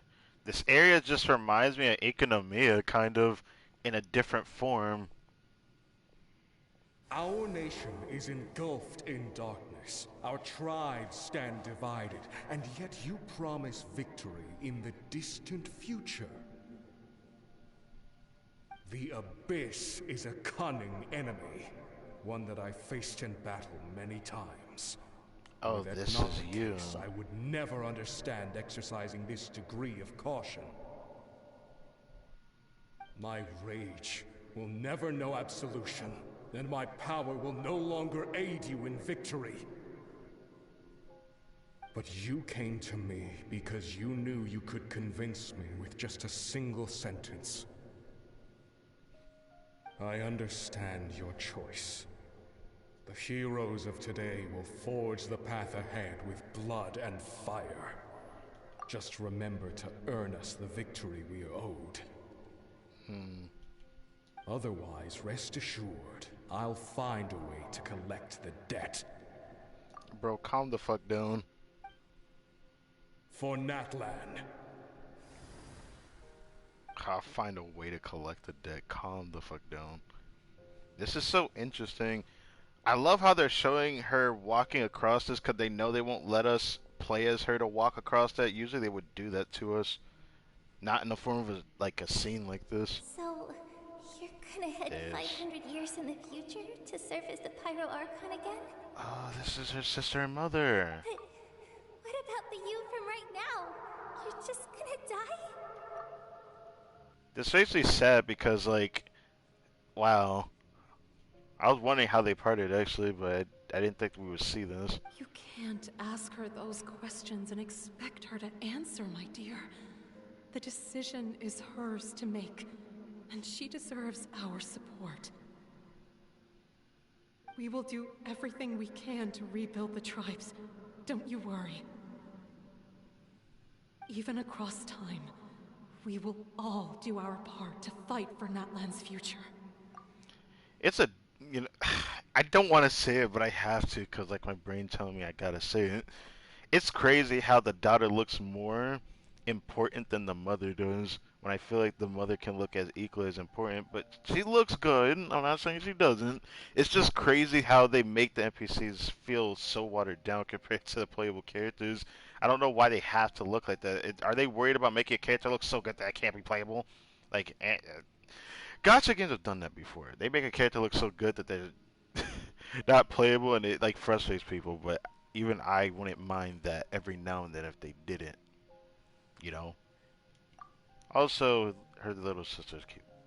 You know, she looks different from a lot of like the child-sized NPCs as well. Yeah. They got the flame-looking hair. We'll always believe in you, sis. Oh, seriously though, Dad should be here. Where is he? In the void. I imagine he didn't know what to say, so he chose not to come at all. Don't take it to heart, my dear. That's just who he is. That's kind of shameful if I'm gonna be real with you, but you know, not my place to say that, but I'm gonna still say it anyways. Just remember, no matter what happens in the future, we will always love you.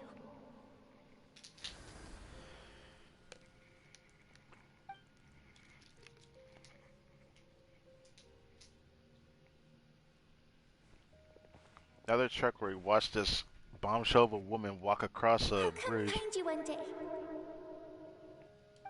I know I can't live that long, but I'll think of something. Gosh, my throat is tickling me. There has to be a way for us to meet again one day. If there's an answer out there somewhere, I'm gonna find it. Okay. So, don't forget about me.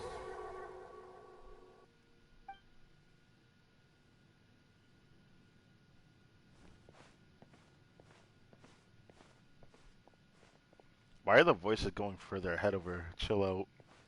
If that's your decision, then you have my full support, Archon. May our children live to see such a lovely son. For NATLAN! No one fights alone.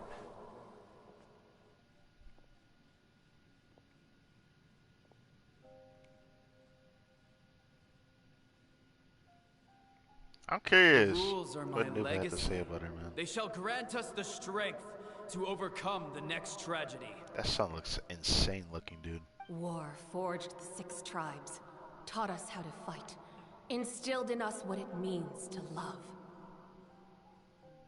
Who will be the one to bring this to an end? That voice sounds familiar.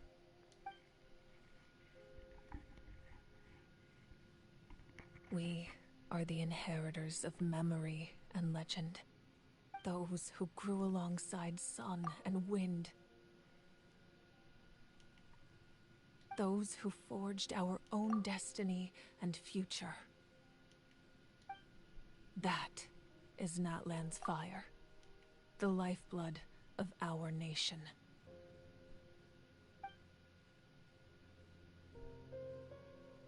Wow. This looks more deep-rooted than what she talked about in the ley lines not being deep-rooted in NATLAN.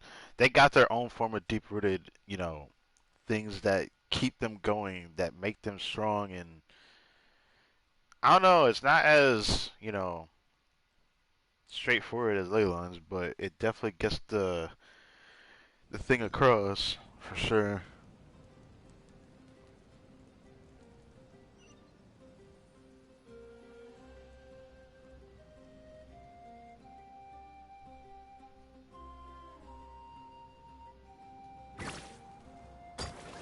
Ow! Oh, right, I forget. Wrong game. Do we go this way?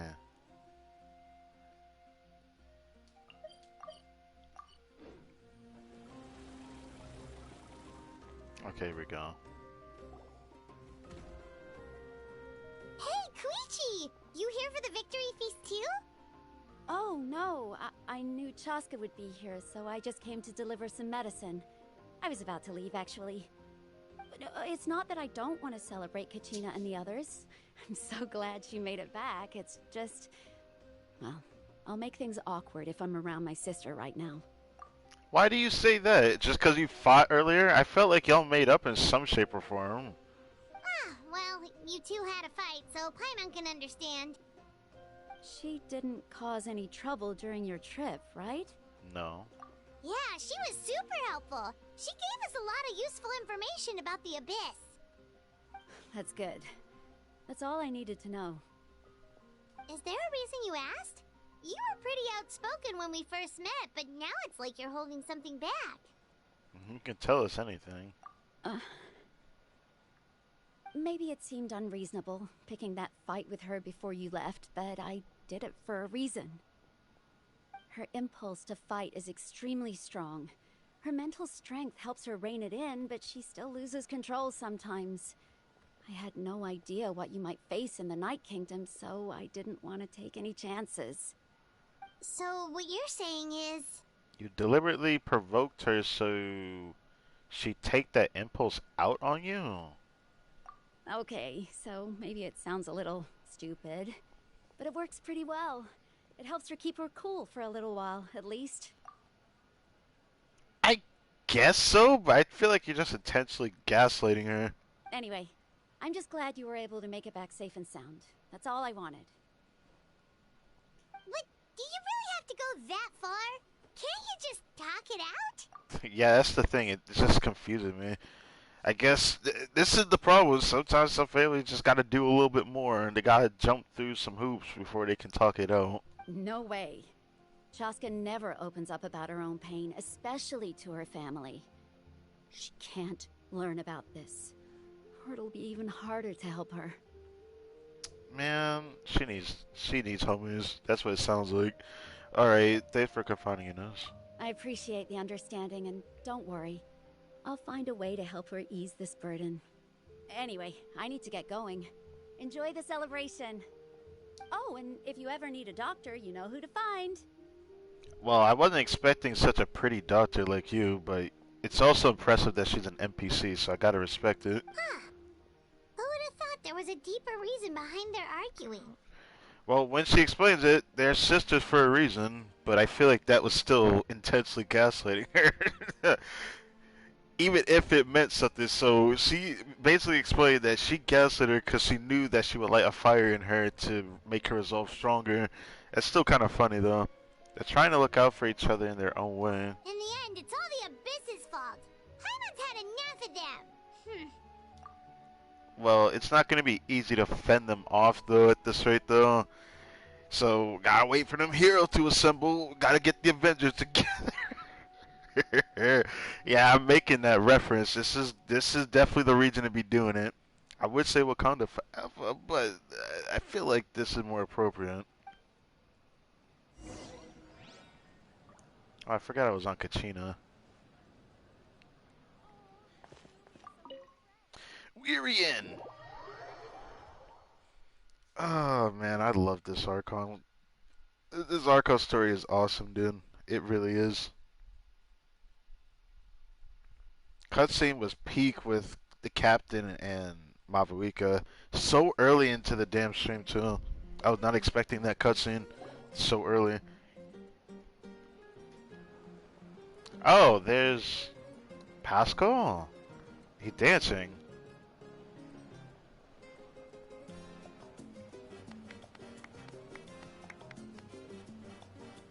Let's give a huge round of applause to our brave young warrior, Kachina! Woohoo! Well done, Kachina. Thank you, everyone. I'm so glad I finally made it. I always knew you could do it. With so much potential at your age, you have a great future ahead of you. I mean, this is all well and good, but by Gotcha standards, she's probably going to stay a shorty and we'll never get to see that potential of her future. You're one to talk. Don't think I didn't know you were the first person to abandon your team. I'll be dealing with you when we get back. Oh, his name was Pico. I thought Pascal. Well, not close enough. Alright. I had no choice. My friend invited me. I couldn't just say no. I couldn't just say no. Bruh, you just say it. Oh, really? So you weren't just trying to get ahead in the first round? I wasn't, I swear. I just happened to find that bearer injured in the wild, so I stopped to bandage his wounds. So this was her and this guy were the two people that talked to Kachina when we first came to the Child of Echoes, or Children of Echoes, yeah, the tribe.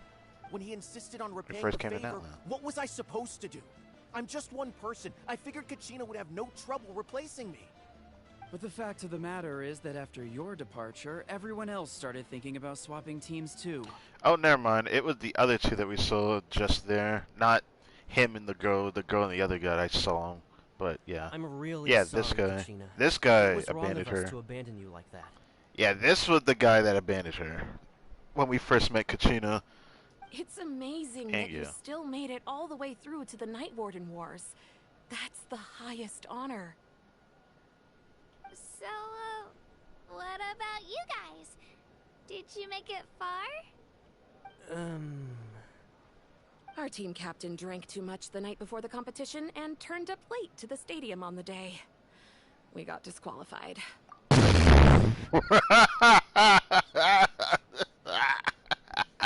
I'm sorry for laughing, but I can't. That is so sad. That if that's not karma, I don't know what to tell you. I can't really call it karma, but I have to call it that because even though Katrina was very nice about it, I don't know what to say, man. Serves you all right. No sympathy from me. Man is freaking diabolical saying it like that, but yeah. Alright. There's no need to be like that, Uncle Pakal. Nah, he gonna do it for your sake, even if you're not around. Dear friends, I'd like to say a few words. Firstly, I'm grateful to my friends and our great Archon for helping to bring me back. This traveler and his companion Paimon are some of the strongest people I've ever met. If they were allowed to participate in the pilgrimage, I have no doubt that they'd win the whole thing. Oh, right, yeah, I forgot about that. We probably would. Kachaber's an enigma in this game. They've agreed to let me learn from them. With their help, I believe I can become even stronger still.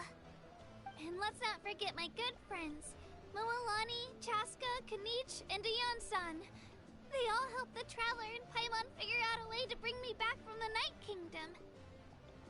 They too deserve to be called our heroes, so please give another round of applause for them. Thank you so much. Well said. Well said, yeah. I'll drink to that. I'm giving an excuse to drink. How does it feel being a hero, Kachina? To be honest, it's a bit overwhelming. It all just feels so surreal. Well, you better get used to it. Next up, undefeated champion! That way I'll also become a champion coach. Wait. Hey, please don't make fun of me. She was happy about it.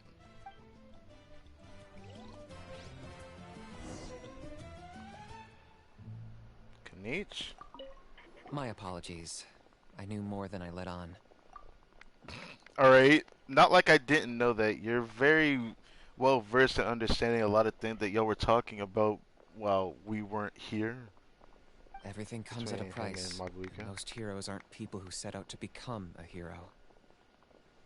If you cling too tightly to your goal, you end up losing things that are far more precious. But in any case, we're now on the same page. I wonder how long before the two final heroes appear. From the Flower Feather Clan and the Masters of the Night Wind.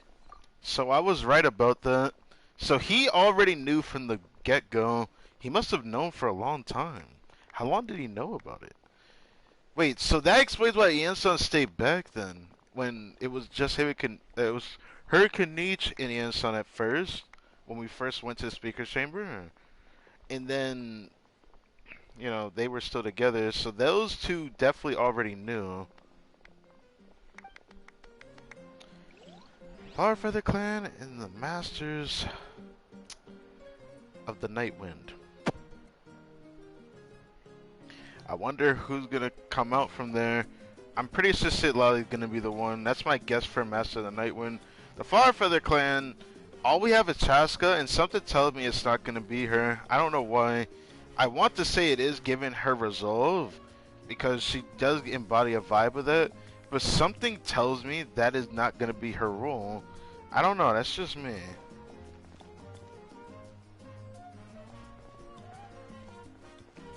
I want to talk to Kachina. I've been through so much all at once. Everything still kind of feels like a dream. Are you still feeling unwell? Nope, all better now. I told you I bounced back pretty quick, so don't worry about me. I bet you guys must be tired, though. Make sure you get some good rest tonight. You gotta recharge so you'll be in the mood to have fun.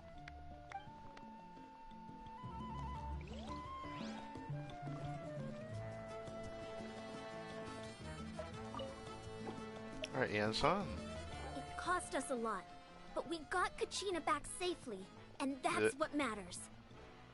There'll be even tougher challenges coming our way in the days ahead, though. We'll have to train harder, make sure we're in peak condition.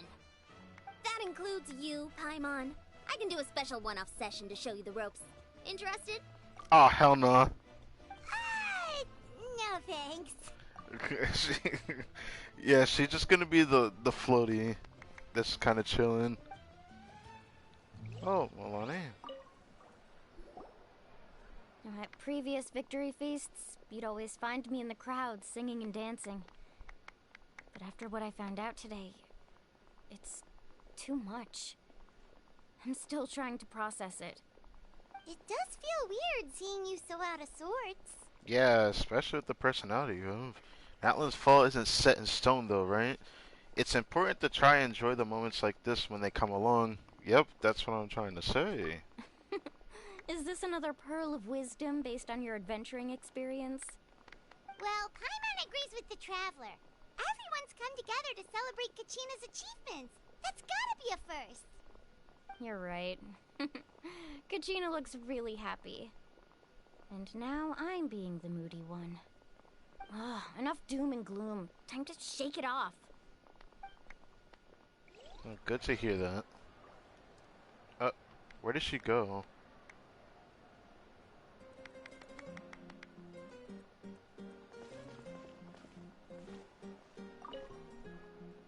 Alright, Kachina. Let's party! I'm a little embarrassed. Don't be. Come on, you're the star of the show today.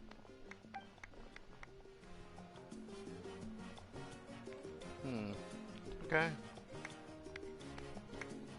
I wonder how long Kanice knew about it, but Yansan and Kanice seem to know that they were destined for their important roles already. And if I go back to the screenshot, let's go back to the screenshot of what they talked about earlier.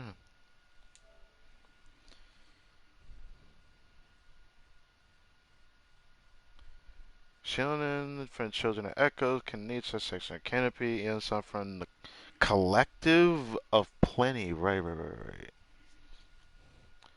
And then from the People of the Sea with Moalani, right? So just going back to that, it's still crazy to think about. So Flower Feather Clan where Tasker resides, but makes you wonder. It's rare to meet travelers as strong and brave as yourselves. I raise my glass to you. Anyway, my sister's already gone back to her tribe. She has patients to treat. Oh, we actually ran into her on the way here and, well, Paimon just thinks she really cares about you. Yeah, I'm planning on visiting home myself in a few days. To tell her and the rest of the family that they need to be extra careful. I just hope they take it seriously. The Abyss has likely sensed your arrival in NATLAN by now. So exercise caution on your adventures as well. Yeah, I'm pretty sure our involvement in NATLAN is going to make an interesting impact on NATLAN's future. And I want to have that one-on-one talk with Mavuika. I'm pretty sure that's going to give us the insight on things. It cost us a lot, but we got Kachina back safely. There'll be even tougher challenges coming our way in the days ahead. That includes you, Paimon. No. Search F is not fun, man. But at least it didn't bother me too much. It did bother me at My one apologies. portion. Everything comes at a... if you cling too tightly. But in any case, I wonder how long before the two final heroes appear. From the Flower Feather Clan and the Masters of the Night Wind. I wonder. Alright. Let's talk. Ah, you're here. Have some fruit juice. I got it specially for you two. How did you know? That's Paimon's favorite! Juice? Okay. You look like you've still got questions. Ask away. Why didn't you get the heroes of the past to join you in at this age? That's a good question. Because they had their own lives to live. The thought of telling them, abandon your families and everyone you love, and come with me to the end of time, for in 500 years NATLAN will be destroyed, it seemed too cruel. Well, I don't think it's cruel if you at least mention it to them if they wanted to take up arms to do that. I mean, you abandoned your family, which was pretty cruel. So, think about it this way. If you at least told those warriors, it would have came with the nuance of knowing rather than not. Because it seemed like they probably didn't even know until they actually were a part of the Wild and all that nonsense being engraved with their ancient names and whatnot. You could just as easily point out that everything in this world would come to an end eventually. But life is short. And beyond a point, it just doesn't seem real.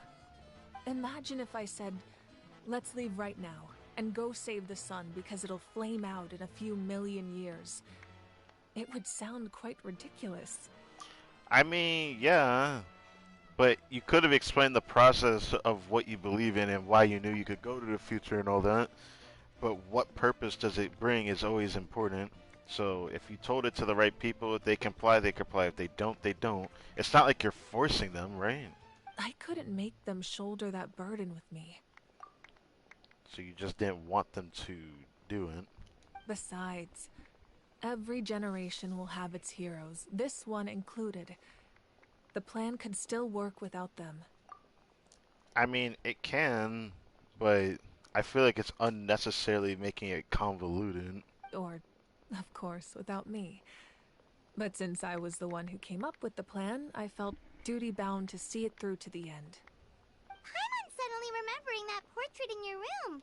Was that your family from back then? Didn't you ask this question earlier? Wait, no. She asked who was in the picture, and then she explained it. So why are you explaining or asking this question again, I should say? Yes, it was.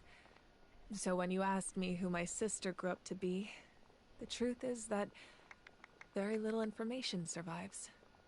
From what I've been able to piece together, I can conclude with a reasonable degree of confidence that she ended up as an architect and artist. She played an instrumental role in rebuilding the scions of the Canopy tribe, designing and building many houses. But of course, none of her buildings are around anymore. Still, it was an impressive achievement, and I'm very proud of her. So that's the life you had to leave behind. You feel loss keenly. It seems to stir up feelings of regret in you. But this is something I have long since come to terms with. This is a war, and there can be no war without loss. I am already far more fortunate than those who lost their lives to the Abyss. The people of NATLAN look to me as their Archon, and the weight of their expectations is mine to bear. I must see our fate through to the very end, no matter what I may find there. That's actually what I wanted to ask. If you're already aware of fate... Yeah, doesn't that mean the way everything ends has already been written, including your plan? I suppose, but so what? Don't forget, time takes many forms. The past, present, and future coexist, and all are equally important. The end result being the same no matter how it turns out is the part you're forgetting, though. Not saying that this doesn't hold a role. Even if the future ends in destruction, there's still no reason to give up on the here and now. And Fair. It's precisely because we humans cannot know our fate that we will never give up on our struggle. This is a pivotal moment. We are still 2 heroes short. Well, 3 to be precise. There's one further hero who I'm hoping to get on my side, whatever it takes. Whatever it takes. What do you mean by that? Your resistance to the corrupting power of the Abyss is truly remarkable. It would easily make you an all-important figure in the upcoming battle. If you agree to join us, you will not only gain my full support in your journey, but I will also forge a brand new ancient name for you. You heard that here. You heard that here. Hold on. Let me explain to you what this means. I always figured that a future where I could piece together the possibility of the Pyro Traveler is now here. With this statement right here. Let me explain to you what this means. Forging an ancient name seems to be the only way Natlanians or Natlan people are able to use their powers to their fullest. We've seen the aura with Kachina, Milani, and Kanich. They have their own auras that they take on when they use their powers. We don't get that, but yet we can still use Phlogiston. Getting an ancient name, I think, puts us a step closer to being able to use the pyro element. Maybe the ancient name is the only thing we're missing even, because every character so far that has an ancient name, happened to be a vision wielder, also had the special aura that they use when they use their powers. So if we get this ancient name, we can also be able to get the pyro elements. That is huge.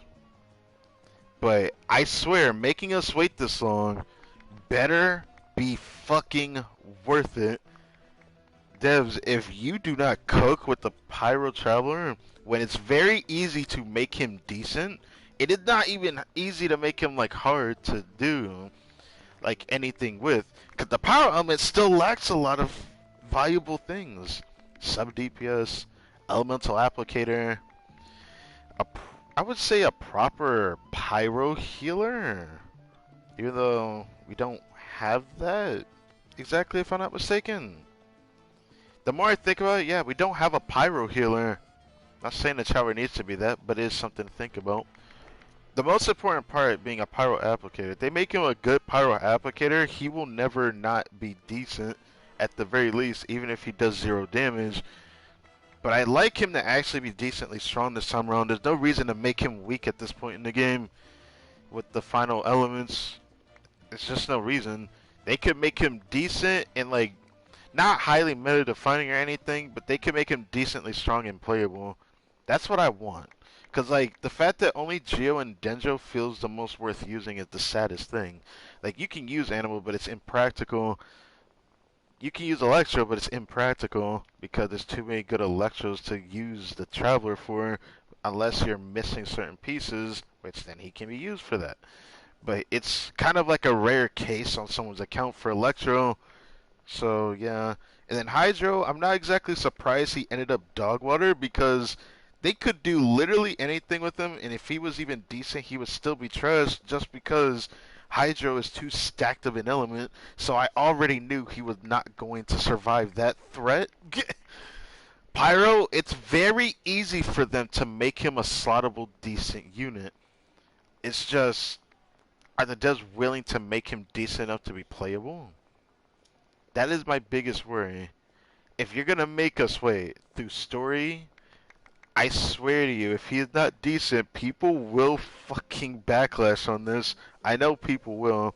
They will show their grievances like they did for Dia's release banner.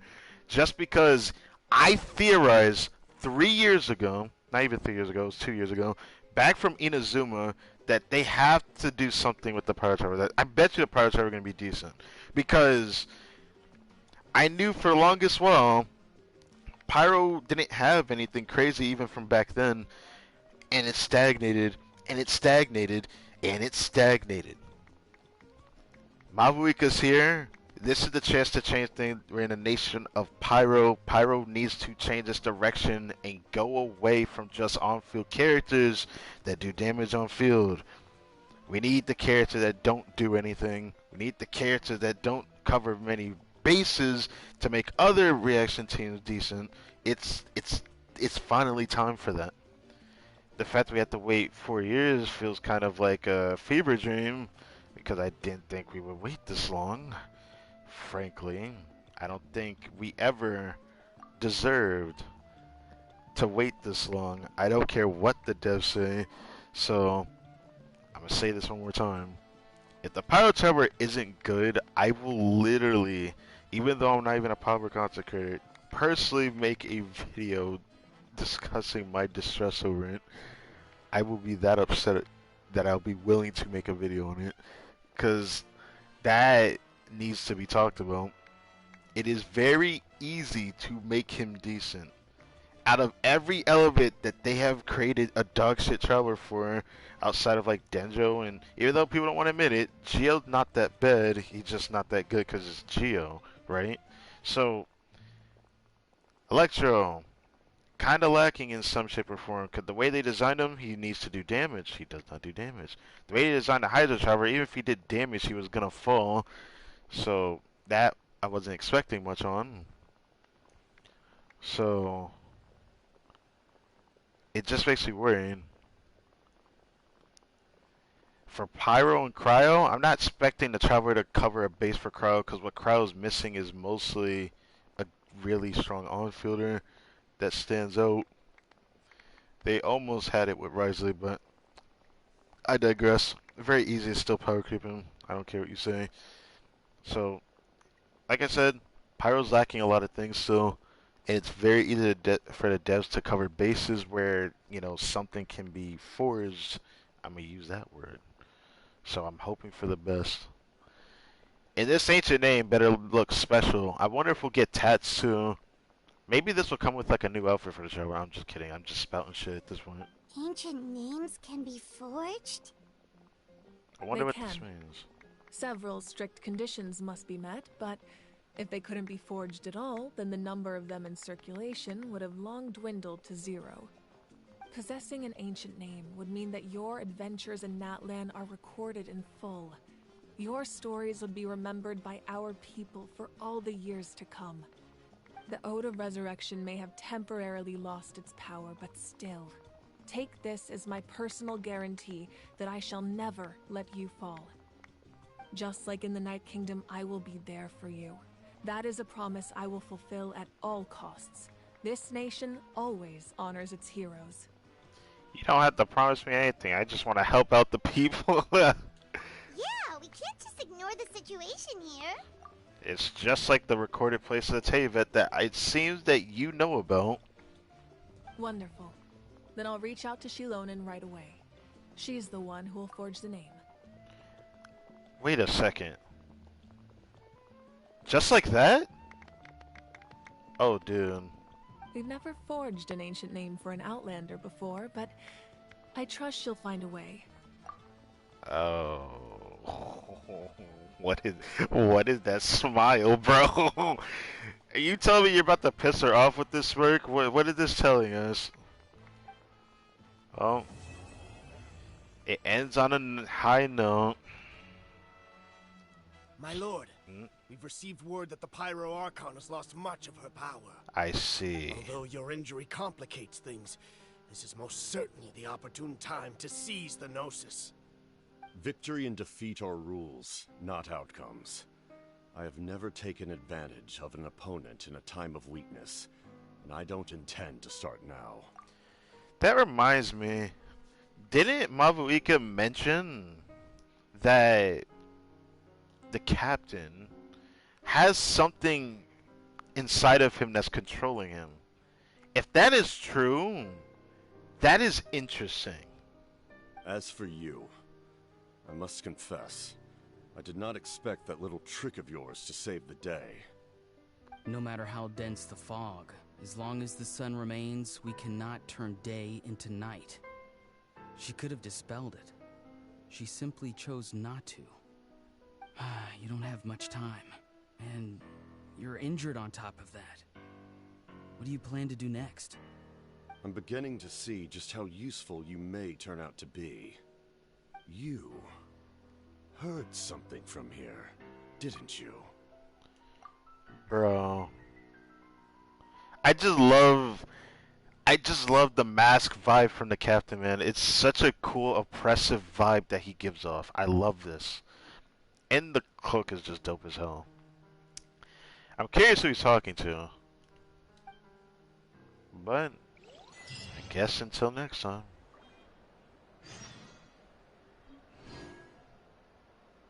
The cornerstone stars if whoa. What did this mean?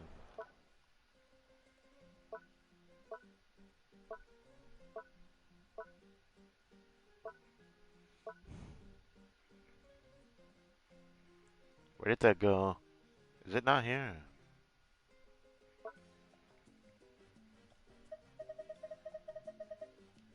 It's not over here. What that item we got? It's not here. Not a special resource or anything. I thought I would see it here, but I don't even see it here.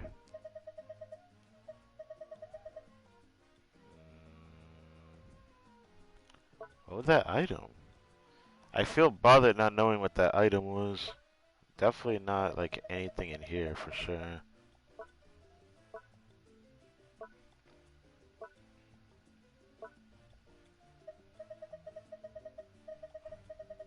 Thought it would be in here, but I always guess it wouldn't be.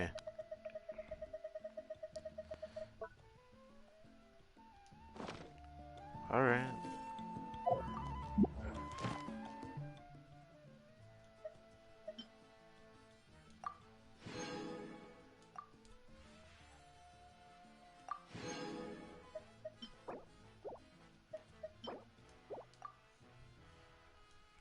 Now, I don't know if the Tribal Chronicles are voiced or not. I was thinking about like dedicating a special video for those, but I'm unsure if I want to do that. A part of me wants to, but I just don't know if I want to. I feel like exploring NATLAN is gonna probably be my higher priority for the next couple days. Thing is, imagine if theater's about to reset soon. That's why I'm happy I got Tainari now. And I want to go touch the abyss real quick before I get off. Which means it's going to be reset. Oh, something else you'd like to ask? Ah, I can ask about the other stuff. Okay. About the captain's whereabouts. Well, our intel suggests he hasn't made any new movements yet. Although Kenichi's investigation helped us confirm that he's being aided by someone from the Masters of the Nightwind. Oh. I'm getting closer to narrowing down who that may be, but it's still unclear whether this person aided the captain out of willingness or coercion. If you learn anything about this during your adventures, please let me know. Interesting. Oh, something else you'd like to ask? About the elemental energy and the Abyss. The Abyss is the most formidable enemy in all of Teyvat. In the beginning, it took failure and tragedy to even begin to learn how to fight back. All of the methods you've seen in other nations were developed based on experience and insight passed down over generations. We know them to work, but few of us actually understand why.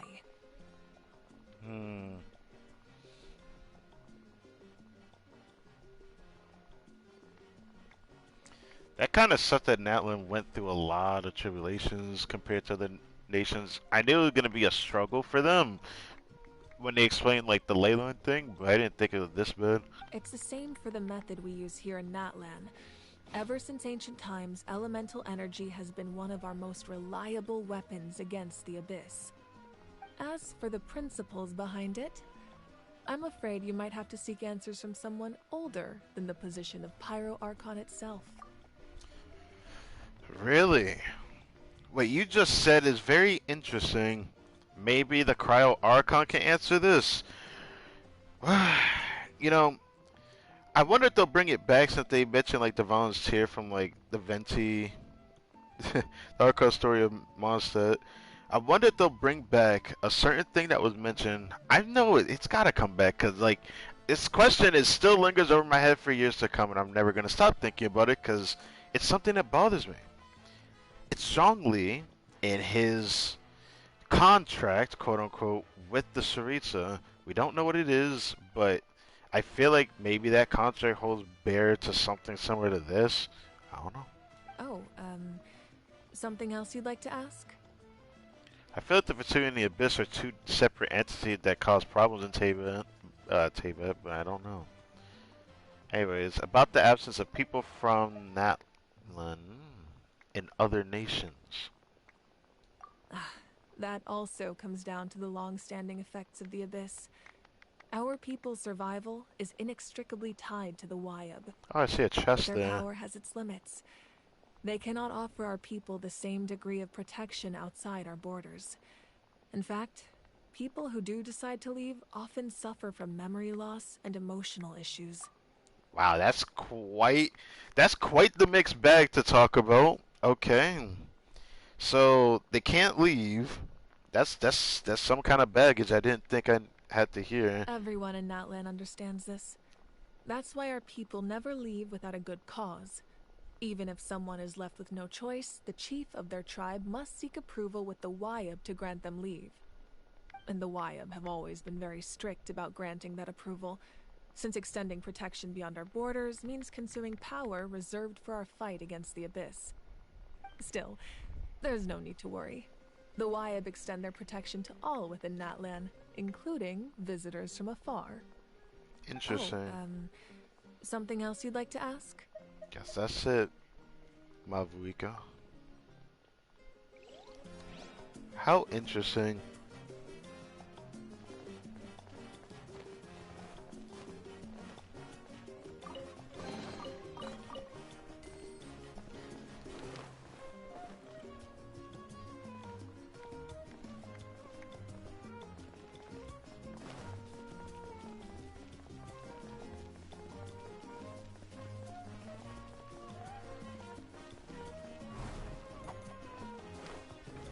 Why can I go in here? What? Okay.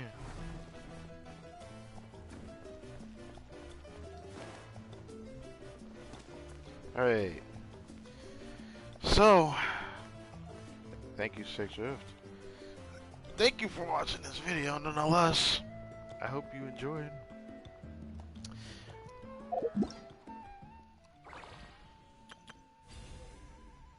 Give me that juicy 500 primos.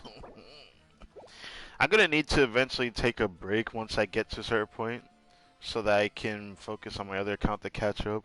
I'm gonna try to catch up on my second account too during NATLAN's, regional era timeline. On the face of Tabet. Also, that reminds me, I haven't done this. Oh, I need to do People of the Springs. Did I take a screenshot of this?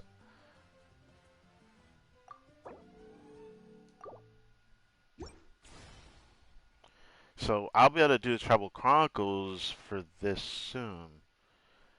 Did that mean she's gonna be playable during that? Not just playable, let me rephrase that. Because I still don't understand it, because the way they explain story quests in this is very strange. It's very different even, because... Pretty sure. Yeah, it's very different. Yeah. I bet you we can't do anything with Children of Echoes until Shieldon's release, which she's probably the person we'll have to deal with for this one. So...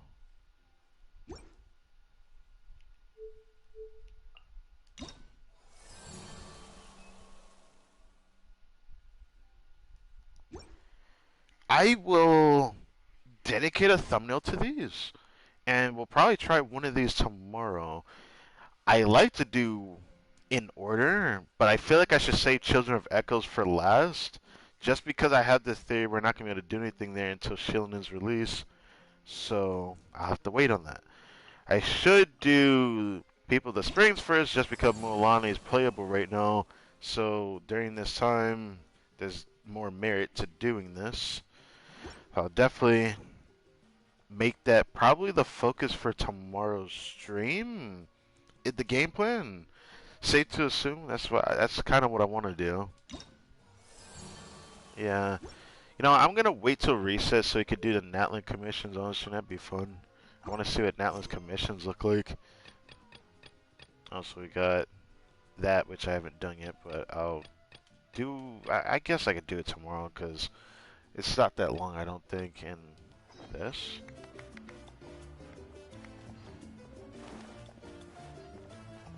Oh. I guess it's fine.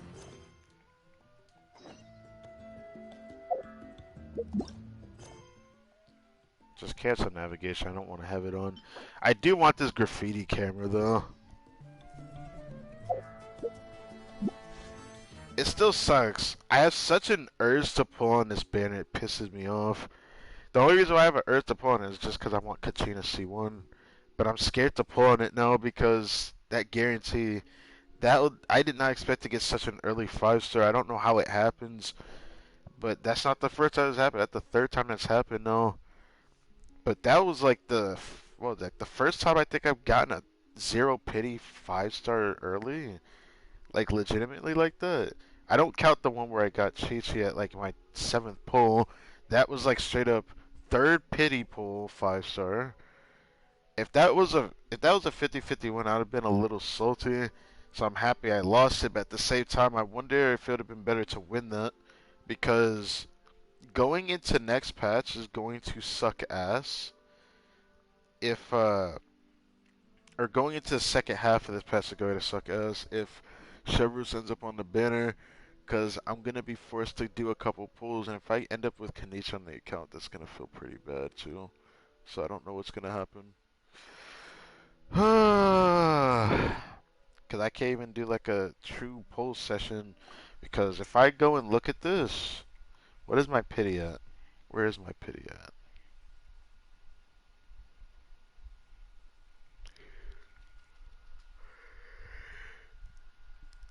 Five, 10, 15. Oh! My pity for Dia was 2 pity? I thought it was 3, not 2. Damn. So we're at 16 pity right now. On the banner though. Interesting.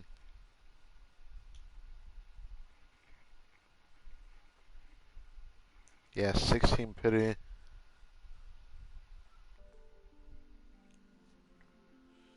Getting Shingen twice is absolutely devastating, so I can't pull anymore after the guarantee 5-star. I'm gonna have to let that cook for a while. Where's my pity on the weapon maker? I know I'm close to a 5-star on this as well.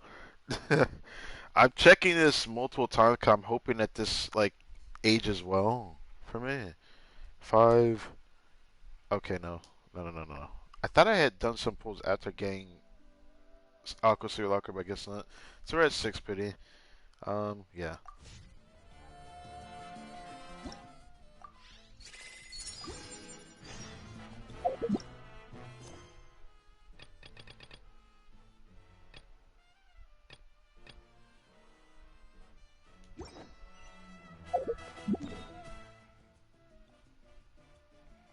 Let's do NATLAN commissions for the first time ever.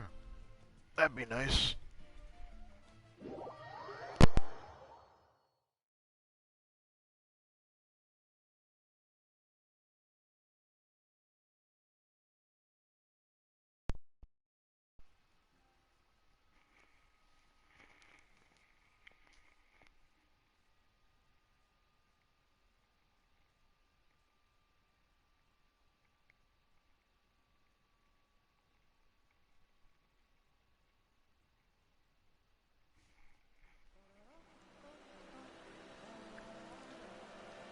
Okay, let's do some commissions for the first time ever in NATLAN.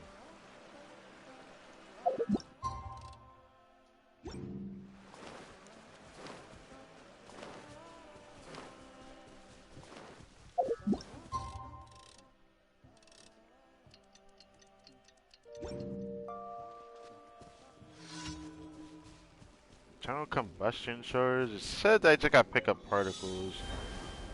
Yeah, I need the power. Come on.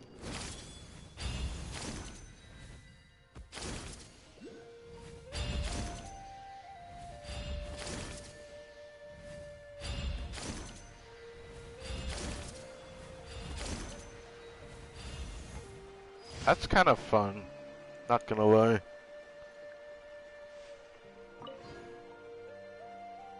Ooh, I need this gas station. Give me those. Also, we're near a waypoint. Might as well get that.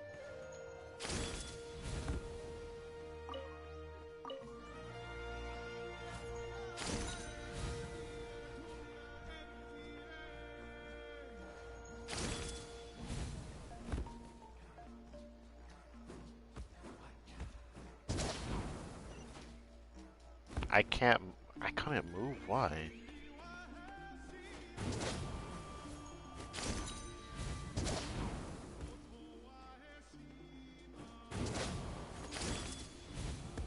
Aha! Yeah.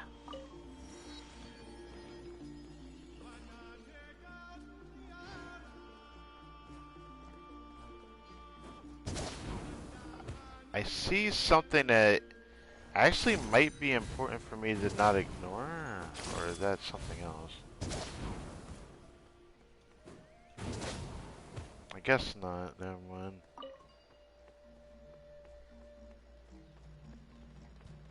Let me get this though. Give me this commissions. As a Yunkasaur, being on this screen feels so weird to me. Okay, so this is a beautiful domain, by the way. But fluid avatar of lava. Ooh. Talent domain of the world.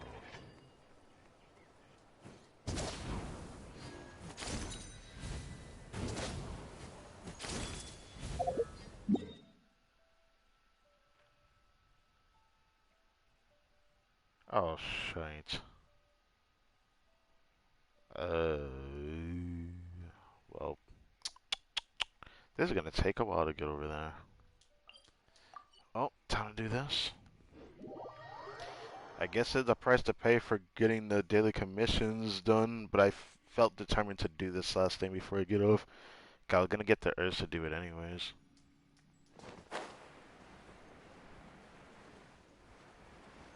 Alright, I guess we're gonna explore the world just a tiny bit.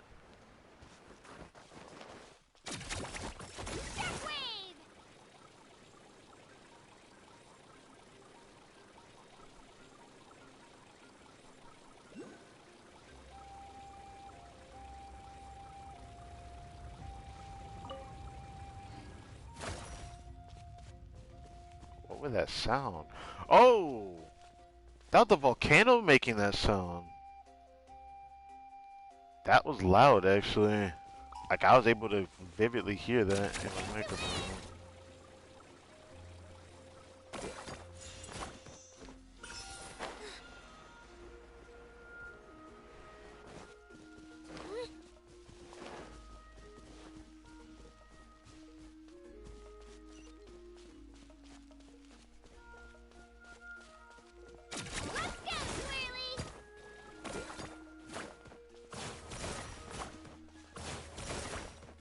God damn it. I can't control when I can get off of it and it just shuts off.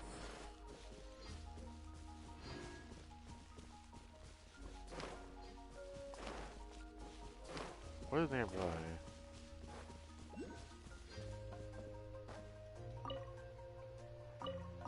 Cuniper berries here though. I want it.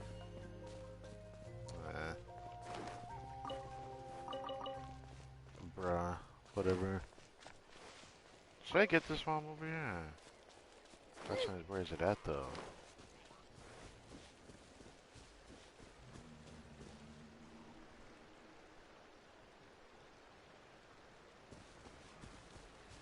Oh, wait. Do I dare try to do this? I don't want to get too distracted right now.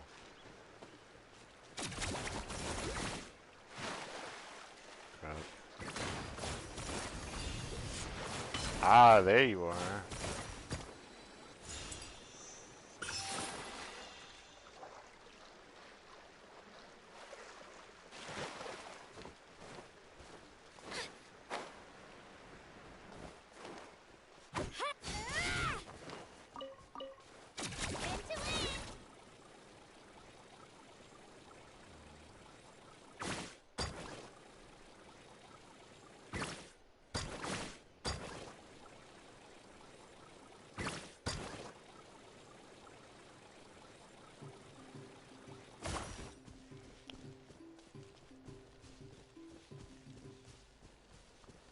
There's like no gas stations anywhere. But anyways, we're over here now.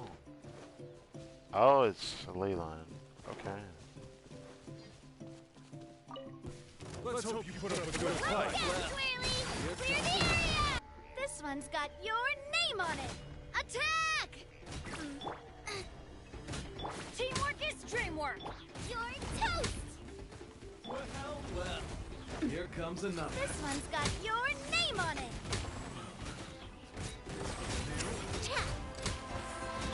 Here goes. Come on. Fellow warfare, I guess. Well, our Kachina almost died, but we're good.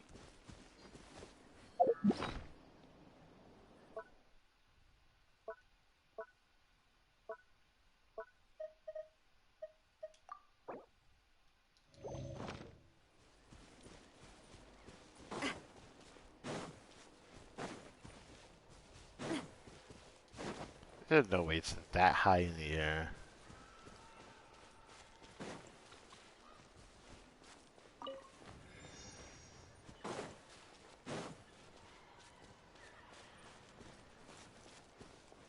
Guess I'm gonna rely on Kachina for this.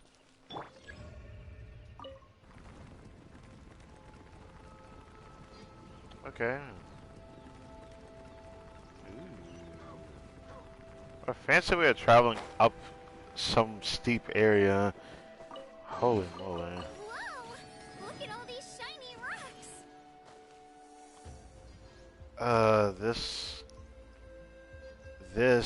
This view. This view is everything right now.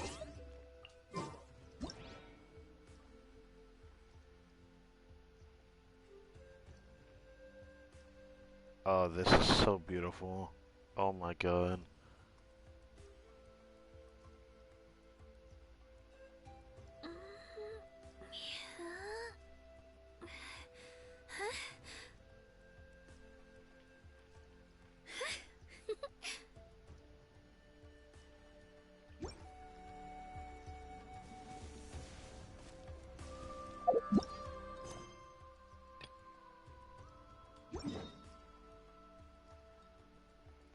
Figuring.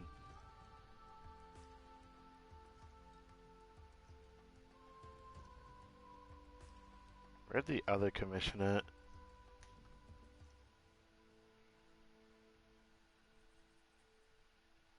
Oh, the other one's at the arena. That's fine. This one's not too far away.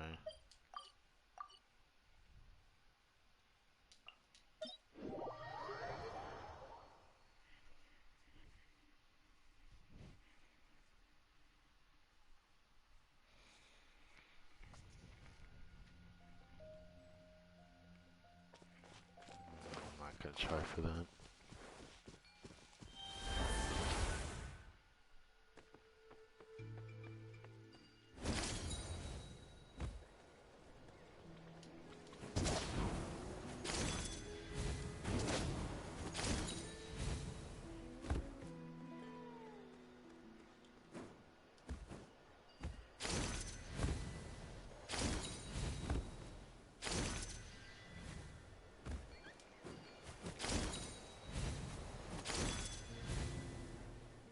Oh! Give me this first. Now we got this bad boy here. He's just chilling here. Okay. Attack! I'm going in. Huh? This one's got your name on it. Oh, that sounds about right.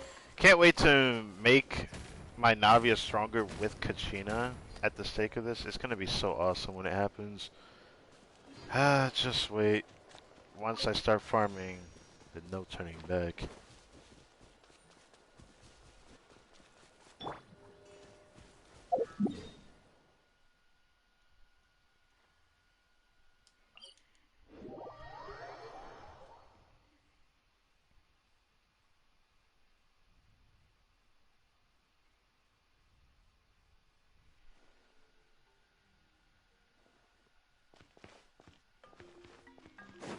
Right here.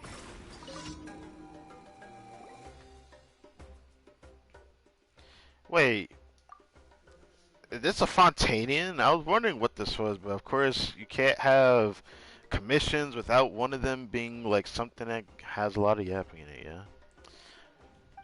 So I'm not gonna bother reading it too much, but I will say this. He looks familiar. He mentioned Esty, so he might be similar to the people from like that final area of Fontaine, which I already forgot, but the area of Lumeria and all that. Could say the same to you. Green, Grispawn's the name. Meeker, Fontaine, Dream Club fame. Yeah, you're definitely involved with those people I forgot about. Either way, this is our leader, Lady Grobel. The cat? You a member of the Daydream Club? Wait, didn't we hear from Essie and the others talk about someone named Grispawn? Sweet Springs is seeing some luck at last. Do you know what's happened over there by any chance? Oh.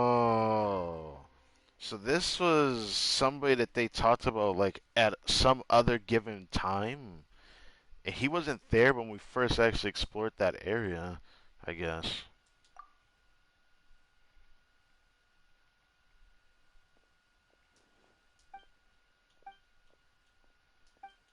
Shooketh.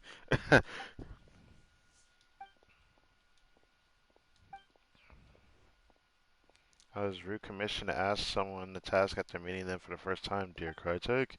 But do I need someone? I do need someone I can rely on. Okay. I'm not reading that. No worry, President. I will keep the introduction short. Ah, you must forgive my mouth from prattling on. But would you like to help me collect objects that contain phlogiston? Candle cap mushrooms for phlogiston extraction? Oh man, I need to go gather. How much have you gathered already?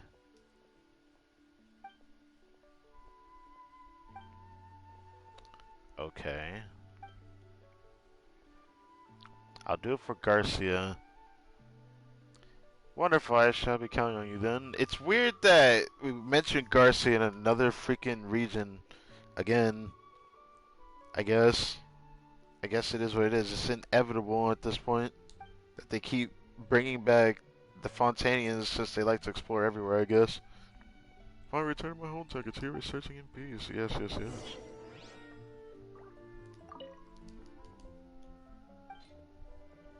Oh. Wait. There we go. That's what I'd rather give you. Commission that takes my resources. The absolute worst.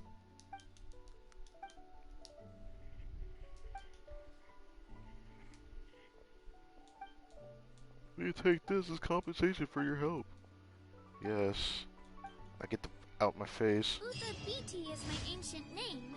It means the ability to stay strong in the face of adversity.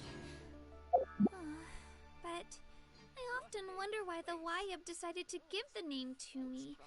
I'm so weak, and whether at home or among the tribe, few people even know of me. With so many strong and cool people around me, am I really worthy of the name? Best I don't see you over in the I mean, you said it yourself. In the face of adversity, you gotta prove them wrong. That's exactly what you gotta do.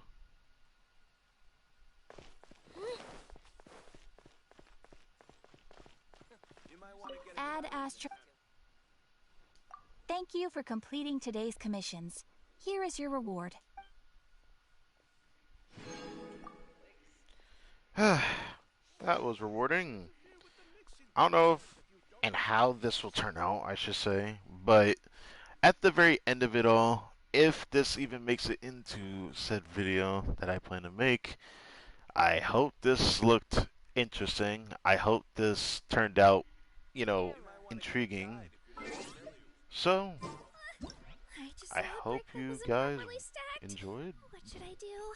I don't know. Now it feels like there's a little saurian scratching away inside my chest. Just like this cute little Kachina, I hope that you enjoy the vibes that come with it. Not everyone liked Kachina, and it's fair. I was surprised how much I ended up liking Kachina, because I was very skeptical about her design for NATLAN, to be honest. But she's really growing on me, so yeah, I had to continue building her. So only time will tell for that. So with that, I will end it here. And thank you for watching. Until next time. Together. If something catches your eye, feel free to take it. Yes. Take it.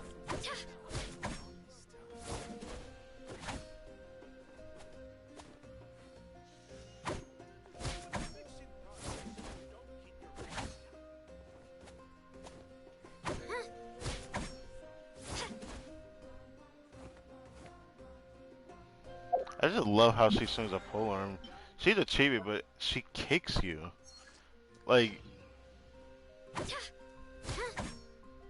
I think that's so cool.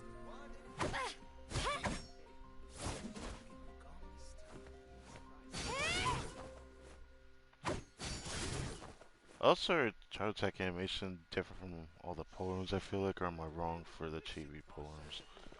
Is what I meant to say. Yeah. Thank you guys for watching this video. I hope you enjoyed. Next time will be, I guess we could try one of the tribal, you know, series missions, the Tribal Chronicles. So I'll do this one. And what's weird is that it seems like each Tribal Chronicles pertains to a certain character. I don't know what this means exactly. I don't know if the devs plan to not release another character that, you know, pertains to a certain tribe, or will their story codes just be available after we finish the Tribal Chronicles outright? Since there's 3, acts that we have to get through, and the fact that there's no actual story quest for characters this time around. I just saw a brick that was I don't know how to feel about that, but yeah, there's no actual story quest for them.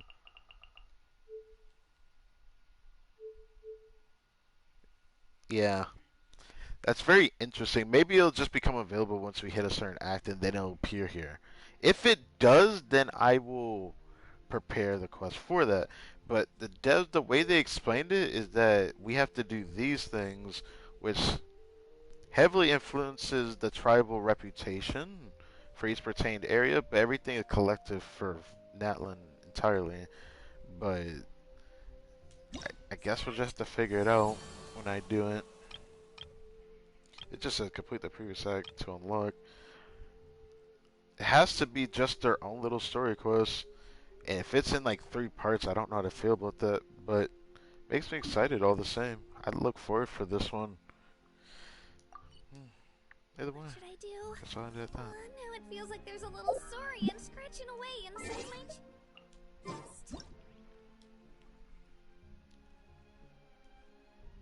That's why I screenshot Katrina. Yeah.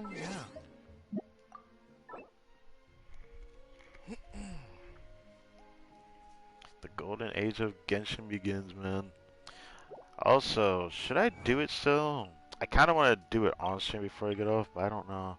A great amount of strength needed to support one's position.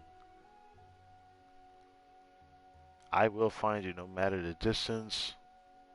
Okay. The boundaries trapping the path home shattered late night. What are these? The way that they described it, that it's just a certain part of the ARCHON quest that gives us these small amount of primos. If you're Someone else got Mulan. I guess they couldn't help themselves to get her. Can't blame them. But yeah, I showed this build, but I haven't actually tested it yet, and I'm still thinking about doing it before I get off. I'm still thinking about doing it before I get off. I really want to test this build. I still really want to, because I never tested it ever since I went through my artifacts. But everything tells me that this build is better than my Good at Dreams build, so I want to see it. And it might just be because I have slightly more attack. Funnily enough, with a good enough build, you need a cracked attack sense for it to feel like an upgrade over an EM1 though. Which, it's hard for an attack sense to beat this EM1 that I currently have, kind of. But it's something I want to try still.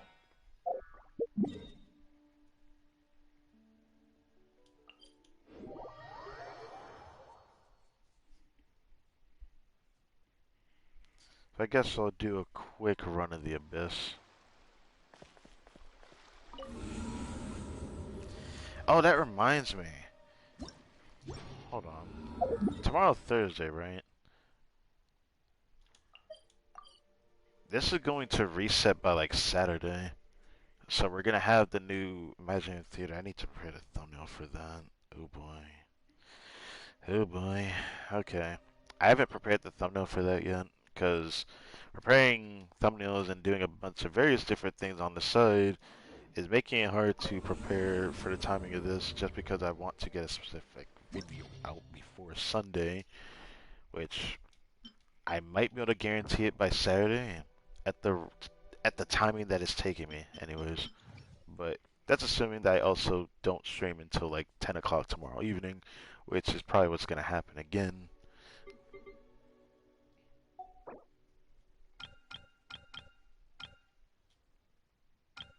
I would use Tainari against him, but no.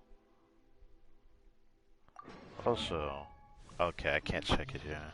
Wait, actually I can do this. I didn't check this earlier, but I feel like I need to check it.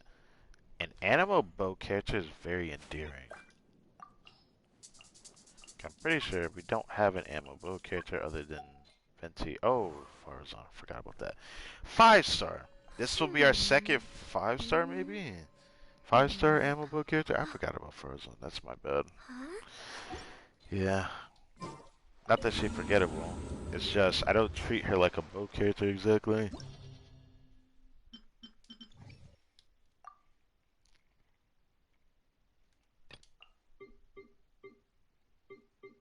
eventually Katrina will replace only in this team, and I can't wait for that. Because I know I can make it work.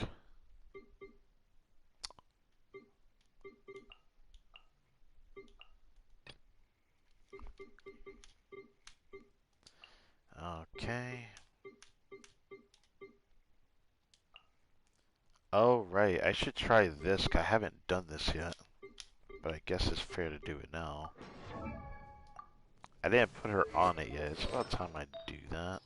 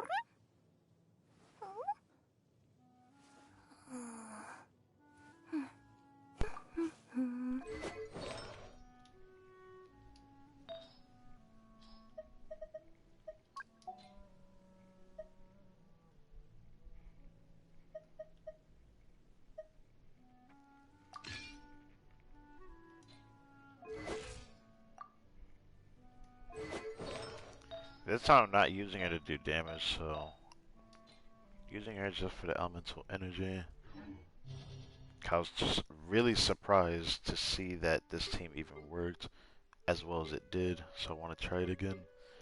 With this, I haven't tried it with this yet. Where are you at? There you are.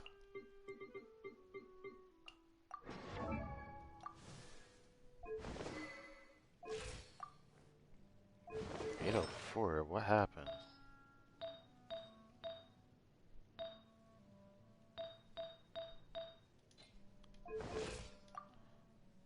Oh, it's because of the weapon. I'm tripping.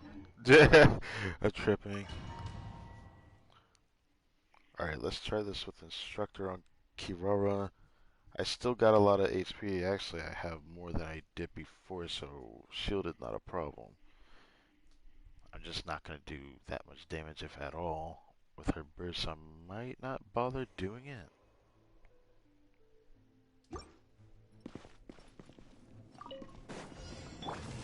Committed to memory, the Temple of Wisdom. Oh, man, Right here, please! One with the Force. I hear everything.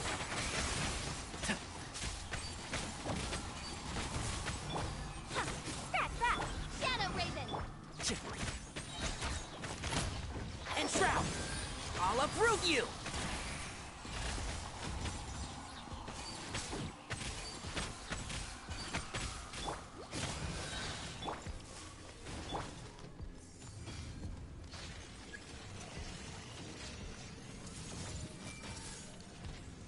Sharing my knowledge!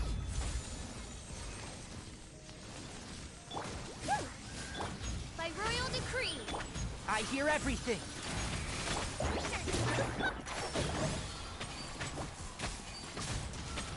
Yeah.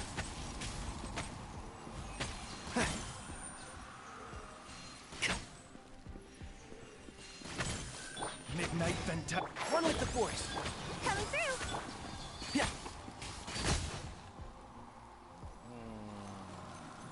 You know, starting to think doing more damage on Kirara might just be a better idea after all.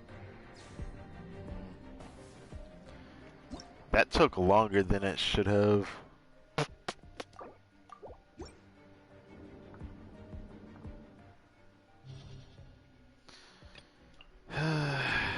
Alright.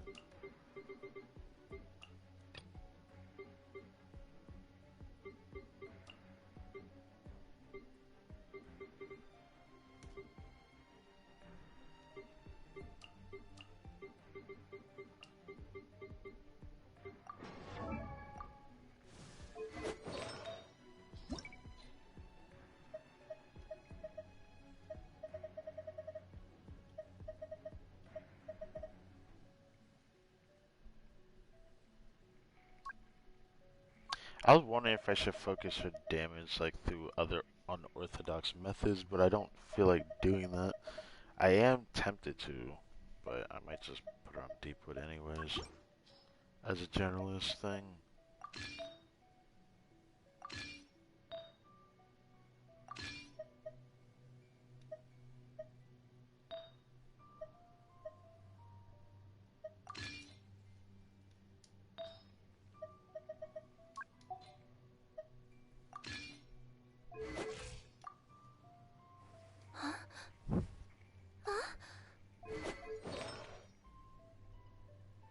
I guess I'll do it based on the journalist that I use in Imaginary Theater.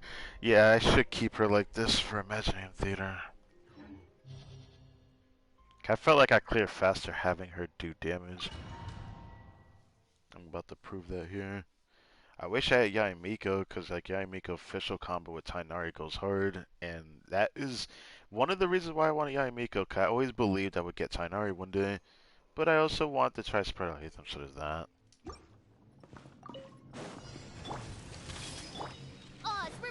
And Shroud! Make yourselves a move! Let's nip that in the bud.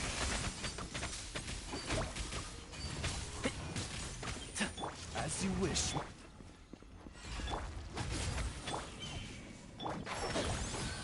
Commit it to memory.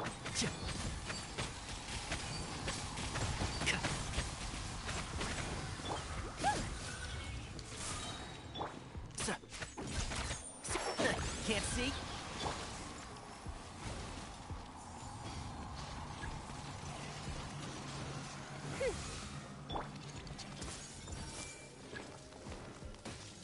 Sharing my knowledge.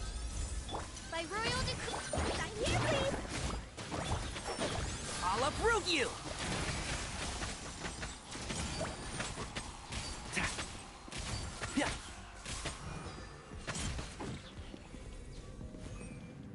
And Shroud! Was that worth it? I don't think it was. But yeah, making Kiwara do more damage just felt more appealing.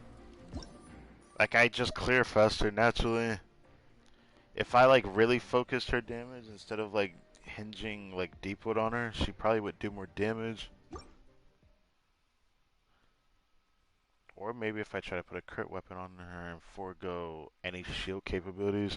I don't know if I want to do that. I kind of like the damage that she does because it's like, it's enough that it's worth doing.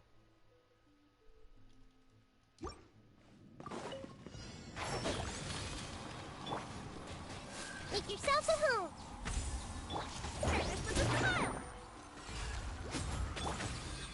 Let's nip that in the bud.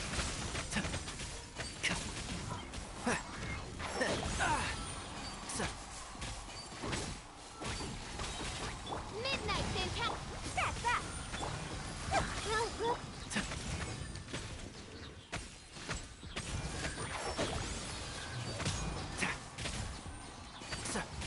My tail's all messed up.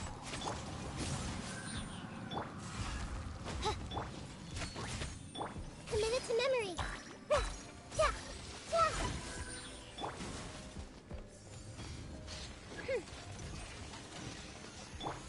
Everyone hold hands. The Temple of Wisdom. By royal decree. Press delivery. I hear everything.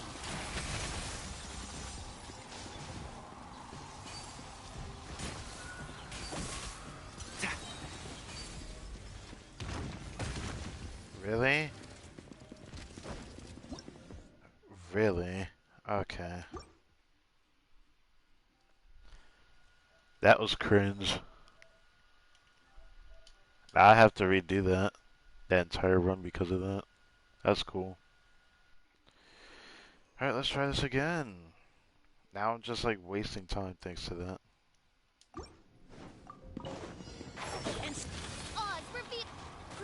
Grow. Make yourselves at home. That's that.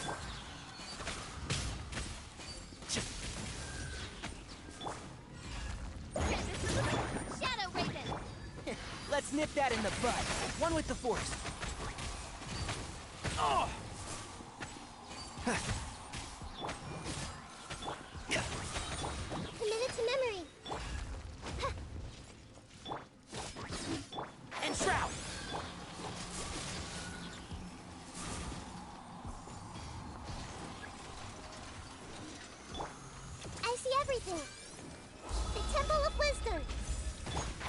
Can't.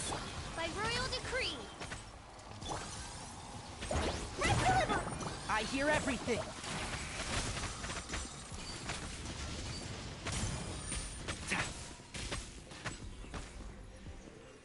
Yeah.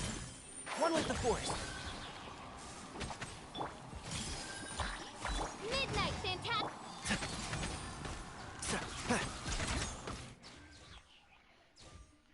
What the fuck happened? Is it because of RNG of monsters? I didn't think it would affect Hanari that badly. Like, it's affecting him so fucking badly that I can't clear all of a sudden. I can't clear at the same time as I did. I cleared it at 9:55, and that was when I was dragging it. I could have cleared that in like barely over a minute, which was like my best run. And all of a sudden I can't replicate that. It's triggering me a bit.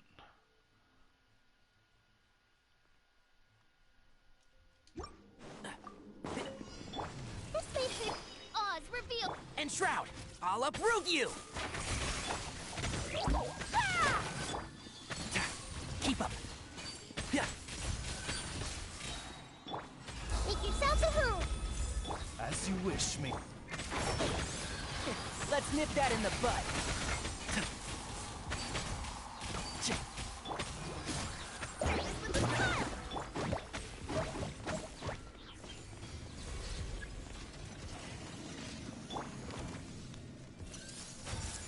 The Temple of Wisdom.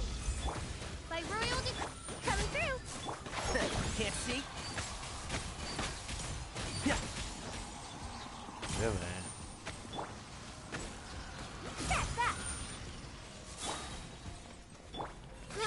Grow. Make yourselves at home. And Shroud, I hear everything. Midnight, fan.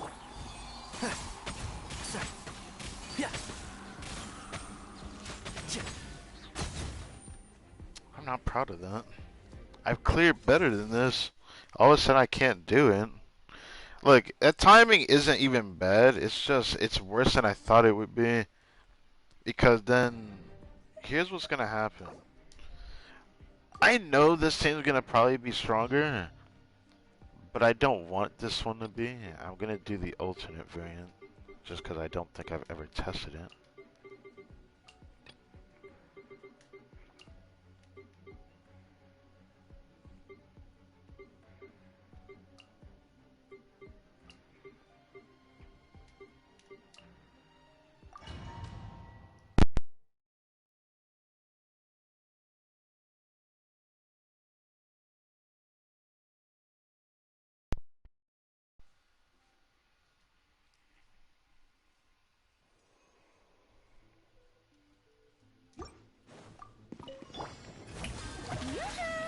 Let my name.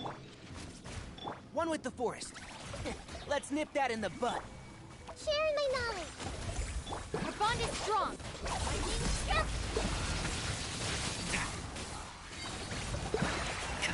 And Shroud, I'll uproot you.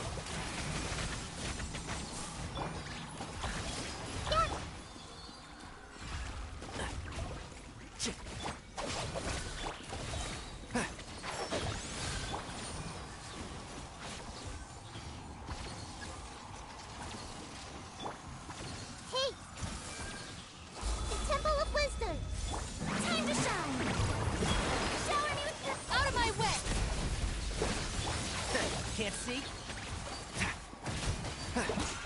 I hear everything.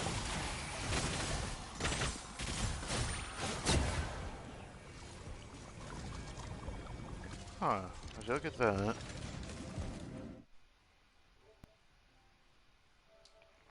Cleared that in exactly 1 minute.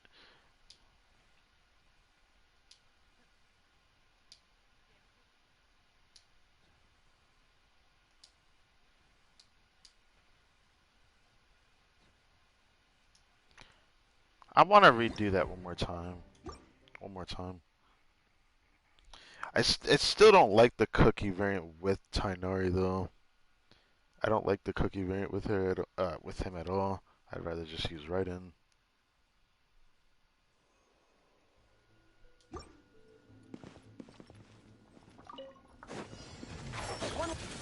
Make yourselves at home. Strike a pose. Let my name echo. I'll settle this. Let's nip that in the bud.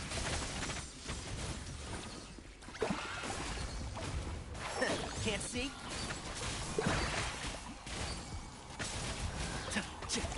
A minute to memory. Dissipate. Shower me with praise.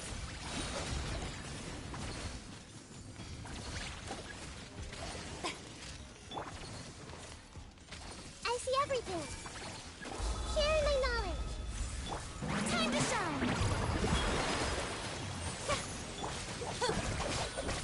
One with the force.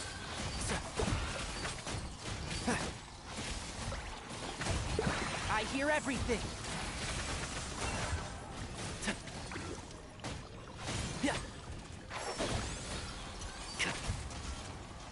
Out of my way. How will you Get with me.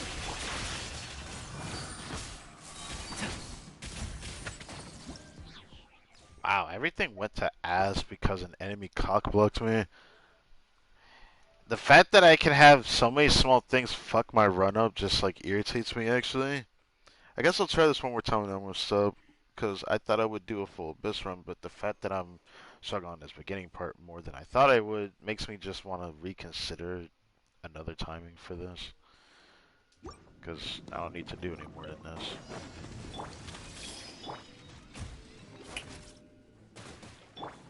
make yourselves at home? I'll uproot you! I'll settle this. Our bond is strong.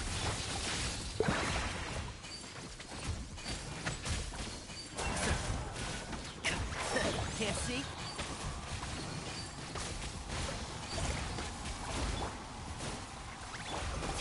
Shower me with dissipate.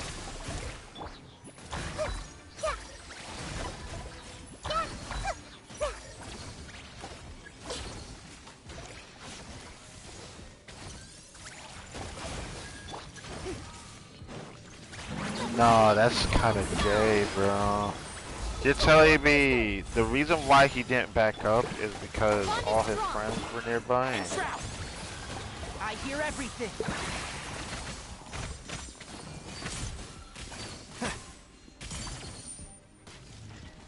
That's super unfair. That's so unfair. That run was gay. It was so unlucky. Whatever. I know this thing, it's the luckiness of what enemy we're paired with that affects our runs. That's why I don't like that boss anyways. I didn't mean to retry actually. Well, I guess I'll do it one more time and then I'm gonna leave. There's nothing else to prove. I do know one thing, Tanari relies on Nahida a little bit more than Alhaitham does. Because despite Alhaitham just being more plug and play gives him the advantage, he has more advantages of front loading his Dendro damage and application. So there's like two sides to this. Keep up. Time to shine. Make yourselves at home. Lightning, purify. Oh, one with the force. Let's nip that in the bud.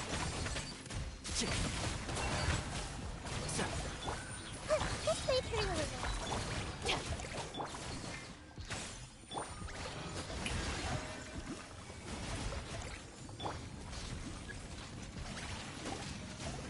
Hey!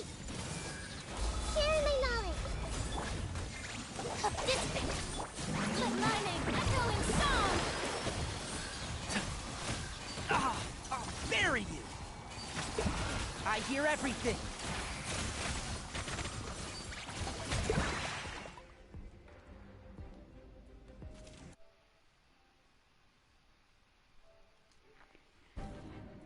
Well, that was definitely my best run yet. Yeah, I think we'll leave it at that. Shall we? I kind of want to leave it at that. I should have reconfigured and then left. Well, either way, thank you guys for watching this video. I'll stream again tomorrow evening. Hopefully not as late as I did today. Today was on accident. I did not mean to stream this late. That was never my intention, but it happened that way. Before I go back to NATLAN, I'm gonna go over here to get my energy back.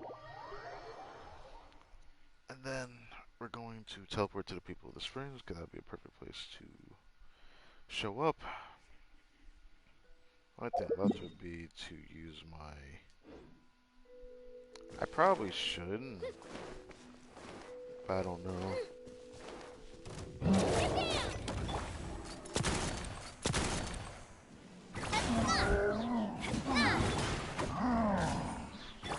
Let's light it up!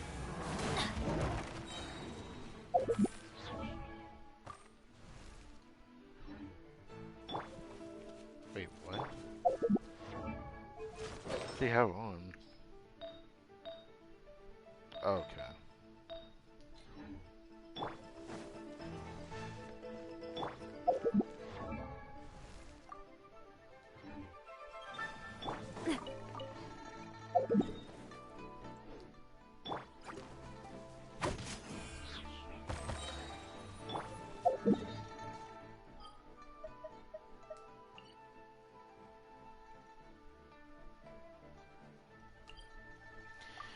I wonder if I should go fight that boss before I end it.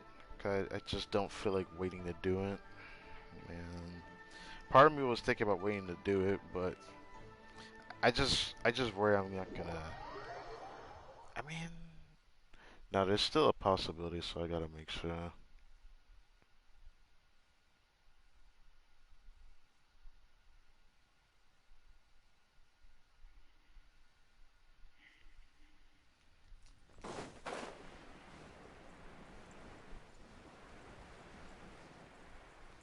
Also, something else just came to mind that I need to remember.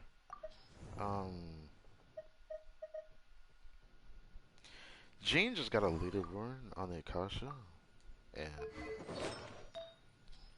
would be cool to see her build on Akasha. It's just, my problem is, I don't know. Do I have this exact Jean build on Akasha or not? I need to double check that. I never actually checked.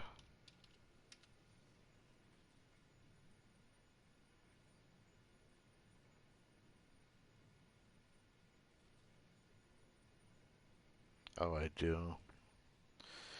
Well, that's interesting. That's so weird that, like, this just doesn't care. It's so weird. It just does not care for, That's so funny, seeing it like this. So it's like, I need an ER Sans now. So it's like, all over again, I need to, like, try to get ER Sans on Jean. When I had one before, and I don't have it anymore. I didn't think I needed ER Sans again. I think it's just funny.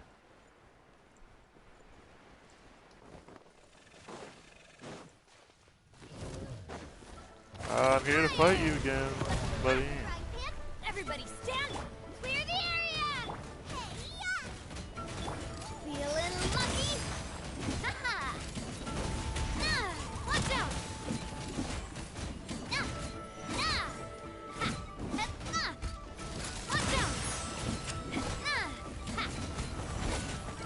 Nice and spicy.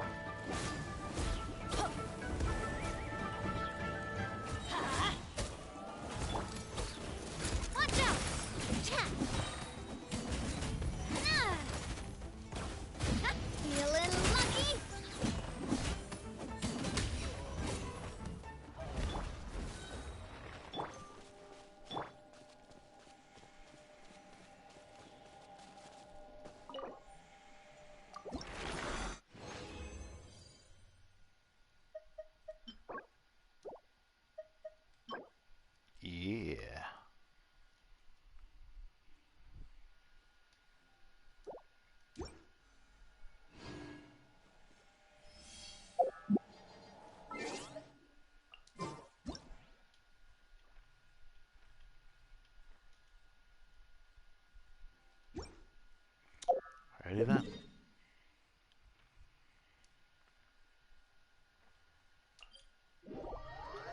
With that, I can officially end this now.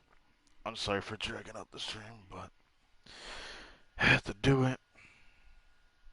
Man, NATLAN is such a vibe. I can't wait for tomorrow's stream. I actually have to prepare it because the stream title I'm gonna do, I decided I'm not gonna do yet because with Imaginary Theater on the horizon, I'd rather just not look at that too much.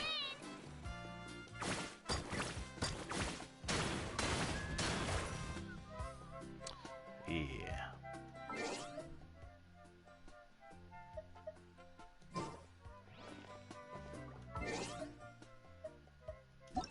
I'll look at my friends list again, because I can. Oh, he actually got her. That's hilarious. I didn't think he'd actually get her. Look at that. He's even throwing his Ganyu out here. Spitefully. I'm just kidding. Duking with Sharks wasn't on my bingo card for 2024. I see. Well, I will catch you tomorrow. We'll try the Tribal Chronicles for the people of the sea.